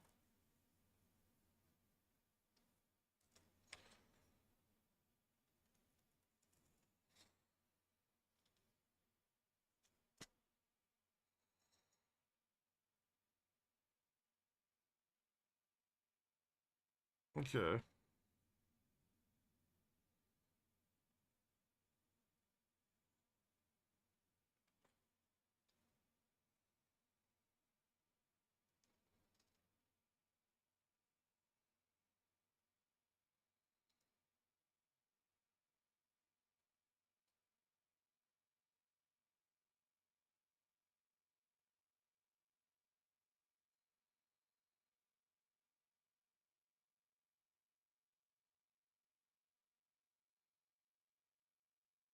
Ugh.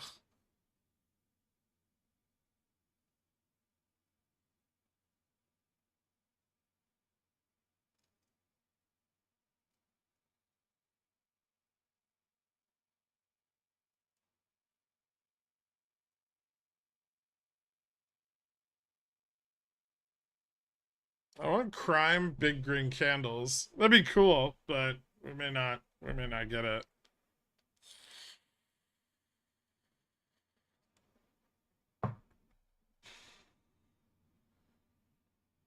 It's starting to look more and more like it's gonna fail. They've been largely unsuccessful in pushing the upside here against futures, right? This is broken down. It recovered a little bit, but now it's breaking down. So that doesn't bode well. Which means we're at least testing probably 4450 again.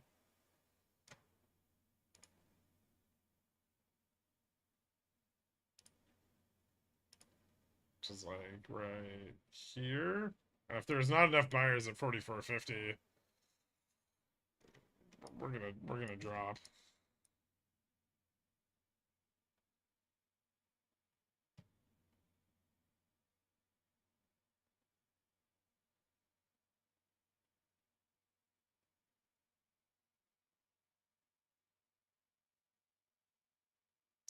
Yes, that's why I just bought the. I just went through like a whole thing where I was like, these bear spreads are too expensive, and then like Dork was like, but delta neutral, and I was like, well, how about like sort of delta neutral, maybe slightly over leverage, and he was like, yeah, that's great. And then we talked about this for upwards of 10 minutes.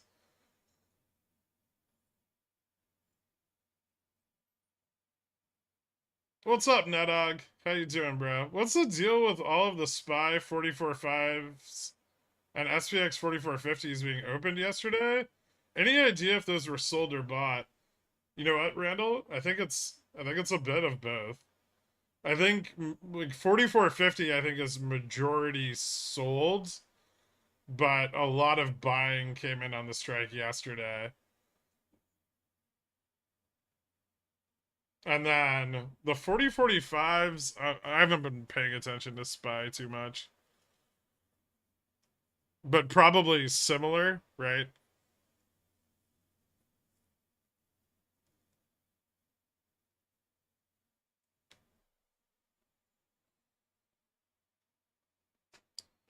I love the Gherk reenactment of Gherk.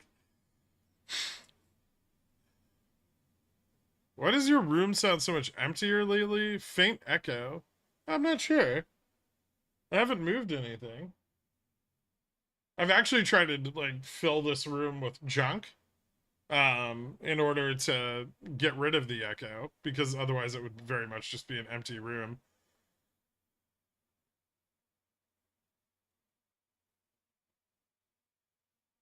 Room could be haunted. Oh, maybe.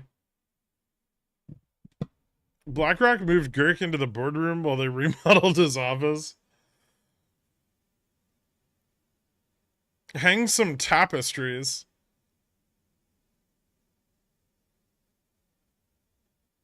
I I could try that, I suppose. Thanks for the suggestion, Arnold. Oh shit. Look at the struggle is real.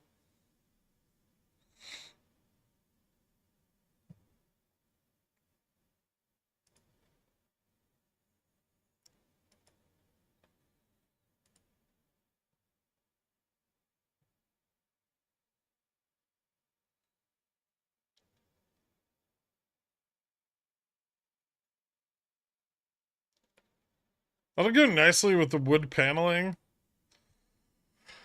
Don't remind me. I have to look at it every day. It's the worst. Someone doesn't like VIX over 15. No shit. Don't be one of those tapestry guys. Persian rugs are way more fitting, but they're for your floor. What's your break even to the upside? Oh, I didn't do any calculations here. To cover the debit spread, probably have to hit like 44, 30 or 35. Cause this was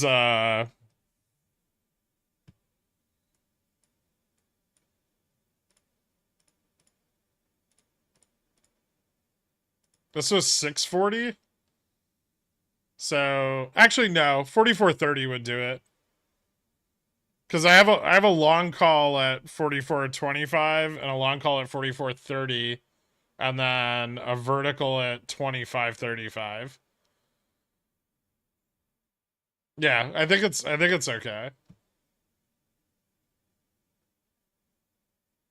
And then downside break even is just 44.15.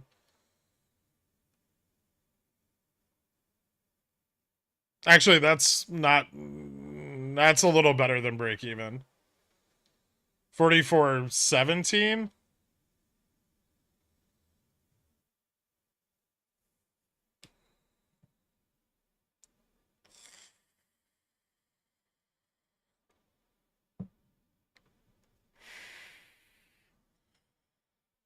Seem like a struggle to do up my jeans in the morning. I don't know. Is that how how much of a struggle is that? Just go and win a bunch of stuffed animals from the carnival and staple them to your ceiling. I don't know if we have carnivals here. Sometimes there's like block parties where there's food. Vix is being a persnickety little slut. Yeah, I see that.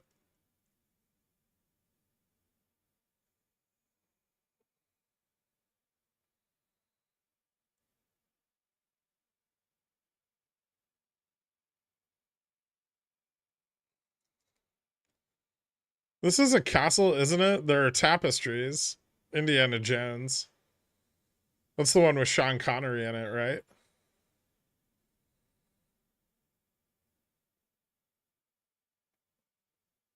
I like that one. I heard the new one's weird. People in here wear pants. Don't feel judged. Me too.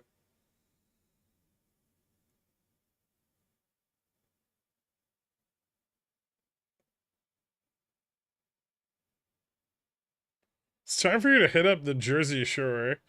No, it's not. Why the fuck would anybody ever go to the Jersey Shore? It's gross.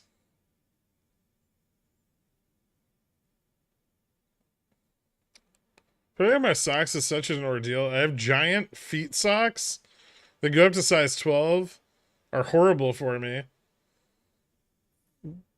because they don't fit.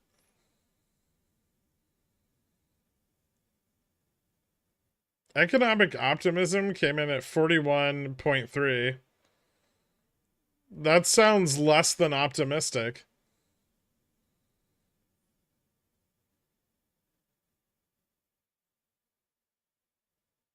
To meet Joey? Is that one of the Jersey Shore characters? People? Does he work at a carnival now?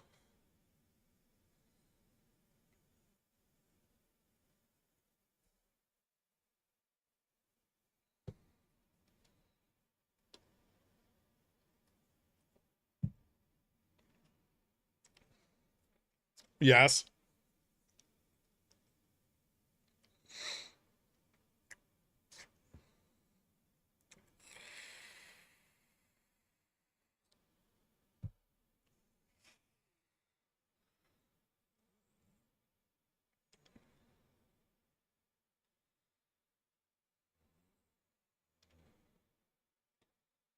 What if economic pessimism came in at 58.7? Yeah, that's unfortunately not a report.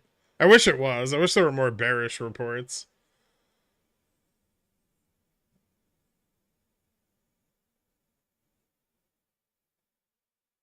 Fantastic, Nito. You're almost there. Don't lie, you had a crush on Snooki. Fuck no, I did not.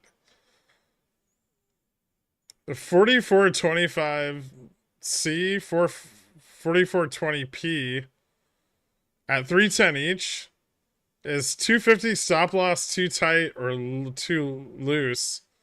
You'll just get stopped out of both of them on the chop, and then like, so you're just gonna lose 60 cents on each one. I don't think like the confirmation on both of those is just them going in the money, right? I'm not entirely sure that you would use a stop until one of them went in the money.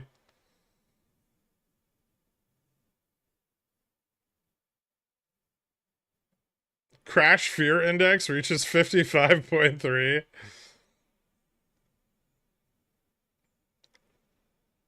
The lady Barodactyl said she enjoyed Bryant Park when she was in New York City. I know nothing of New York. Do I make fun of her or is she cool?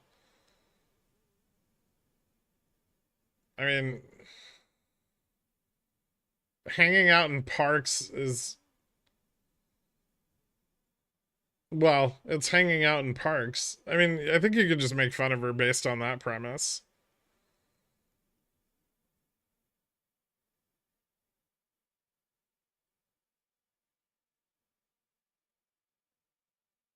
I've only ever seen like 1.5 episodes of Jersey Shore.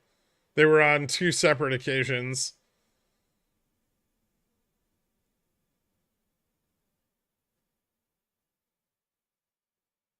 I have an amazing ability to buy zero GTE calls on the only days the Bulls can't get it up. Nice. 1 year auction came in at 5.14, 5.13. Okay.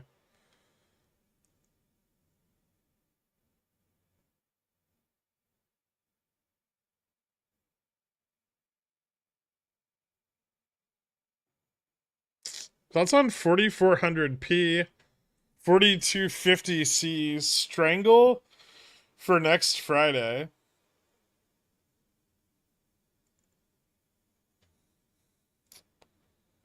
4450C?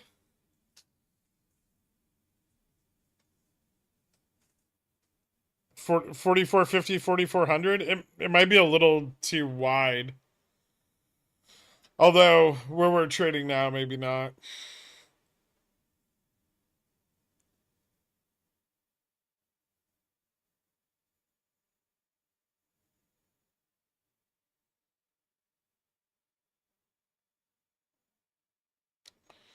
I like hanging out in parks. I usually take a nap on a plaid blanket, and ants carry me around as I nap.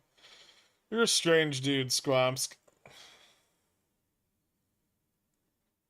And you've really leaned into it lately, which is cool.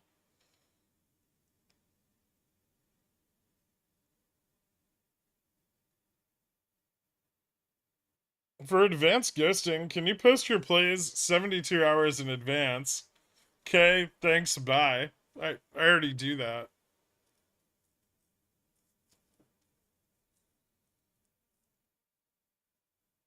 Admit you like Snooki. I don't.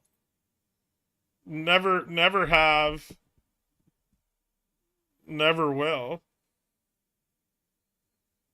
Was there anyone attractive on that show? No, they're all from New Jersey. It's an immediate. It's like a bushel of red flags.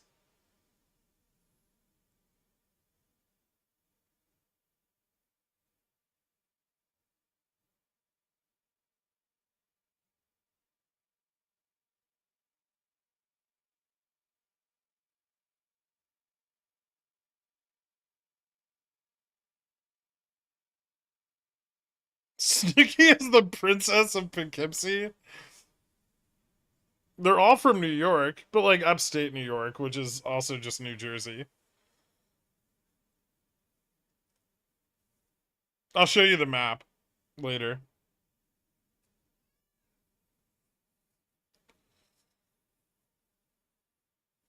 Why isn't SPX moving 100 BPS every day? It should be moving like 80. Oh, they're doing a thing, dork.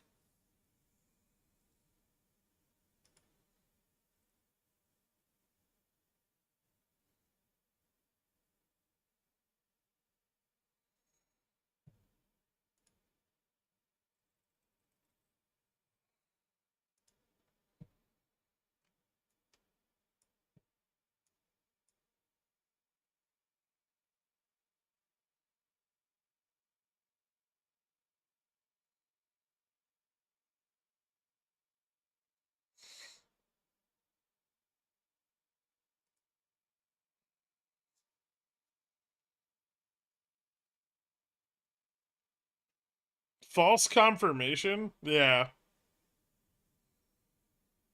Well, the first downside move was confirmed, but yeah, the second one keeps flipping back and forth between the two.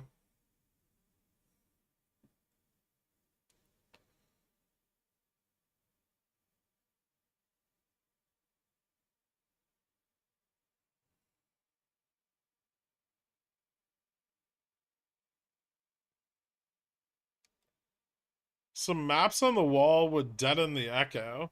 Maps of what? Treasure maps?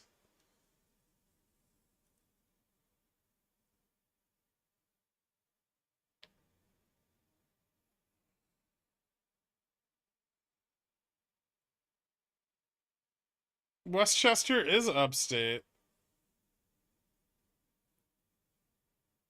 Upstate New York, famous for its Confederate flags and long history of supporting Robert E. Lee. If you're gonna tell me living in a nice suburb in Putnam County, New York is the same as living in New Jersey, I'm gonna unsubscribe. You take that back. Also, I demand a property tax rebate as well. I mean, Jersey's property taxes are higher, right? fine. Putnam's like that's what like that's more like Connecticut anyway. So you just live in Connecticut.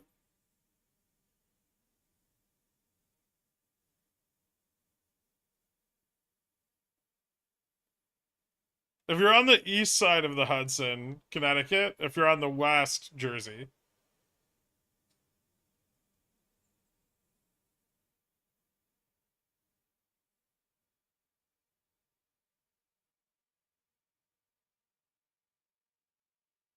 No, I have land. My property taxes are insane.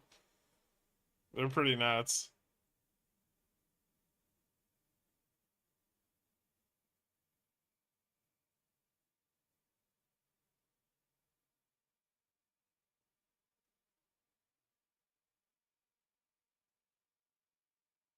What would be the absolute worst result from CPI?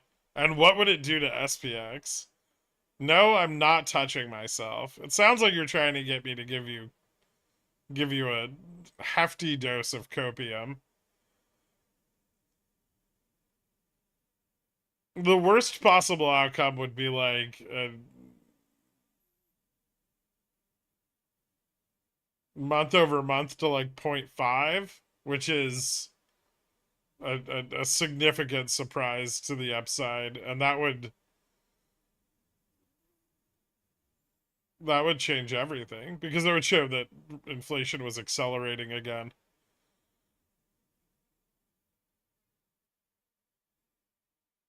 It would also mean that JPOW's about to crush everyone's hopes and dreams. Yeah, that would be seriously bad. It's not likely to happen.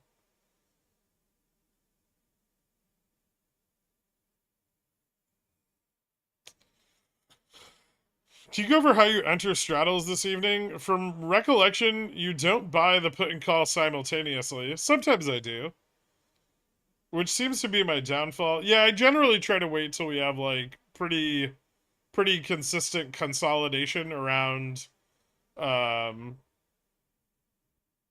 like around a relevant strike. So like here at 44.25, I might consider picking up like the call side of a 44.25 straddle, right? And then on moves above 44.25, I would consider picking up the put side.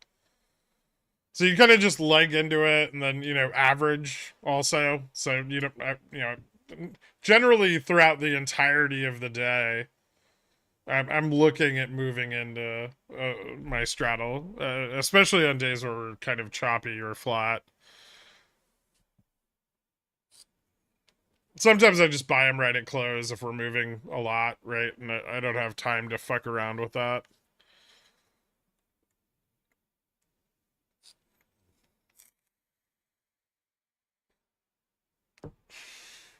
But like my usual target is like 25 contracts on either side. Right? So like here, I might pick up like I don't know, like 5 like 44.25s, right?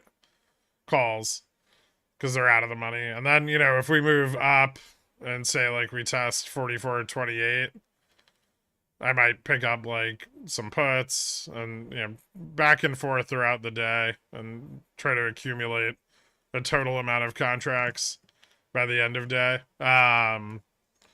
But yeah, if we're moving like if we're on a strong move either way into close, then generally I'll just kind of get it right where we close.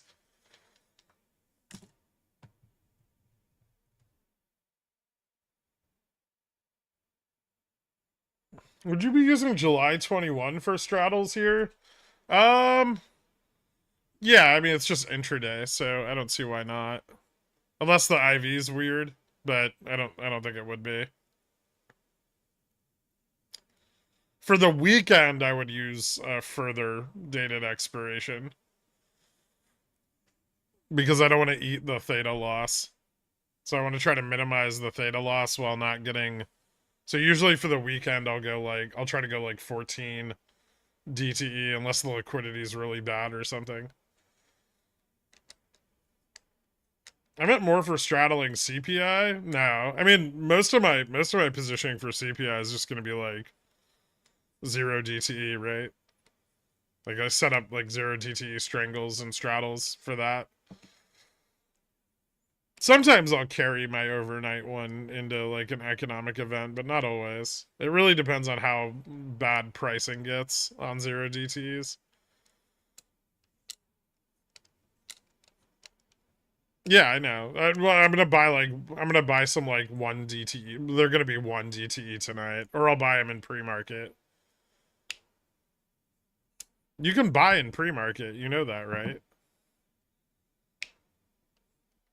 Especially before like CPI or PPI, where there's like a lot of liquidity in pre-market.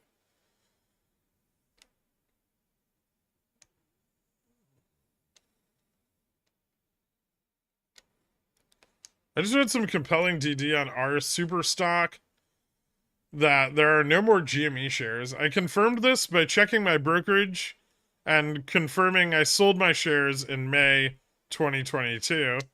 How do? Well, that's it. They're gone. You can't ever buy them back.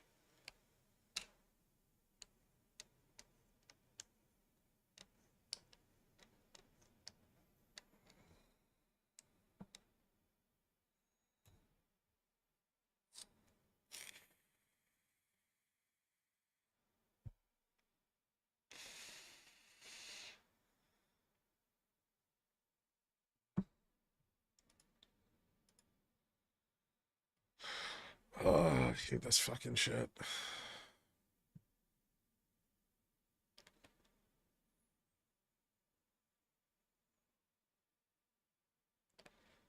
Is this because of the NFT marketplace or what? The NFT dividend, right?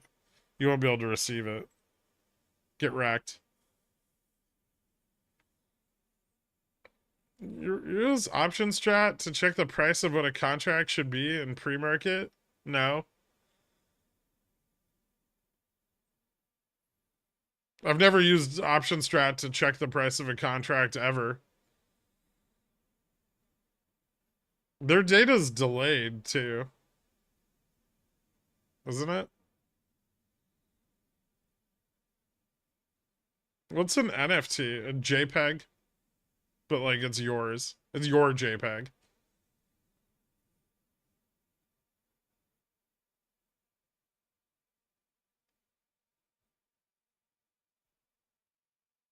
Let's talk about the most accurate TT I've ever seen. JFresh's super stock DRSDD.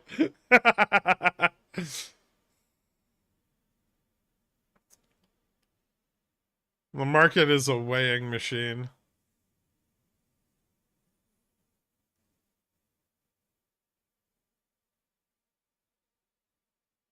NFTs like stickers, just more worthless.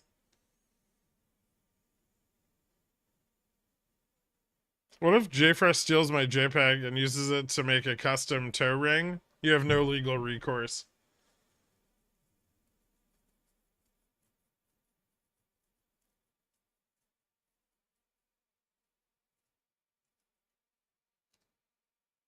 Rug?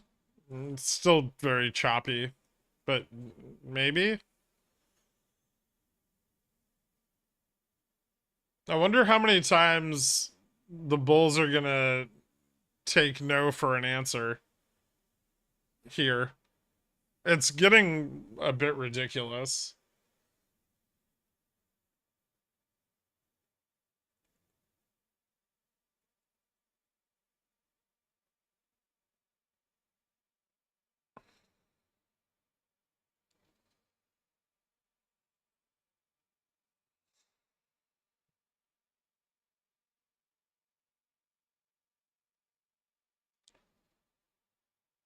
Well, they keep trying. Like they're buying like fucking crazy, right? It's just yeah, it's not that's not making them any money. Every time they get a turnaround, they start buying again, and then future sellers gap down SPX.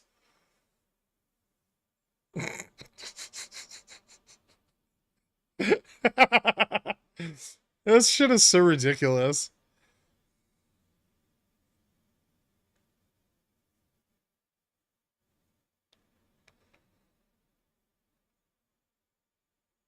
I just thought Gurk hung out in parks and fed the pigeon whales. No, I have like a rooftop colony.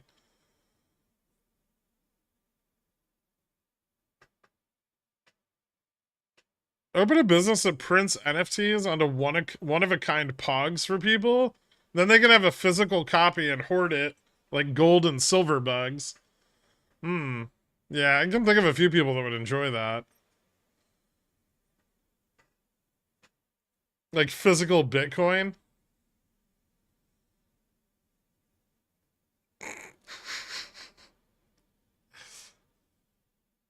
Today, a group of friends were playing charades, and I pulled a piece of paper that said Norway, and I don't know how to act that out. Can you demo, please?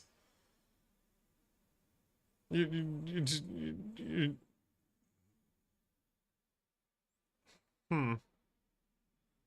You take your shirt off, tie it around your head so it looks like a beard, and then give yourself little horns.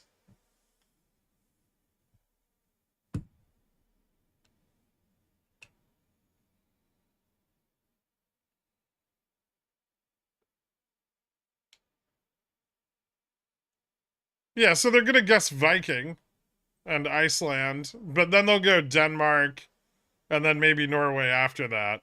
Right? So you're gonna get there. It's a progression, but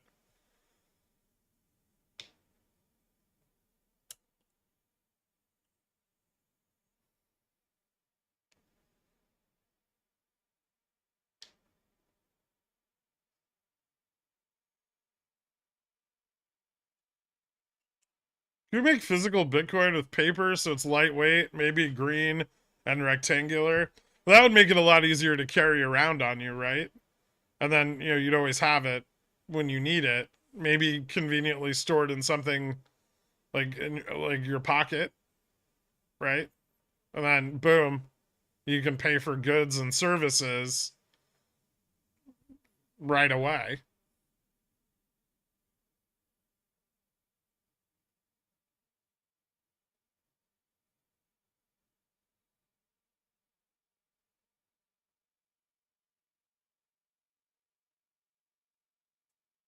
You don't need to be accurate, just lead people in the right direction. Yeah.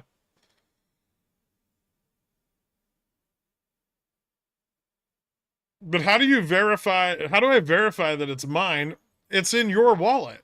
See, that's the beauty of it, right? You know it's yours because it's on your person. And then it's like almost like money on other people is their money.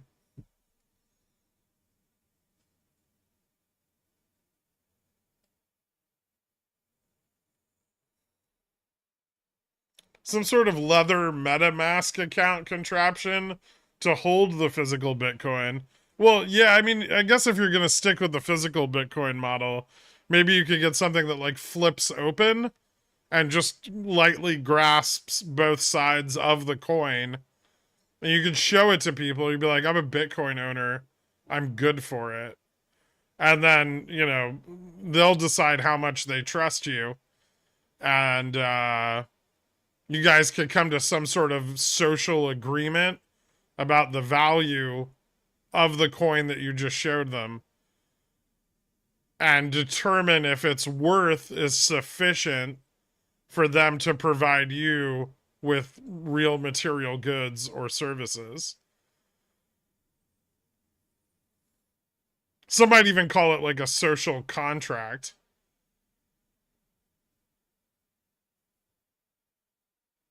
Are we actually going to drop below 44.15 now? Maybe. I don't know. It kind of still seems like a big cock tease. Sounds like the future of currency. Yeah. I can't wait to live in a world with currency. It's going to be so exciting. I can finally get rid of all these fucking shells I've been trying to trade to people. No one wants them.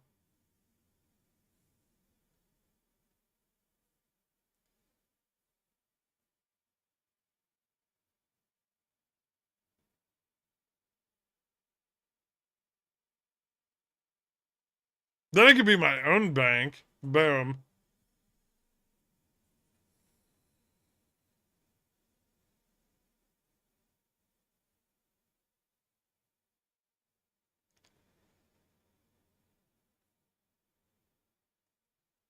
Sounds like prostitution.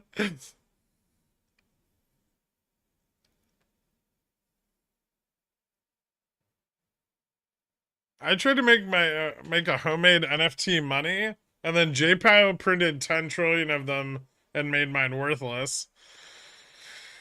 He really does control the market on that. I'm sorry to hear that you invested all that time and effort into nothing.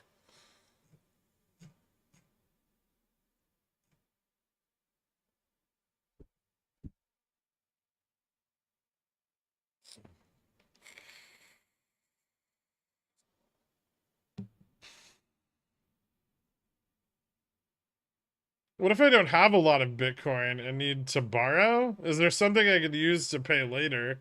I mean, you could probably come to some sort of structured agreement with a person or entity that has a larger amount of Bitcoin than you, and for, some nominal amount of concurrent interest, maybe borrow part of their Bitcoin for a period of time. And in order to facilitate the consistency of that Bitcoin being paid back, maybe they'd make you make some sort of, I don't know, scheduled payment against the original borrowed amount. That would allow you to buy something worth a lot of Bitcoin all at once, even though you don't have all that Bitcoin currently in your possession. Almost like selling your soul for future Bitcoin leverage. I see what's going on, but this conversation and is far more important. The satire is kind of great, actually. You're gonna crash the market with this new economic theory.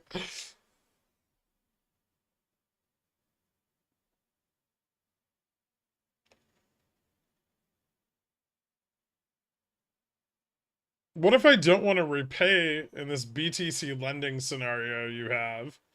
Well, damn. That's tricky. I guess maybe we could, as part of those social agreements that we've been making with each other, set up another one where if someone were to like, attempt to avoid um paying back that future Bitcoin that they'd, taken leverage of, we could maybe admonish them socially, um, or make it harder for them in the future to borrow other people's Bitcoin.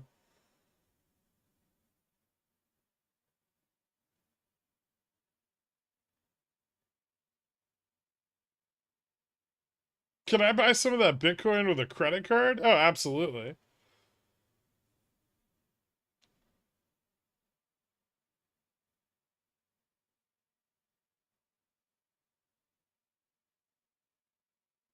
A social score? Maybe. I mean, very brazen, but I like the way you're thinking. It sounds like a pyramid scheme. I'm in. It's sad Gaff isn't here. Kind of.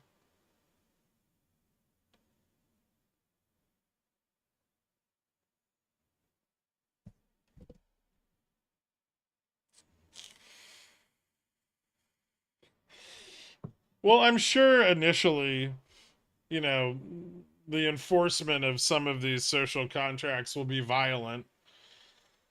But as we progress as a society closer and closer to our cryptopia, um, the solutions will become less and less violent, and hopefully, given a long enough period of time, we'll find a way to come uh, up with a more peaceful, less detrimental punishment for failure to maintain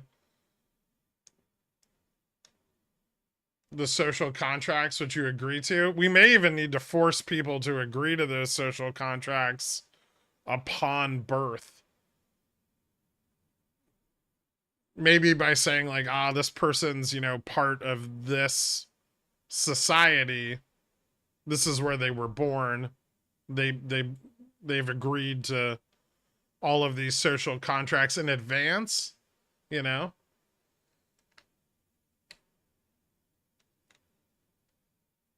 I don't think we need to jump to establishing a state, right? Well, we could, and then we could take all of our Bitcoin and like centralize it, right? So it's all like all of our Bitcoins in one place. And then, you know, if we want more Bitcoin, then we can make them make that for us, right? And then, you know, sometimes we'll make too much Bitcoin, and then like, you know, they'll have to enact policies and stuff to like, you know, constrain that and bring the value of our Bitcoin. But we'll get to that later, you know.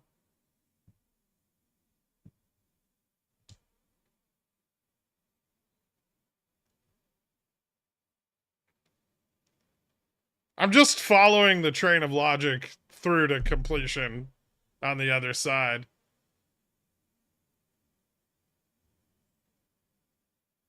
What if other countries come up with their own Bitcoin? Well, we'll have to do everything in our power to ensure that ours is better, right? Same, but better.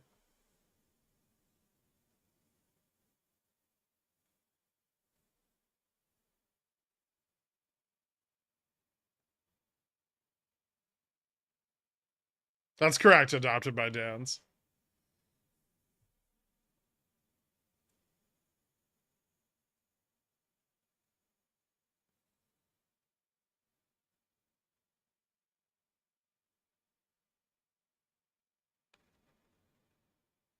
When do we get to the part where Bitcoin values are pumped to prevent the collapse of one of the central Bitcoin maintainers, which are too big to fail the society?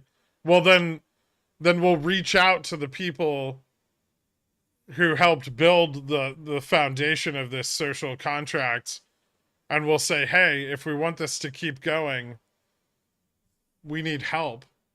And then those people will, you know, probably not be willingly agree, but we may have to force them to agree to salvage that part of the system in order to maintain the status quo.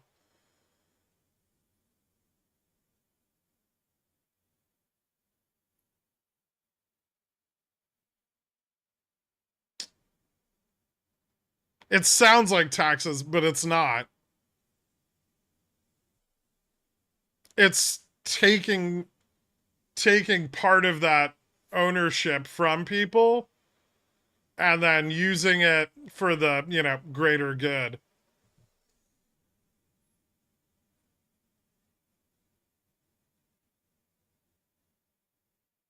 Yeah, we'll start off calling it tithing, but we can fix that later. Yeah, sharing. They're sharing. They're unwillingly sharing part of their wealth. Yeah, all of these people are going to be providing goods and services and making goods, right? And then, you know, we'll take some of what all of them make and we'll put it in a big pool and we'll use that to pay for the things that altogether they probably don't want to pay for.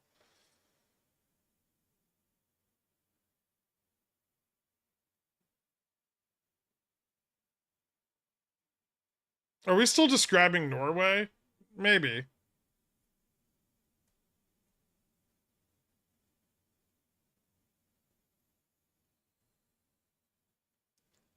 Greg's ESG score is through the roof.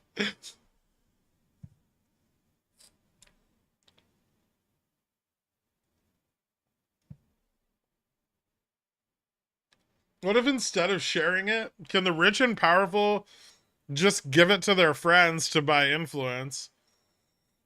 Well, ideally, we're going to create a situation where the rich and powerful are paying more because they've clearly succeeded beyond the average, right? And then, you know, maybe if they want to negotiate a little, we could shave some of that off in order to benefit personally.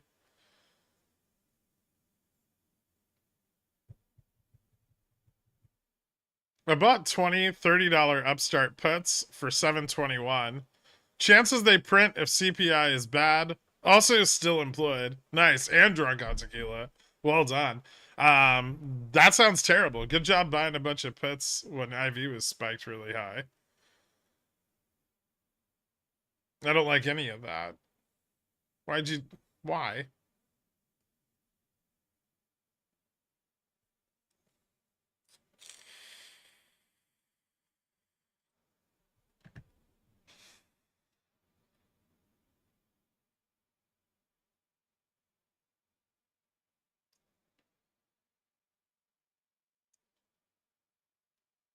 If crypto bros could understand this rant, they'd be really mad. They'll just be mad anyway. It's their default setting.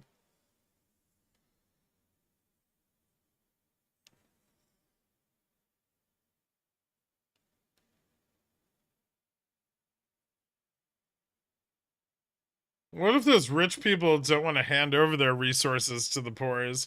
Well, we'll intervene for as long as we can, but it depends on how angry they make those poor's, right? Over a sufficiently long period of time, those poor's are going to get kind of angry, and that could lead to violence against the rich people. So we could really only protect them so much before that falls apart. But as long as they keep paying us, keep trying to protect them, I assume.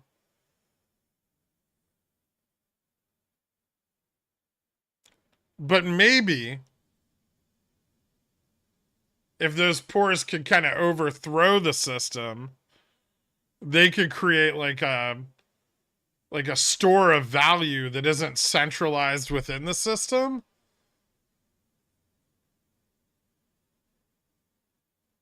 And then that would definitely create a totally different future.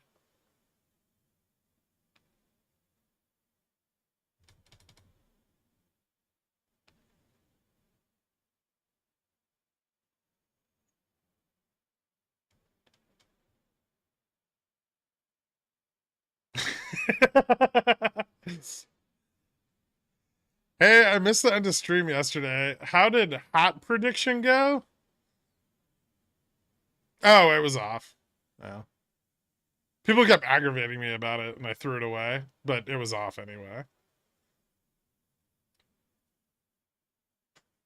Is there a way that we can make the poors continuously fight amongst themselves? Probably. Yeah.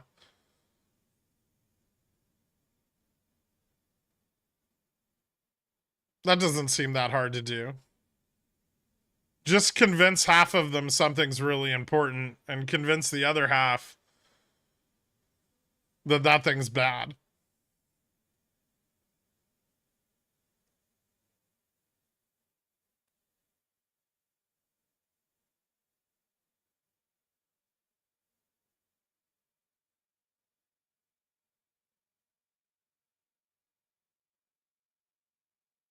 What ratio of yes no should I straddle into close? I think this might continue to just fail. The violent chop is annoying. I do prefer violent chop to chop within an extremely tight range, though.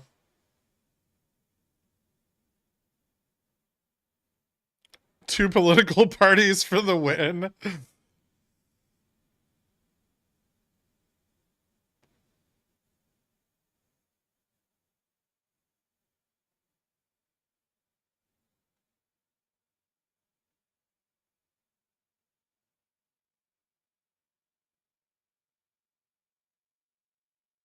Any thoughts on Upstart getting over Gamma Max?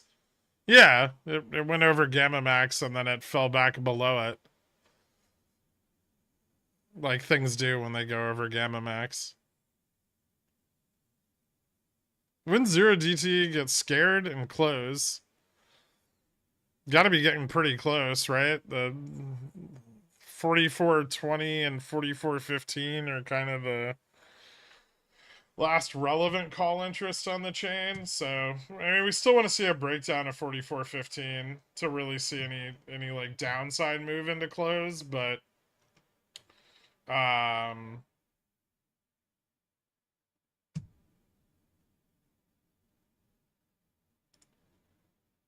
think 4430 is kind of broken down a bit. So, less interest there. We could slide. Volume's not very high right now though. It might pick up going into the end of the day.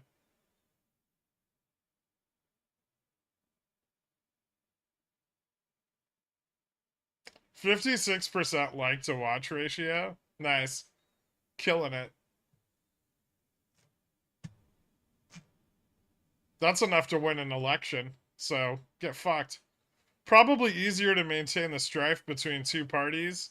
No need to have three.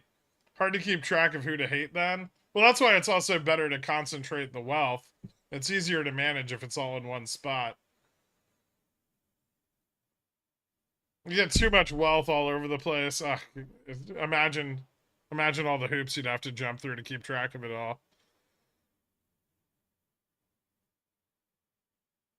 Wait, have you been alluding to some sort of real life socioeconomic construct that already exists? No, we're talking about the future of decentralized currency and a new world order that's, that tangentially related to the current world order. Maybe over time there's some similarities, but it's totally different. We're just spitballing here.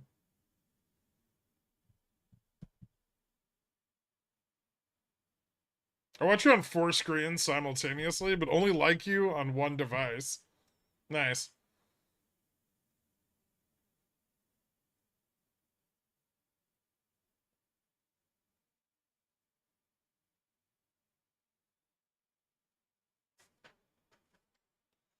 New World Order, same like return to monarchies. Well, we might have, some like in the early stages before things become more centralized and democratic. There may be some people that have like a lot more Bitcoin than everyone else, and they're kind of way more important than the average person, and they may kind of like through that facilitating of lending Bitcoin end up, you know, owning the goods and services that those people provide for the entirety of their lives. But after a while, we already discussed, those poor people are gonna get pissed off. They're gonna get fed up with that, and then they're gonna be like, no more. My life is my own, right? And then we'll kind of break up all of that wealth and redistribute it among a slightly larger group of people. Still very small, but slightly bigger.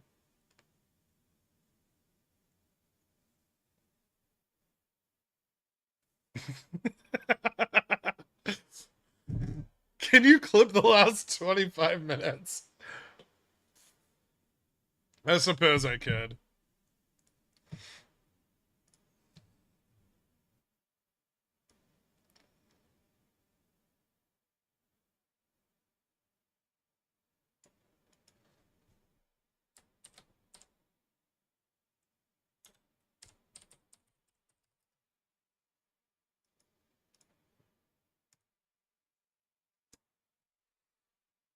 Call the clip "We Live in a Society."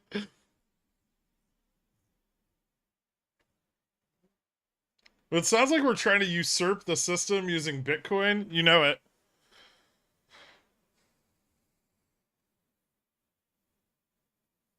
I know you're trolling. BTC to 0 after the first EMP of World War III.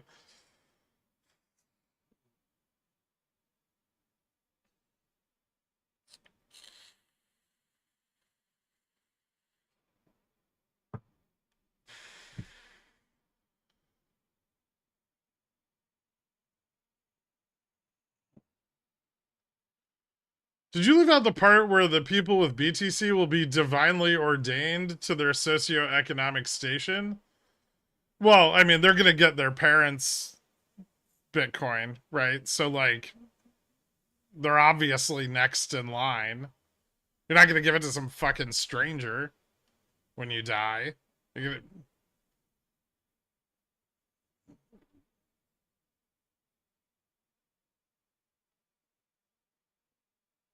That's crazy. And what are you proposing? Like somebody spends their entire life accumulating all of this stuff and then they die and it just gets redistributed? That's fucking crazy, man.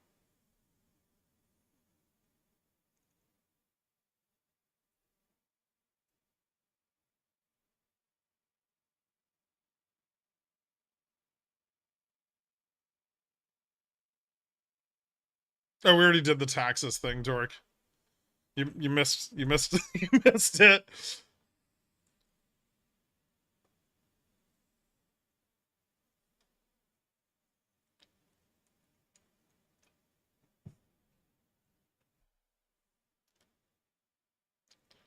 I'm so out of the loop. I'll go fuck myself now.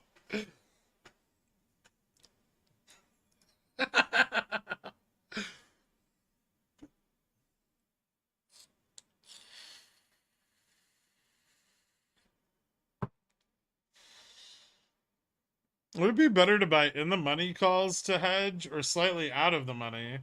Looking at SPXL 90 July 21. Hedge what? What are you trying to hedge? You're making false statements about BTC. Who cares?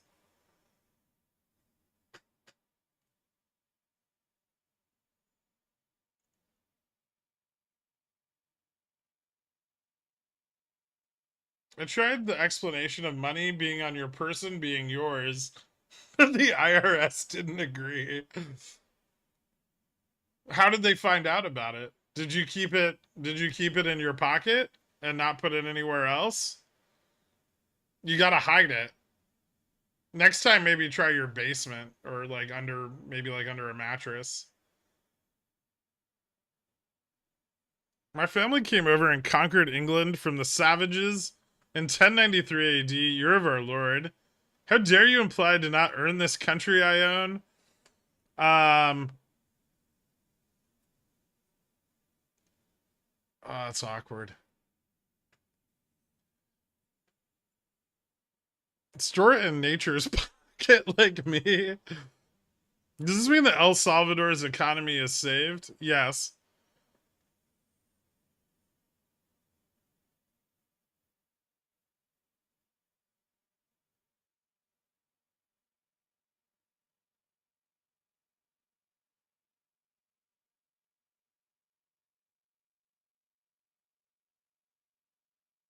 A boatload of spy puts? I'm not sure if I got censored for saying poop load. Oh, maybe you did. Okay, and so your plan here is to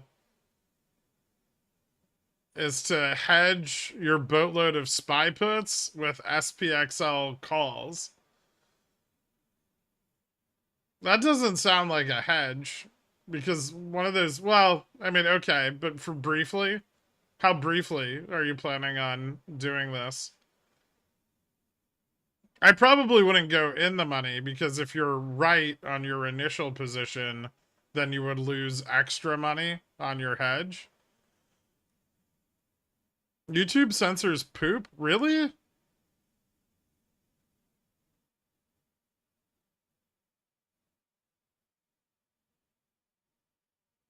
For tomorrow? Yeah, you could. If it's just briefly, I mean, that's what those instruments are technically designed for.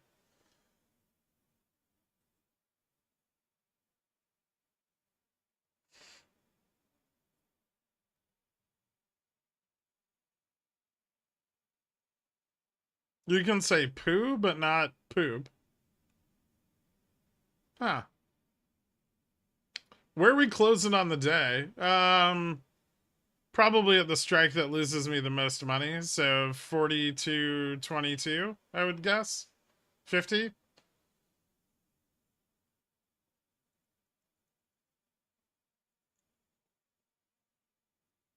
Nice, Hash. Well done. I'm gonna see if I can grab something to snack on over the next 17 minutes. I'll be right back.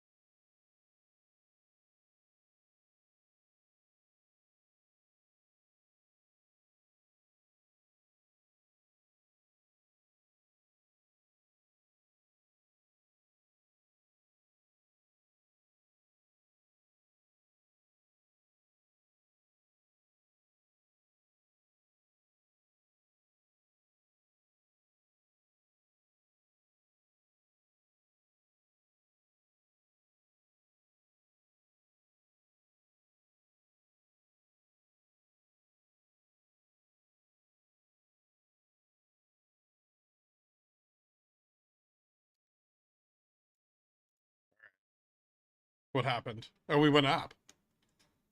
Cool.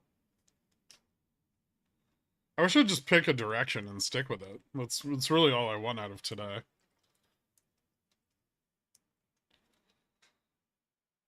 So I've created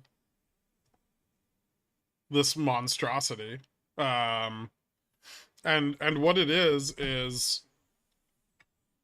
like I've taken meatloaf and turned it into a sloppy Joe.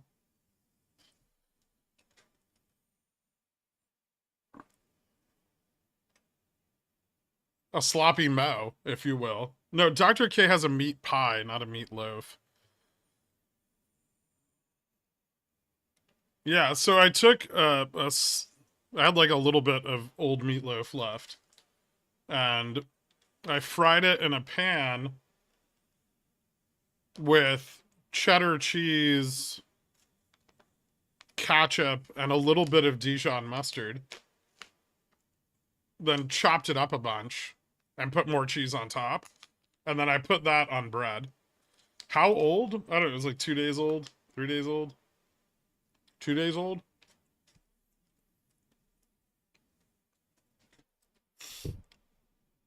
It's the most Midwest thing you've ever said. I can delight in the food of the poors. It's a sloppy Mo, all right? Stop adding extra words.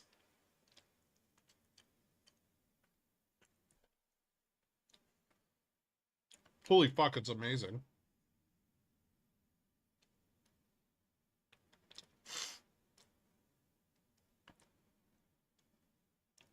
Huh.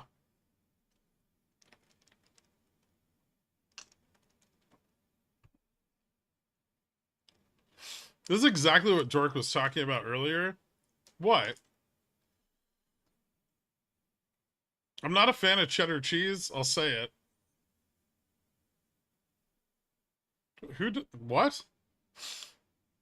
Who doesn't like cheddar cheese? What about sharp cheddar?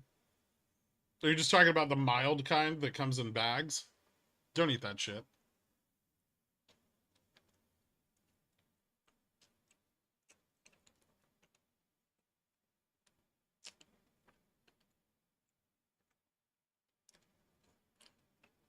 Hmm. This is actually amazing.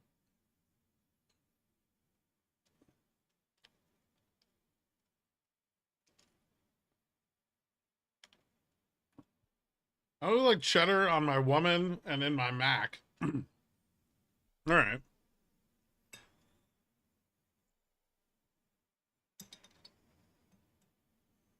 Is is Mac your boyfriend?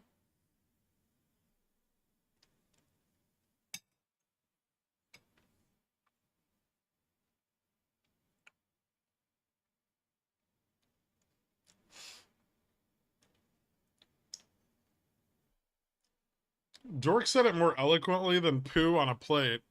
This is refined cuisine, okay? My meatloaf is excellent. This is better.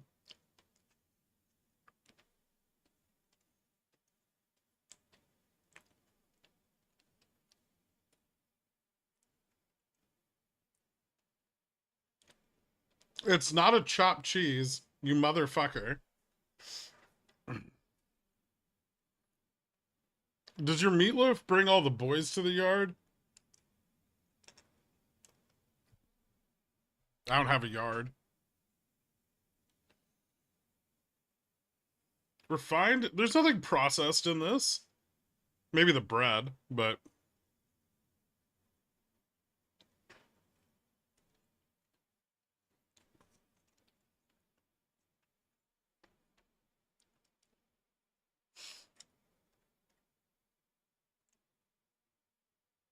you chopped up meat and melted it with cheese? It's the definition of a chopped cheese. No, it's not. A chopped cheese is a hamburger that's been chopped up, served on a hero.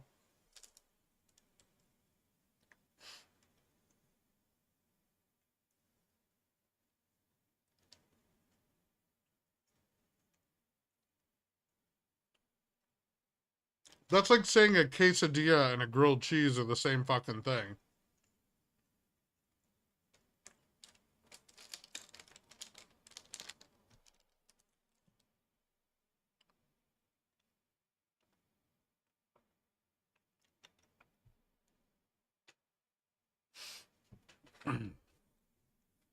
They're both sushi. Nice.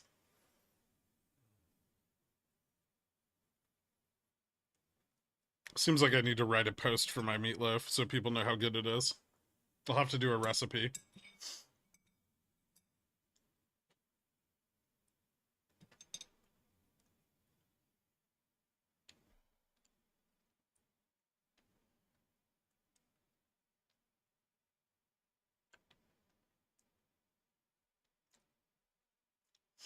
How much theta are you thinking for CPI straddle?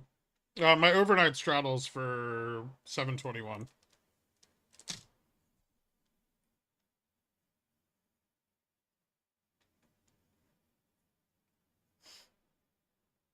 Hero, same as Hoagie? Yeah. Same as Sub. Same as, what's the other one? Grinder.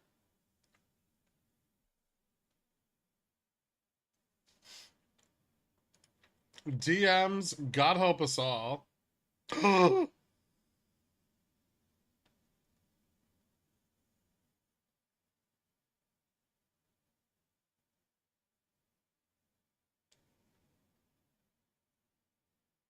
Holy shit.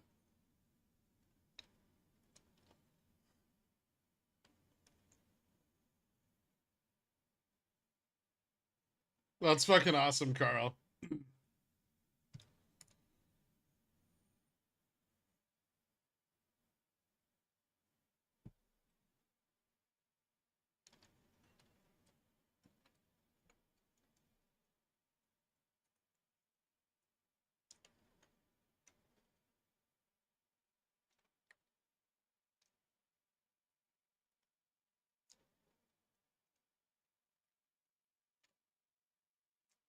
It's for Carl to share, should he so choose.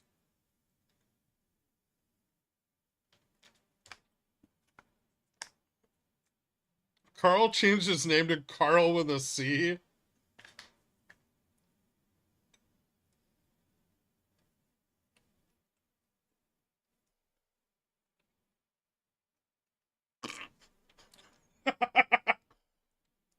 That's a great way. That's a great way to get timed out. I'm not gonna lie.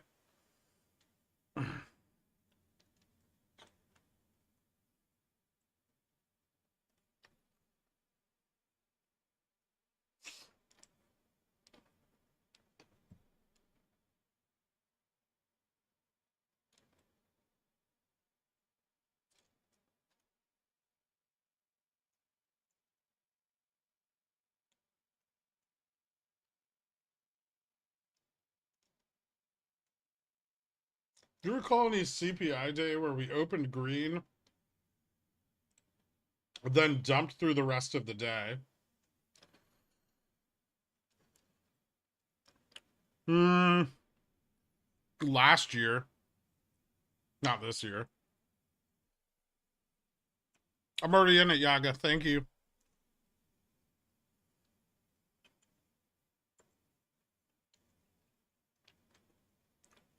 Best time for VUPs is into close.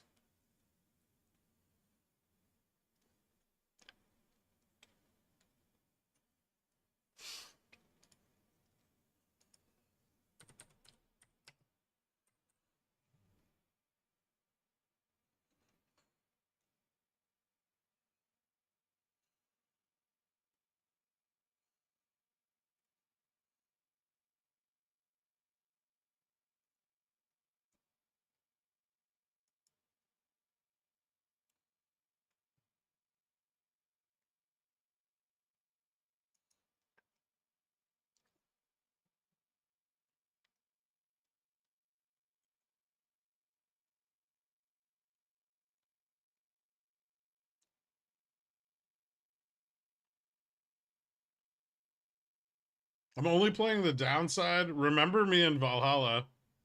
All right.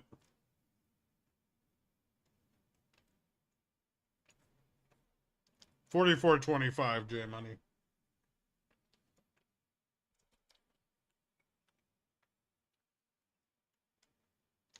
What Discord channel do we go in to see what Carl just sent you? Me and Carl's private Discord. It's called the Gherkin Carl Shack. I don't think you have an invite.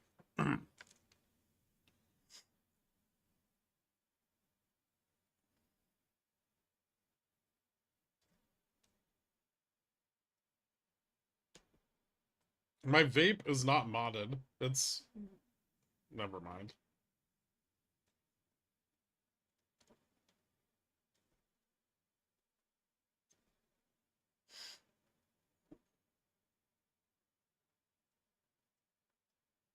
Is the invite included in the Pontiff membership? It could be. Unless Carl becomes Pontiff first and then disincludes it for all future Pontiffs.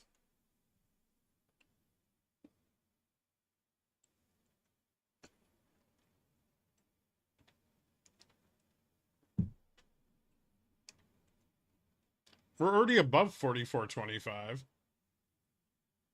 I mean, to the downside? I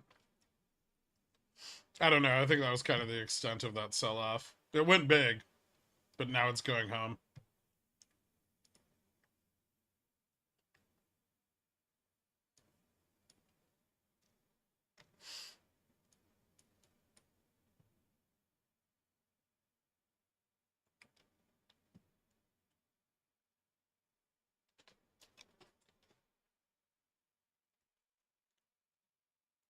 I'm willing to substitute 250K for a 6-pack of beer for Pontiff. And Carl, if you give me 250K, I'll bring the 6-pack of beer.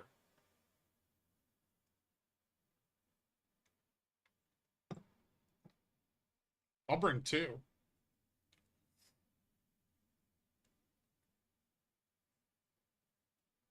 Remember when you got banned from Superstock? Vaguely.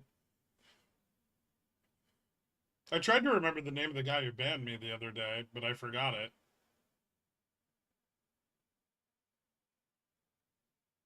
Fuck was his name? He's not even a mod anymore.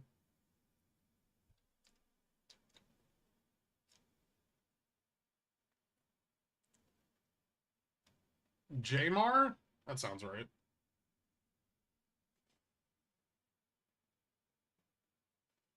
J-Smart, that's what it was.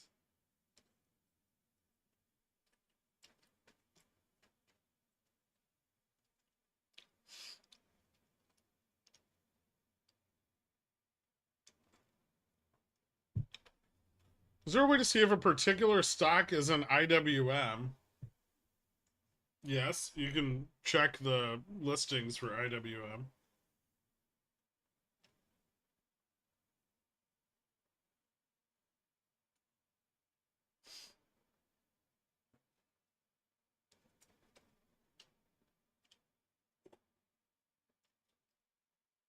It should be available on their website.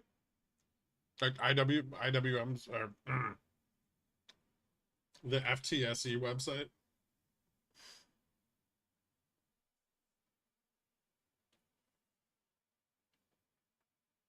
How's it look? Dump or pump or flat into close? Could keep pumping.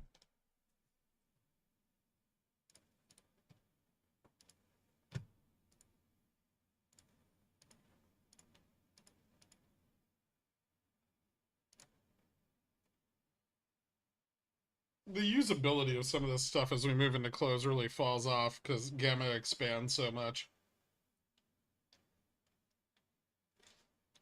But volume at 44.30 and 44.30 and 44.35 is quite high.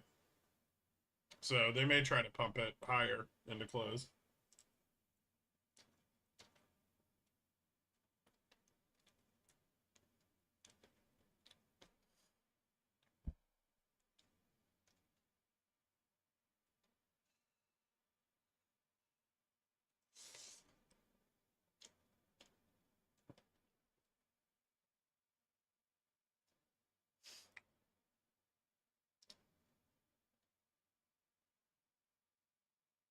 What are responsible ways to hedge CPI? I mean, what position are you carrying into it that you need to hedge? That would determine what hedging you need to do, right?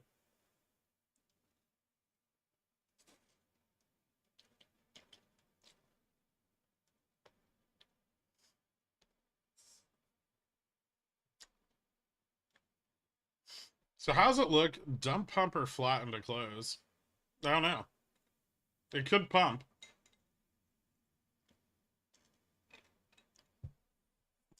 But future sellers, which I can't predict, could just come in and sell shit again.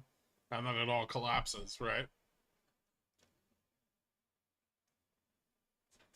I feel like the Bulls get shit on again and we close under 44.25. That'd be really depressing for them.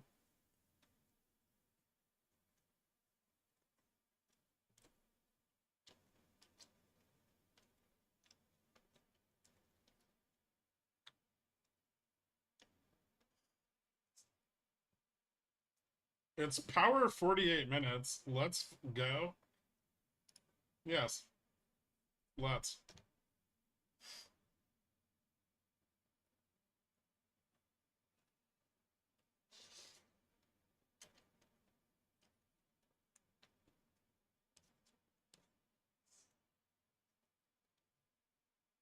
I'm finally off work. What have I missed? I did a I did a forward-looking analysis of potential crypto societies. Um, and then I made a meatloaf sandwich. Carl showed me a picture of his dick. That was about it.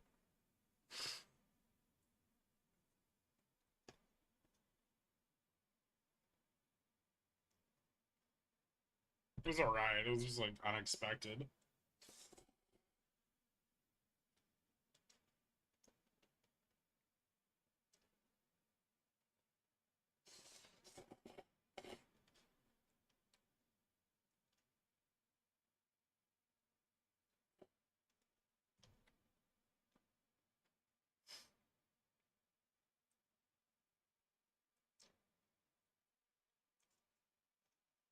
I don't know if we're more confused about crypto society or by concept of meatloaf sandwich.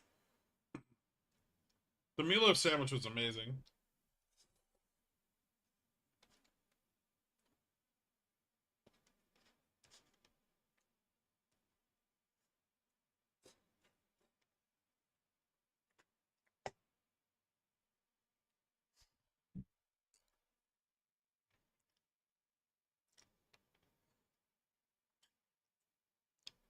How's Carl's tea these days? Better than expected, actually.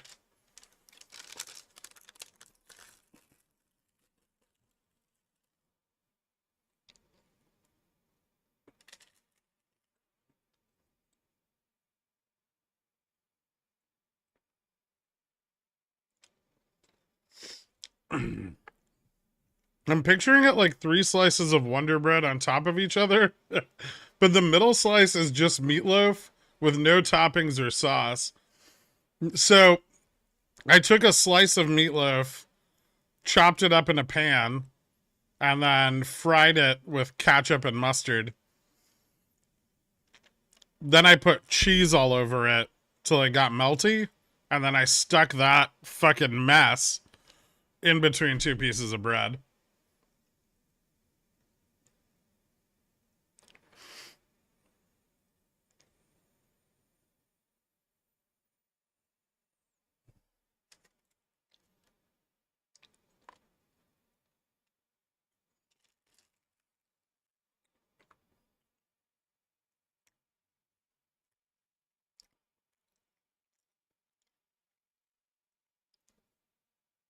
Just all right.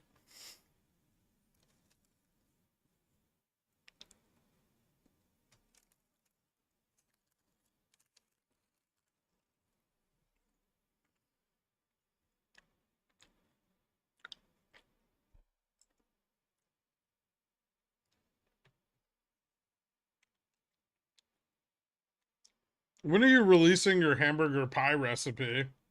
SPX 4800?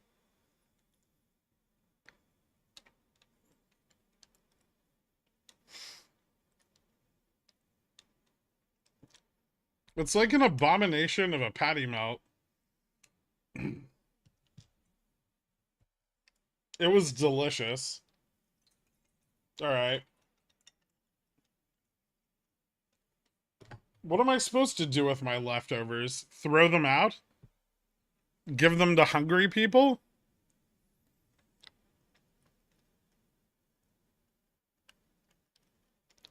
It was fucking delicious. Stop being a bunch of prudes. All right.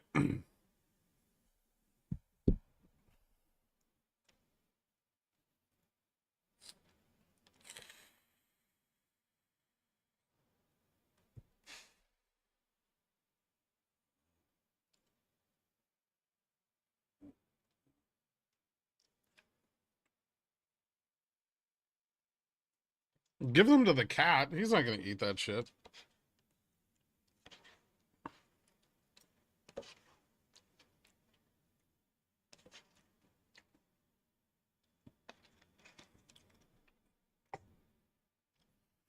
Have you considered making palatable food out of it?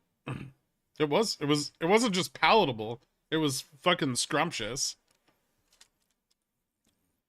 I could probably never get someone to actually eat one, but if I could, they wouldn't regret it.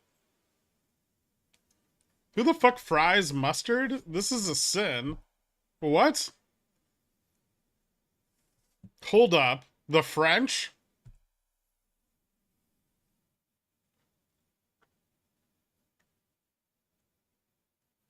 Oh my fucking god.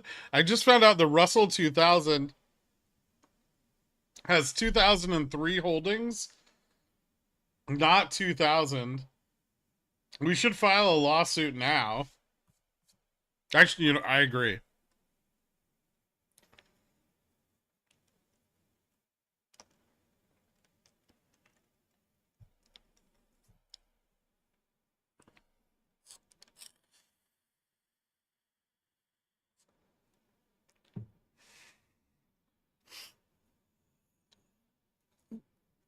Your meatloaf sandwich sounds like something that would be found in a bedroom mini fridge the morning after.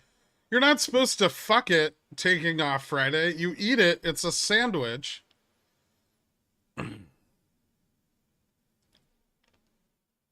Dear God, man.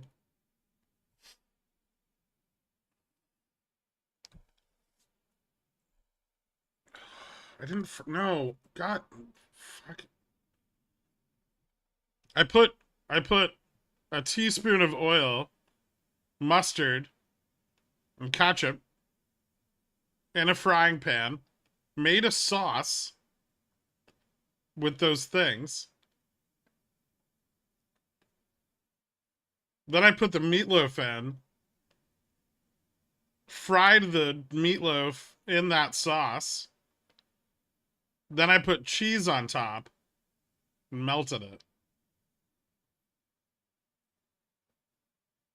Dijon. I don't own any other kind. Well, I have whole grain Dijon. And I have whole grain spicy. And I have some spicy German horseradish mustard. And then I have like the spicy Chinese mustard.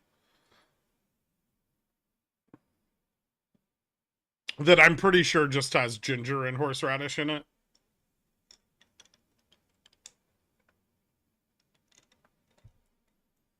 What kind of condiment is ketchup? The kind you can go fuck yourself with.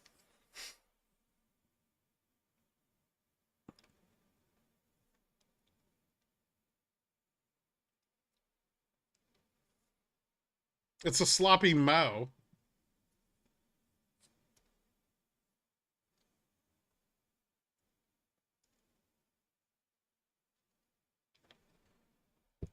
This is some trailer level gastronomy.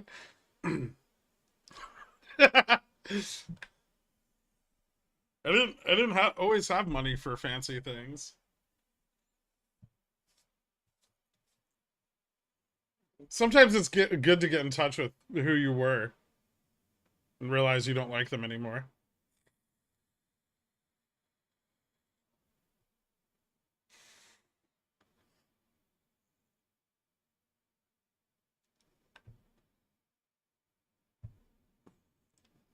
How many gallons of yellow mustard do you want to own? Like the kind they have at barbecues? None. That shit's gross.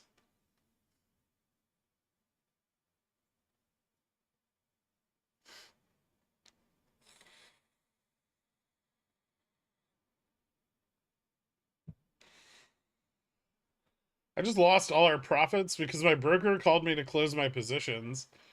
Lame. If you freeze yellow mustard, does it curdle? I don't think so. Isn't it just like ground up mustard seed and vinegar?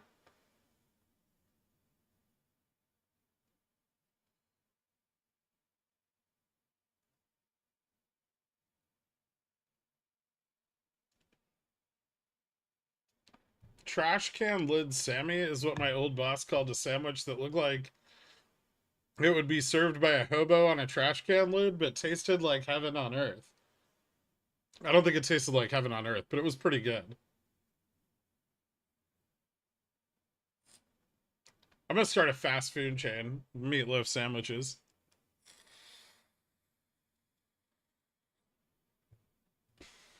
Imagine the profit margins.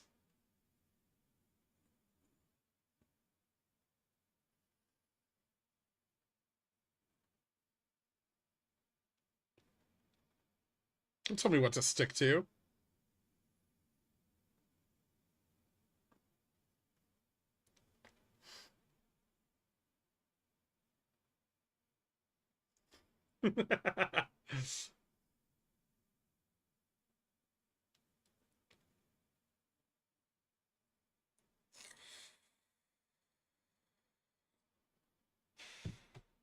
I can afford ramen. Maybe. We'll see how today turns out. Meatloaf for dinners, meatloaf sandwiches for lunch, special the following day. Some days I think the bar is low enough to be a tripping hazard, and then you go and break out the shovel. You forgot one of the main ingredients, yellow 34. But mustard's, why do you need to add yellow? Mustard's already yellow. Jeff Bezos' Blue Origin rocket engine explodes during testing. Was he on board?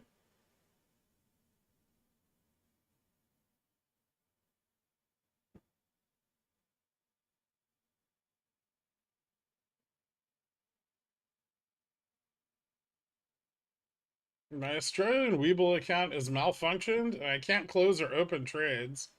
Losing money on a position I can't close. Call them immediately.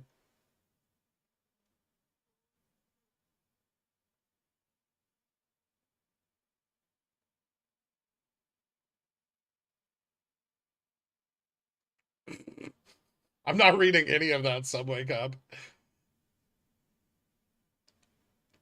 If you need to borrow $15 for lunch, just ask. I just wanted to eat the rest of my food in my fridge and not throw it away. What the fuck? Look at all of you fucking people acting so uptight. Half of you give hand jobs behind the Wendy's so you can buy more weeklies to fund your degenerate gambling habits, and you're judging me? That's what I think.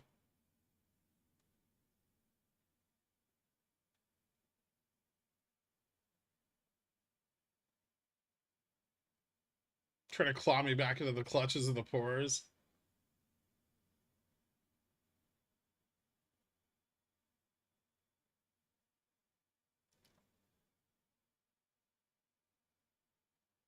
I read it, but I'm not reading it out loud. If people want cheap dinners for degenerates but want to maintain a clear mind, I recommend a vegetable stir fry with white rice and teriyaki sauce. It comes out to like $3 per meal. So, sugar vegetables?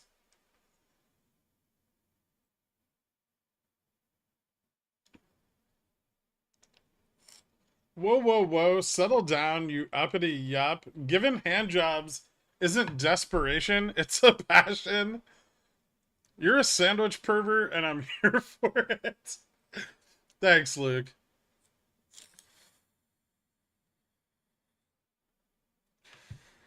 I made a grilled cheese the other day, which doesn't even have meat on it, and no one gave me any shit.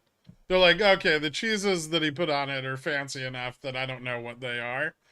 Sounds good. But throw meatloaf in between some bread, and everyone's in a fucking uproar.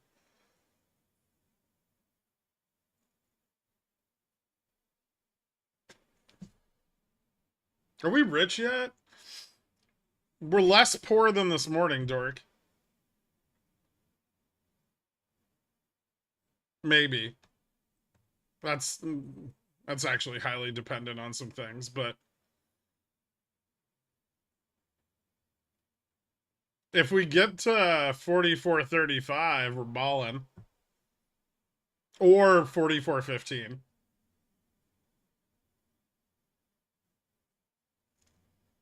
Meat isn't for the rich anymore. Meatloaf is poor food. It's not poor food.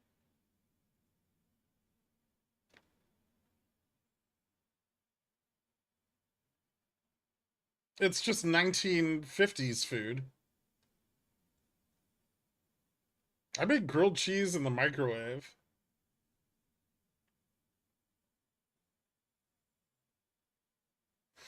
Surface Smurf, I've never been so close to just banning you forever.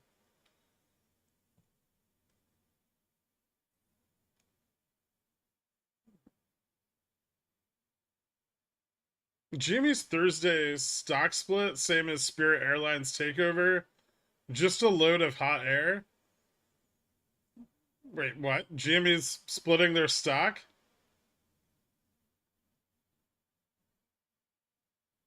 Poll CPI up or down? Hmm. That seems like something I should definitely get the opinion of the public on.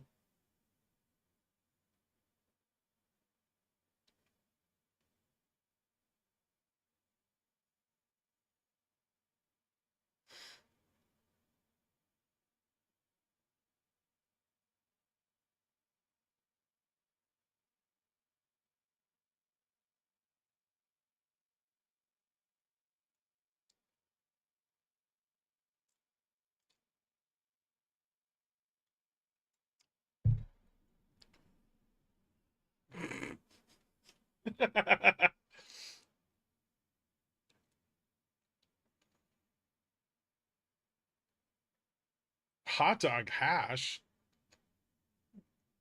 Jesus Christ. I mean, what I ate was essentially a hamburger with a glaze. Not fucking hot dogs.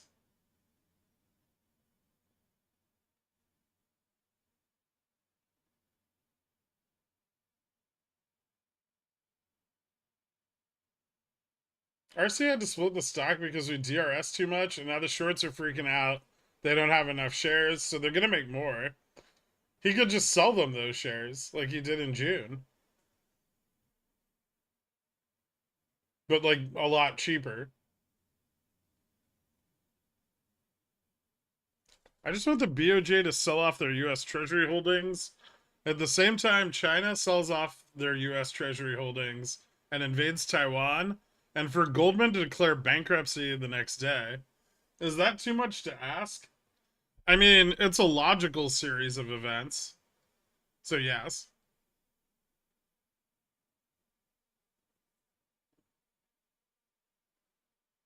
Any filler in that loaf? Cornflakes? Panko breadcrumbs? WeBull isn't working for people in Australia. Did you call them? Would you call them? Don't complain about it in here. Call them and tell them to manage your fucking positions because their software sucks. But then they would be in his street name and not his book name. You mean Ryan Cohen instead of Teddy? Is that what booking is? It's just like buying a copy of a children's book?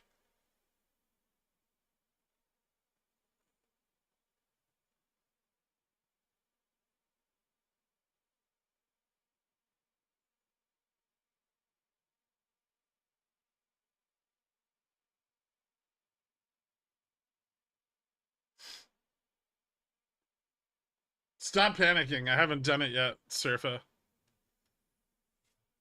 RC's street name is R Dog, and that's a little hot for TV. Hmm.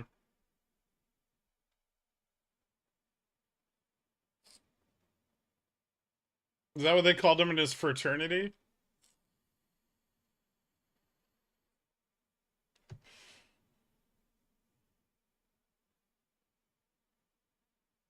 Can't believe I invested in a company run by a guy who dropped out of a state school.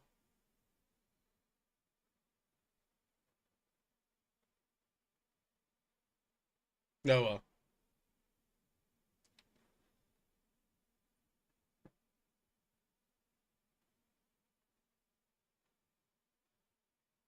That's what they called him after. In his frat, they called him loser.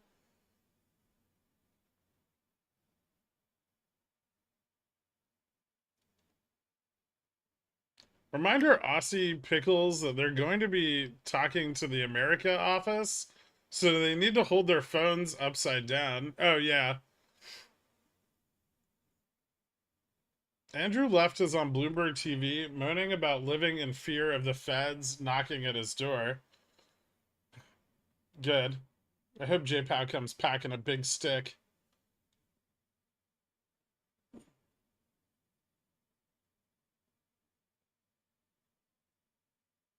I can't believe I watch a guy watch stocks all day, but here we are. It's true. We are here.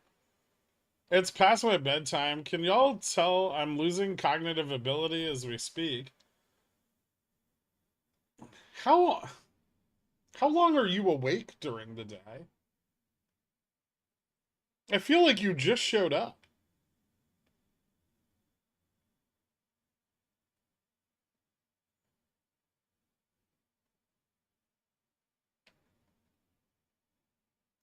I just oh okay.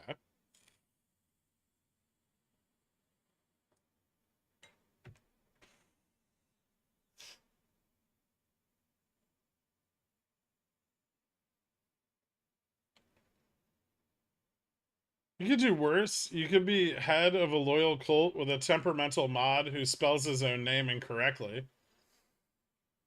I feel like that's an attack on someone, but I'm not sure who.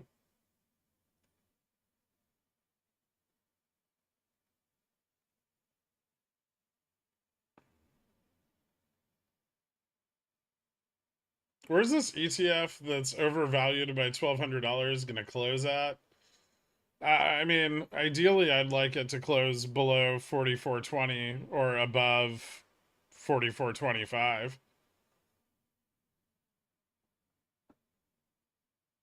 I'm hoping my $24 cover calls on GME get assigned this Friday. Sounds like they're expiring out of the money.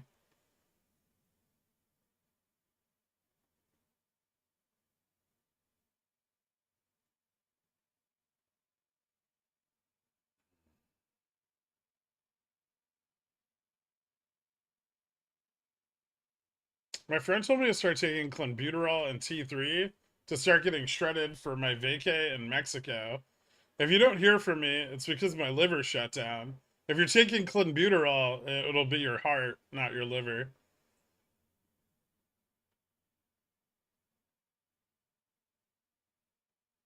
Right in the middle of that. Got it. Yeah.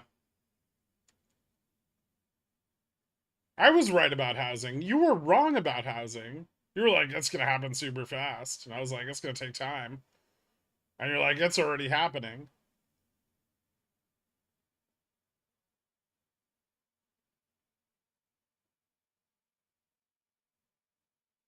What? Curious, why hasn't BBBYQ delisted yet? Is the towel sale officially done once it's delisted? Or is there still a chance I could get fake cotton hand towels at a discount? You can buy them on Amazon.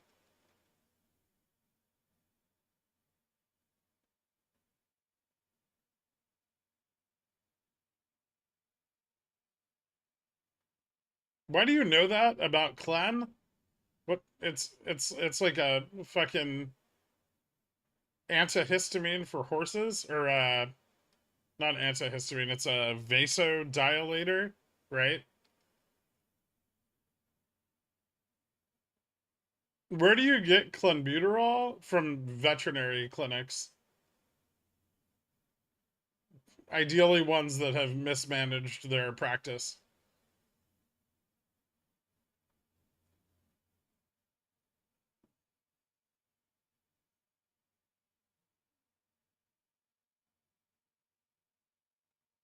Same place you get your ivermectin.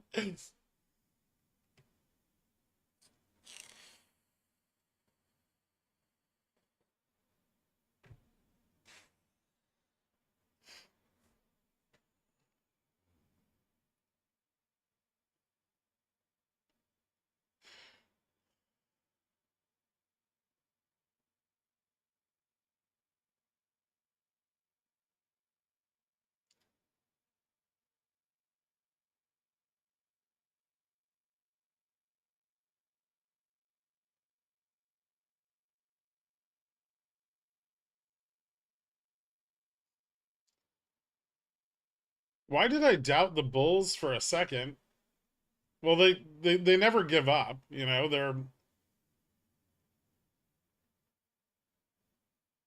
They're very passionate about their goals.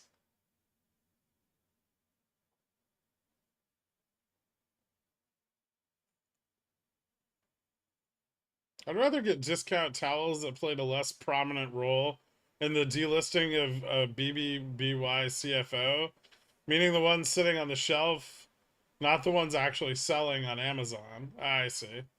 So you want a piece of history.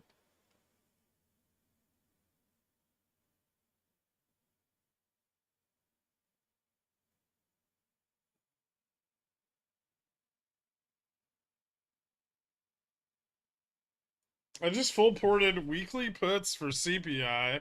Let's rock and roll. Jesus Christ. If we break and hold 44.30, pump to 44.35.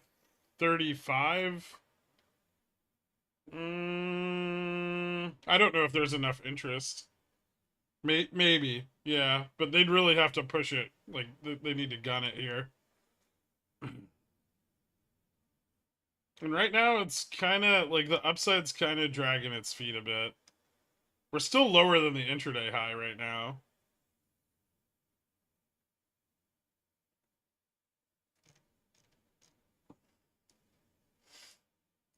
The fucking upside off of this is grindy as shit. It's nothing like it was a couple weeks ago. I mean, yeah, they're buying calls, just not necessarily making money on them.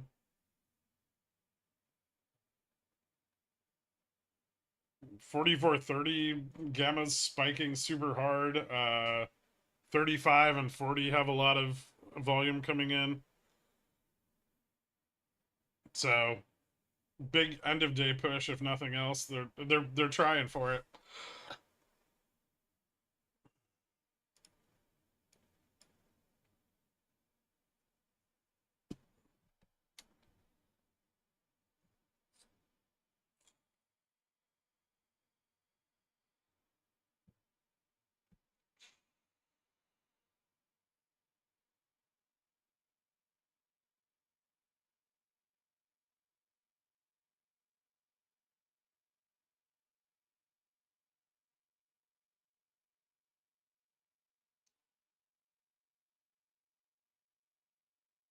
Does Icon wreck the shorts on IEP somehow? Man, all the people that were short IEP were short IEP when they released the fucking report, and then they closed.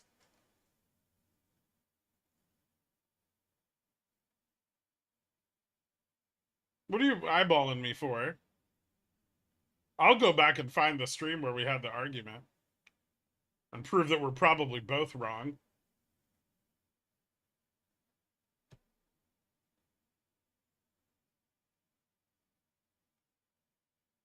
Maybe a big futures dump is a sign for tomorrow.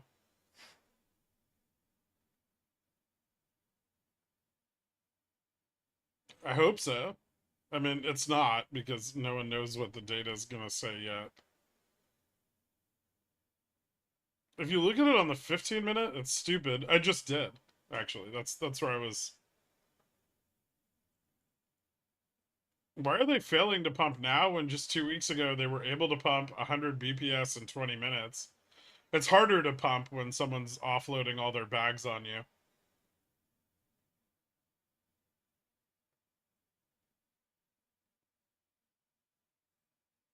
Gun to your head in the back of an alley in Philly with a New Jersey pork roll sandwich in your mouth. How do you feel CPI will be tomorrow? Volatile.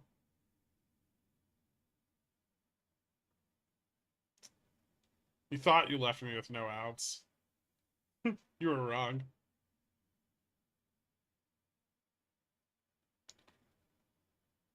I can only wait until WeBull fixes it.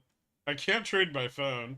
You seem very resistant to just calling them and having them close the position for you.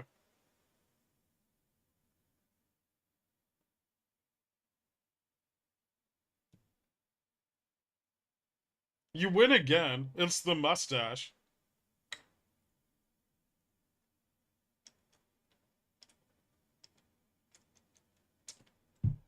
I don't have their number. Look it up. You're in the wrong part of the internet to accomplish your goals, Greedy.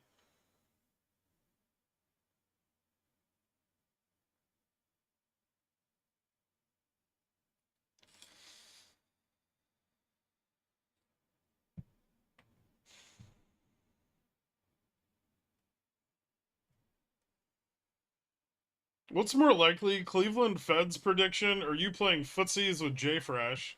Well, one of those is guaranteed to happen.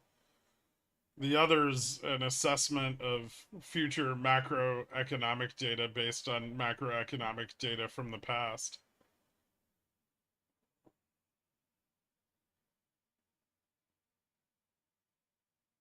I did not say it wasn't going to happen. I've been telling people buying houses is stupid for 2 years. You're not shadow banned.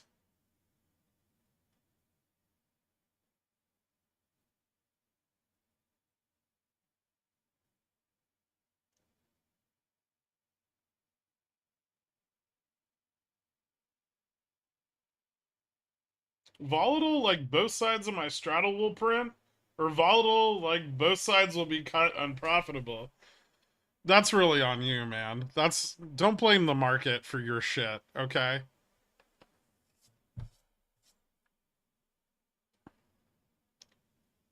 As someone currently looking into buying a house, when would you recommend buying one? When the cost of finance isn't double the price of the home? Maybe? I don't know. I know it sounds crazy, but it's not.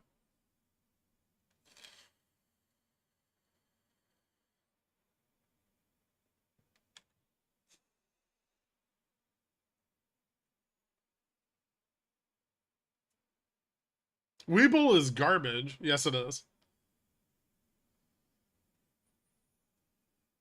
Has anyone really been far even as decided to use even go want to do look more like? I feel like you could have used that on better things, trash, but yes, and I have and done will have maybe in future.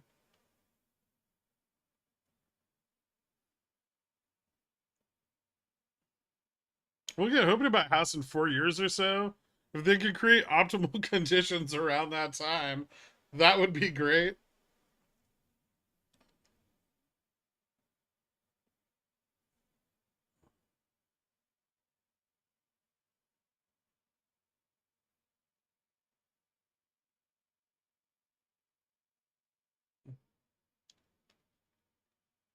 Why is WeBull garbage?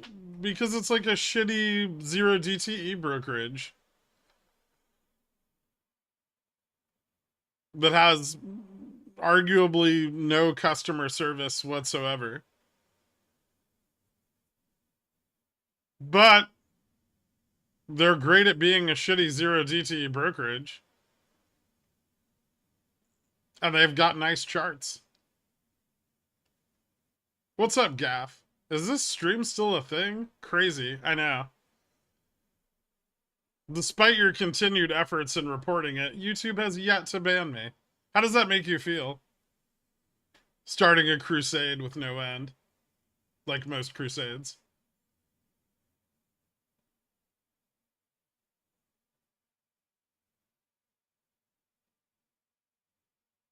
I hedged and then the market went up, winning. Nice job, Dork. Gork, I think you're green again. I'm big green. Big green, Dork.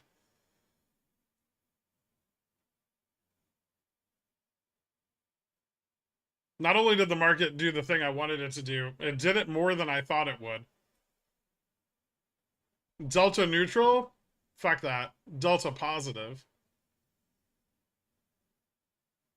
No, that's not an STD, before you guys ask.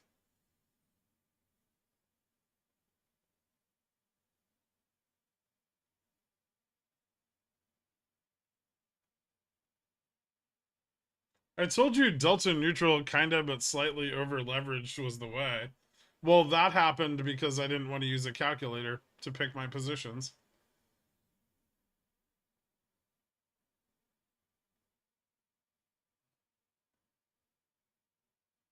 Also, my downside profitability was capped at a $10 spread, $5 spread, but the upside profitability largely uncapped. Mostly because I accidentally closed half of that debit spread earlier, trying to open the other debit spread. All the best crusades have no end. Just ask RC. I heard his crusade to convince a bunch of retail traders he cares about them and not exclusively his wallet is going well. It's going less well, though, you know? Like I think maybe some people are like, "Oh, this guy's not my buddy. He might not even be my friend guy."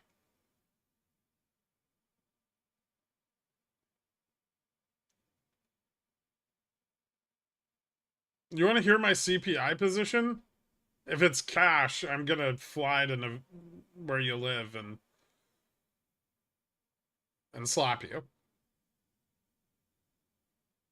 If you, oh, okay, all right, it's actual positions. Jesus fucking Christ! How much theta you got on those? Sure, but Icon's their friend, so they're golden. True. Holy cow, they're doing it. They are. They are, in fact, doing it.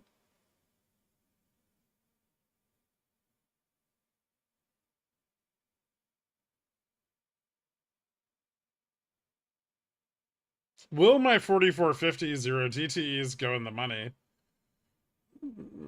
Probably not. Also, I can't believe you bought those.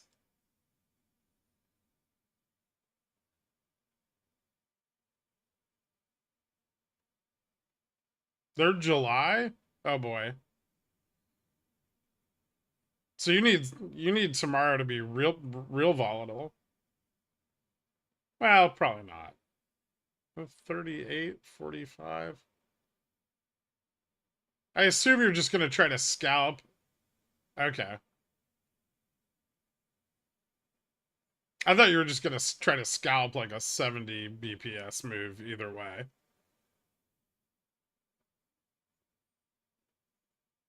Maybe you could get a 70 BPS move one way and then the other. Today's a 70 BPS move one way.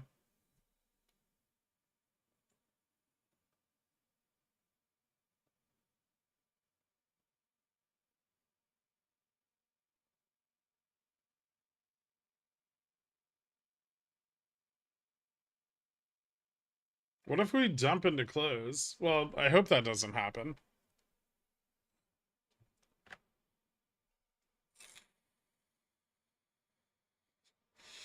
Hashtag toe ring boys. Oh yeah. Absolutely, JFresh.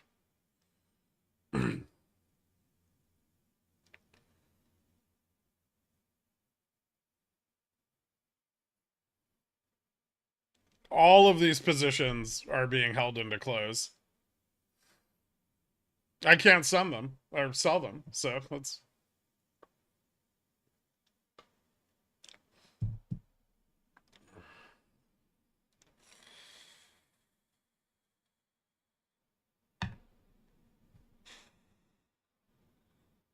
My short put butterfly went out in the end, but they made me sweat it.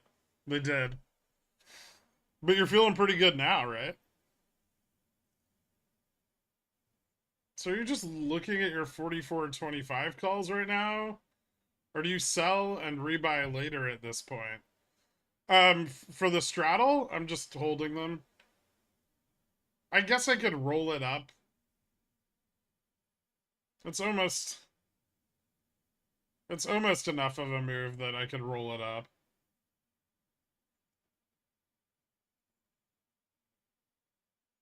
Maybe if we get a little closer to 44.45, I will.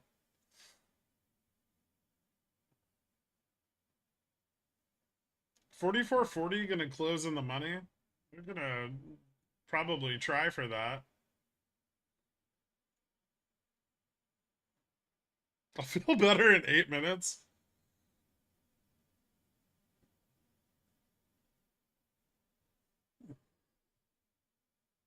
I'm never selling a butterfly again. It was literally the worst in every imaginable way. They tend to be better when you're going into like volatility crush, which we weren't, right? And then with a little bit of theta. You also sold it at arguably the most psychologically important level on SPX right now. Like right in the middle of that.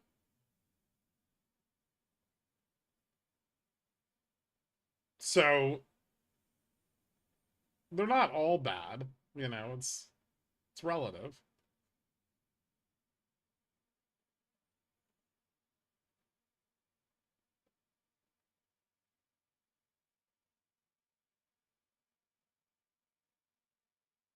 I've never held an SPX option into close.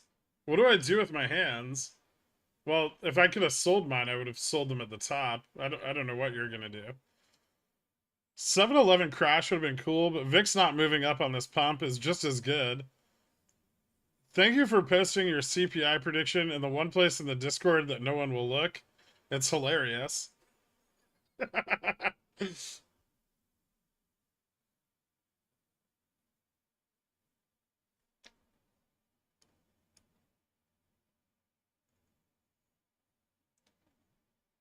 Are they just selling 44, 45, 44, 50 spreads right now? Because I did. What? Don't.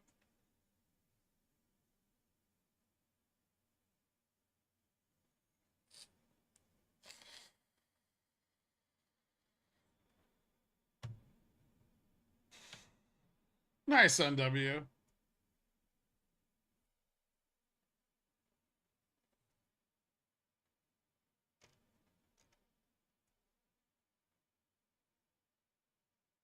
Where'd you post it? Crypto? We don't have a crypto channel.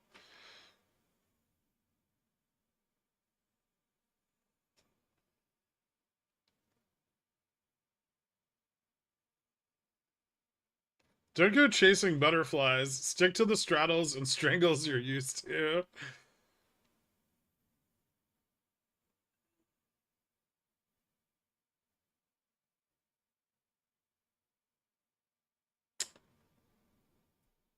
Okay, just answer this. It's been 9 months. AZ and BOI, which are two of the selected areas, as specifically pointed out, would crash hard. They aren't even close to finish and are down 35% from the top.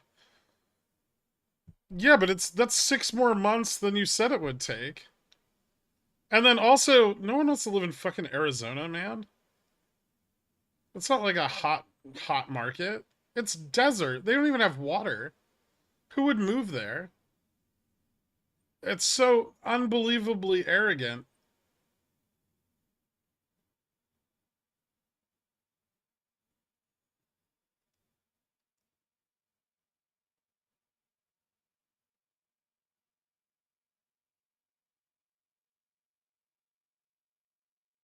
You're right about CMBS and Contagion. I know. I've been chasing waterfalls. That's not an option position. Although I feel like it should be. Oh my god. That's what I'm going to call triple butterflies.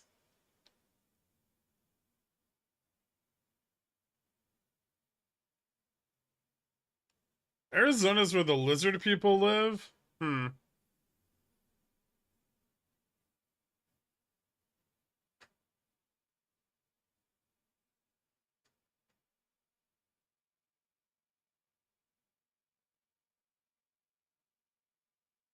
What are we talking about in CMBS? Risk exposure?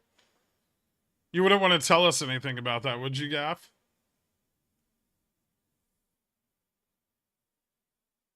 Are you feeling confident in the CMBS market with large amounts of maturities coming due this year?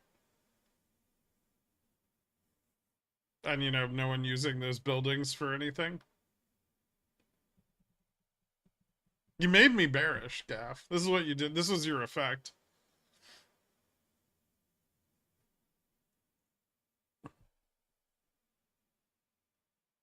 Talk more about CMBS contagion or hot CPI or other bearish things. Well, I think we've inflated the asset bubble just enough that people are spending more money. And that's going to probably bring headline inflation back up if oil doesn't do it first. Nothing like the second dose of inflation to remind people about reality. Throw the pores in them without bedrooms? You can't do that.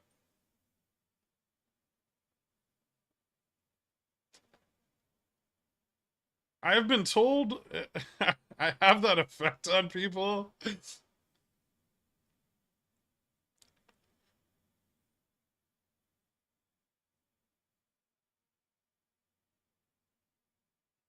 I already have to conserve toilet paper and use both sides. Get a bidet.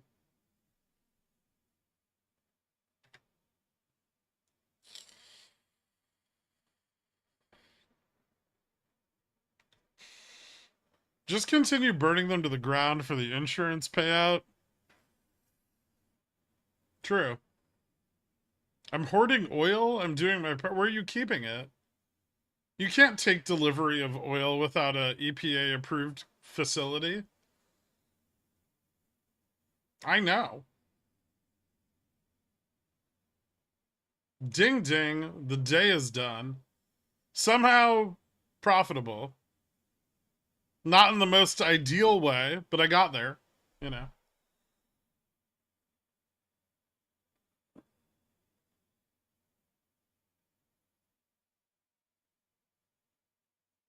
Those who don't have a bidet should be banned.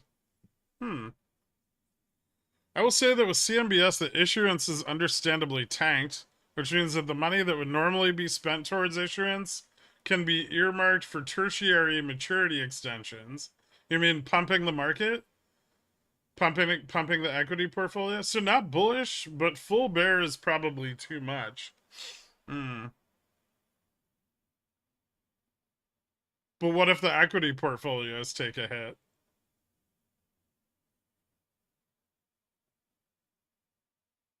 And then there's looming capital requirements.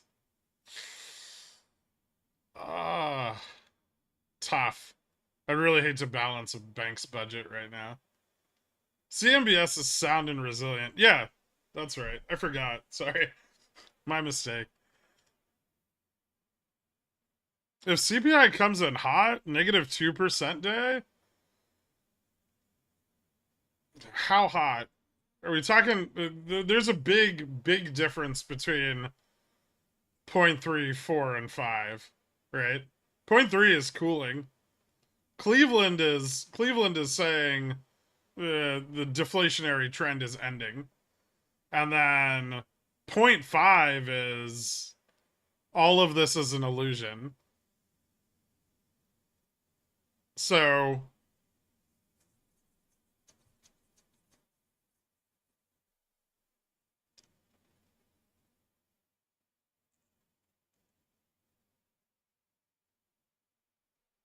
whatever number gets us to 4,200, that'd be 0.5.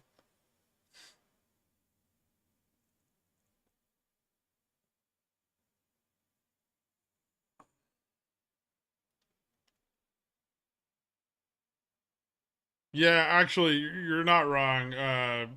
With the recent spike in home prices, we've also seen a slight increase in uh, cost for shelter, so that is having an effect. Also, healthcare costs are projected to rise by like 50% by the end of the year, so those are starting to apply some pressure. And then oil's not really inflationary at its current levels, but above $80 a barrel, it starts to become additive.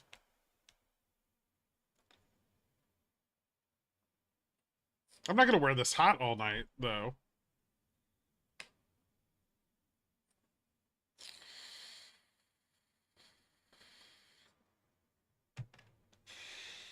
Would Thursday's PPI mute some of the movement for tomorrow?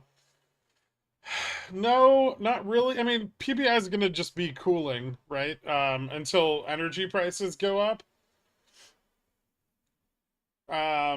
Core on PPI could start increasing as, you know, a byproduct of reinflating the asset bubble, but that could take a while. So I mean, I don't really think PPI is being considered that heavily right now anyway, but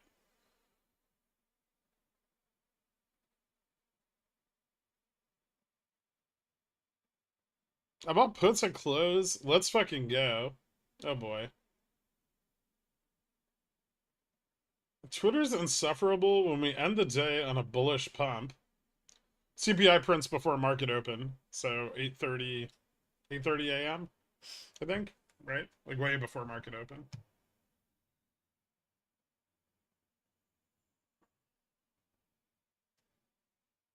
What conversation from earlier? What? Are you talking to me? This is over. I'm done with this. With the all of this. I'll see you guys tomorrow. Everybody have a great night. Gaff, if you have a question, you could always DM me. They're open. Thanks for watching it. Yeah. Right back at you. Later, guys.